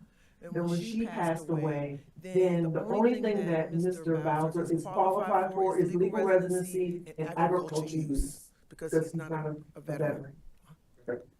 All right, is there any more discussion on this? I would just say before this comes to council, there's gonna be those questions. I mean, it definitely clearly states in his letter, not only our documents, that COVID was part of the reason, as well as the George Floyd protests. There's nothing to do with our county offices being open or not open or any medical. So I'm just saying, again, those two things open up her to a lot of scrutiny for a lot of other properties in Beaufort County. As far back as they want to go up to 2019, just like him. So And I agree, Mr. Cunningham, because when you read, and I appreciate the letter. However, the essence of it is the attorney at the time didn't do their due diligence. Has nothing to do with you. Ms. Walls got in it and helped him. Everybody did what they had to do, but I think your recourse is back to that attorney. Sorry. But that's, I mean, they were representing your trust. Right. They did this. All right, any objection to moving this to county council as a resolution? I just ask that it be on the actual agenda and not the consent agenda item. That's All right. right, and That'll be up to the chair's decision. All right, then we will move this forward without objection. This This is is move forward to county council. All Right, right, let's move on to number 16, purchase and upgrade to the existing Cisco phone system, Cisco WebEx cloud-based calling. This is a current quote of $588,755.90 annually for $117,000 over 5 years, which includes 5 years of service and maintenance. Funding will come from IT system management, data process, supplies, budget. And there's this, Daniels? You can move it first? Yes. Like to have a motion to consider this? Thank you. Is there a second? Give us a Glover got a second. All right, Ms. Daniels, if you could, please go ahead.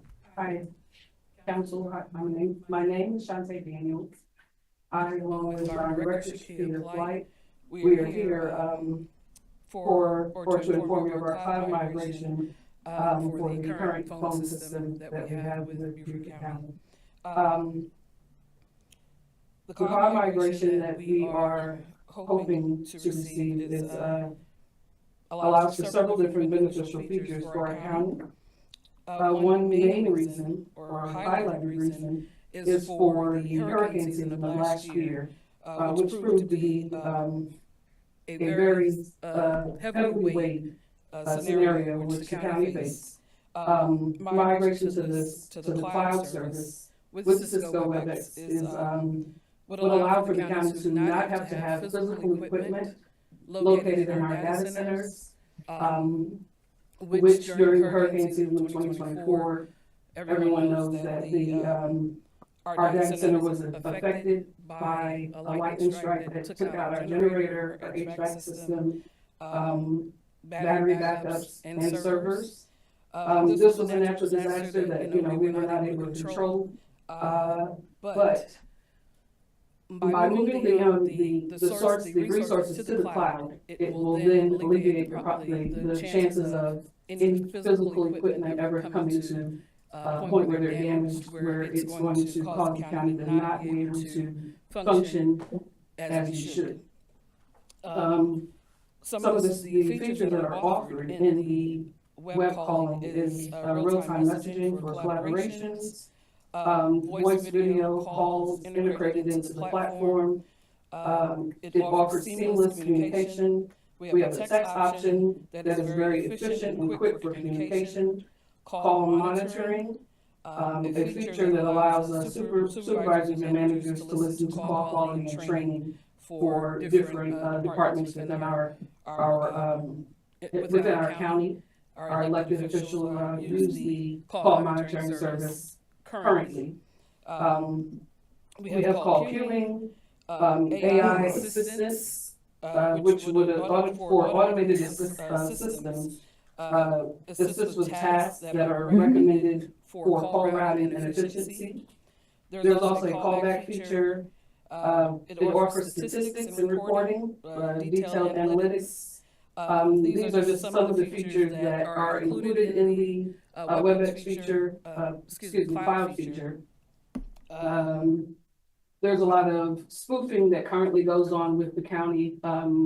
We have citizens that call us that express concern about they are being called, but the caller ID reflects the county's main number. And it's not the county or any of the staff members that are calling, it's just an organization that's spoofing calls and using the number to gain information. So senior citizens are vulnerable to that because they feel like the county is asking for their personal information and we are not. Licensing, which is expensive, is also included in this migration. To support the migration, we have 3 internet providers that will be a part of the services. So Sparklight, Brightspeed, and Segra. Those are the 3 internet providers that will support our county's efforts with routing to the clouds. Encryption is also a very important process that is also available. Enhanced call quality, along with several other, features that we could stand to mention. but because of time, we'll just go ahead and move forward. There's also a component of the current system that we're using today, which is an operating system called Red Hat OS. We currently use that, but that service or that system comes into life August of 2025. Once that service is no longer available, it will greatly impact our current means of supporting communications throughout the county. So we would like to move forward with your approval, move forward with cloud migration to save the county money on this. Over the years, it's a 5-year process or 5-year contract that will definitely make a huge impact on where we are today with our services. We want to grow with technology. We want to grow with our staff and offering services to our citizens. That covers what we are here for today.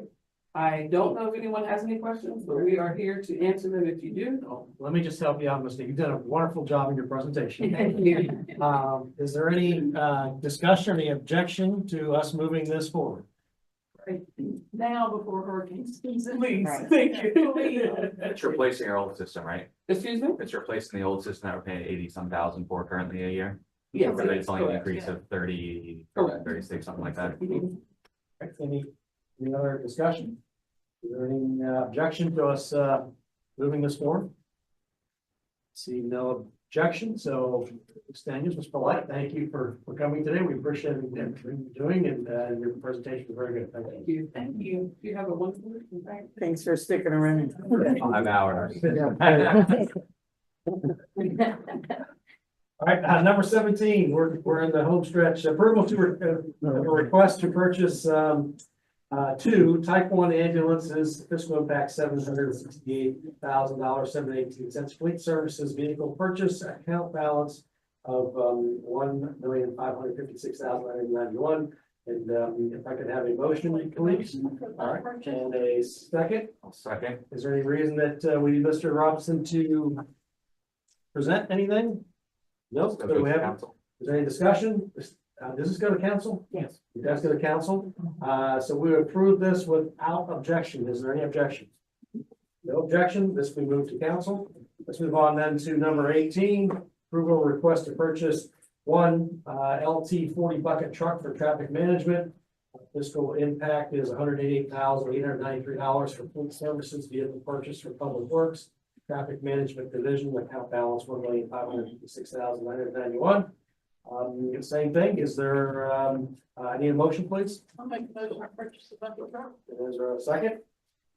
I'll second it. All right. Is there any discussion or a reason for us to bring Mr. Robinson or Brian Flower forward? I just have a question. This will be passed. Okay. I'm sorry? I just have a question. Yes. How many of these bucket trucks do we keep buying? We're only operating one right now. No, I know, but we have replaced others in the past. How many do we own? I think we have 4 total, right? One's in the shop, one's yours is in the shop. Traffic management has 2 right now. One was in the shop, but we have it back, so this is gonna be the 3rd for us. I don't know about the rest. That's it. Right now, we have 2, and one's One's the down. old one that's sitting in the yard. That is, opposite.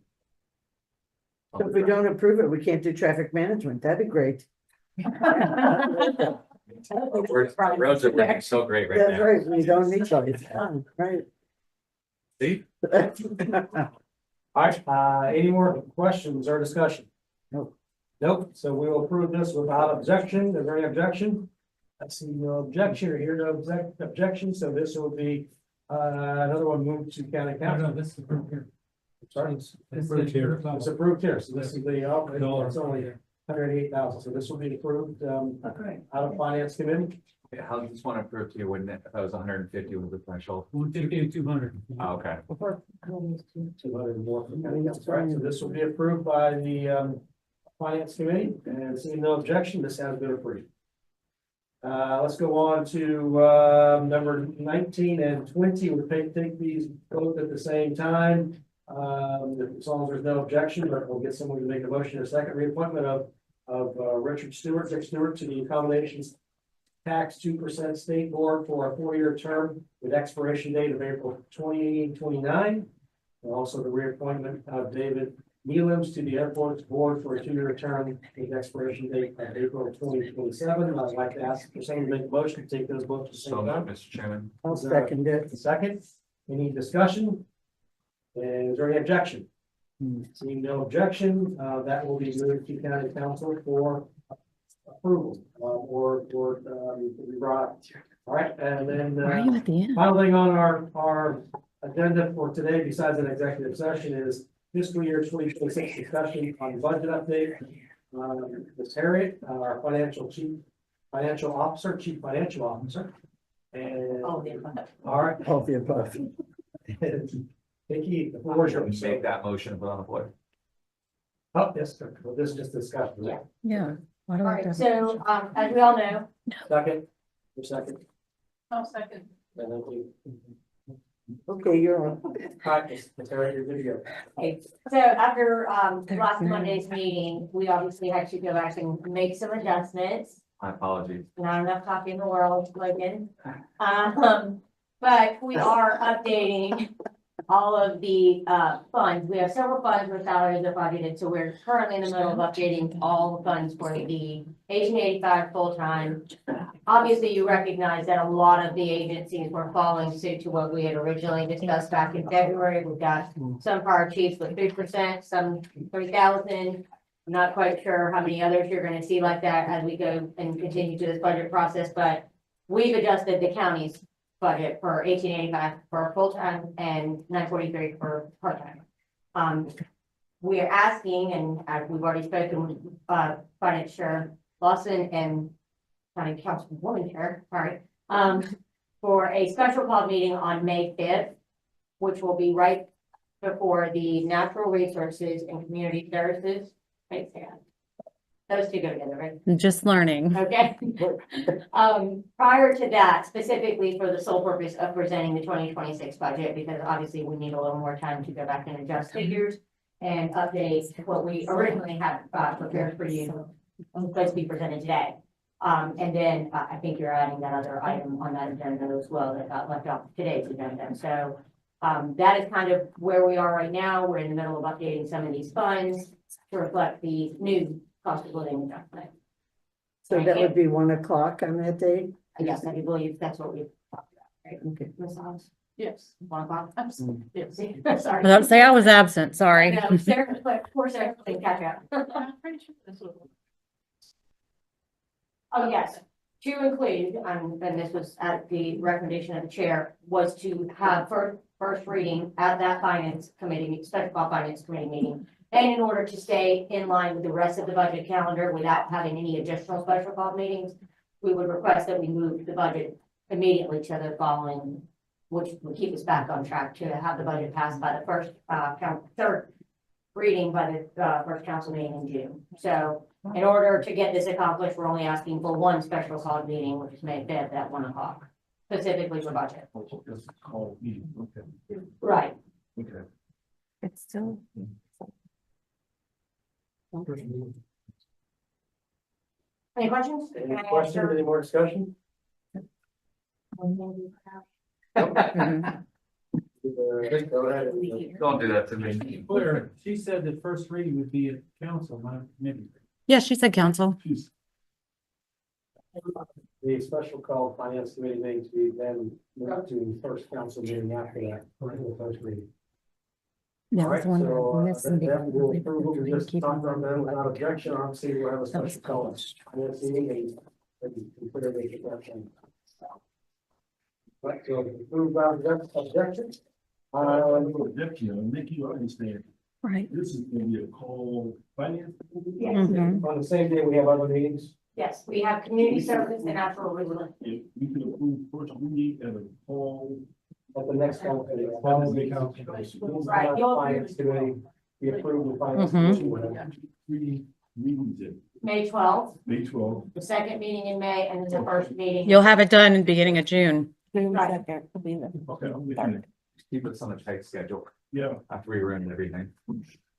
All right, That is our final, Noted. item except for executive session. Is that something that, we would? I think we need. It's been waiting all afternoon from the Rockland. Yeah. Okay. You get out about 10 to 15 minutes. I need someone to, make a motion for us to go to executive session. I'll make a motion to go into executive session. And the second, You have to speak. Mr. Brown, and the reasons. Legal advice on matters covered by attorney-client privilege and to discuss issues related to employment. Appointment, compensation, promotion, demotion, and discipline of release of a person regulated by the public body, Washington Township Fire. Thank you. You don't have a second. Second, that's second. Now, we- No, I will I think, second it. I think I Mr. Brown thought- said it. Yeah, he said Oh, you can put it already? in there. Recognize Jeff. We vote.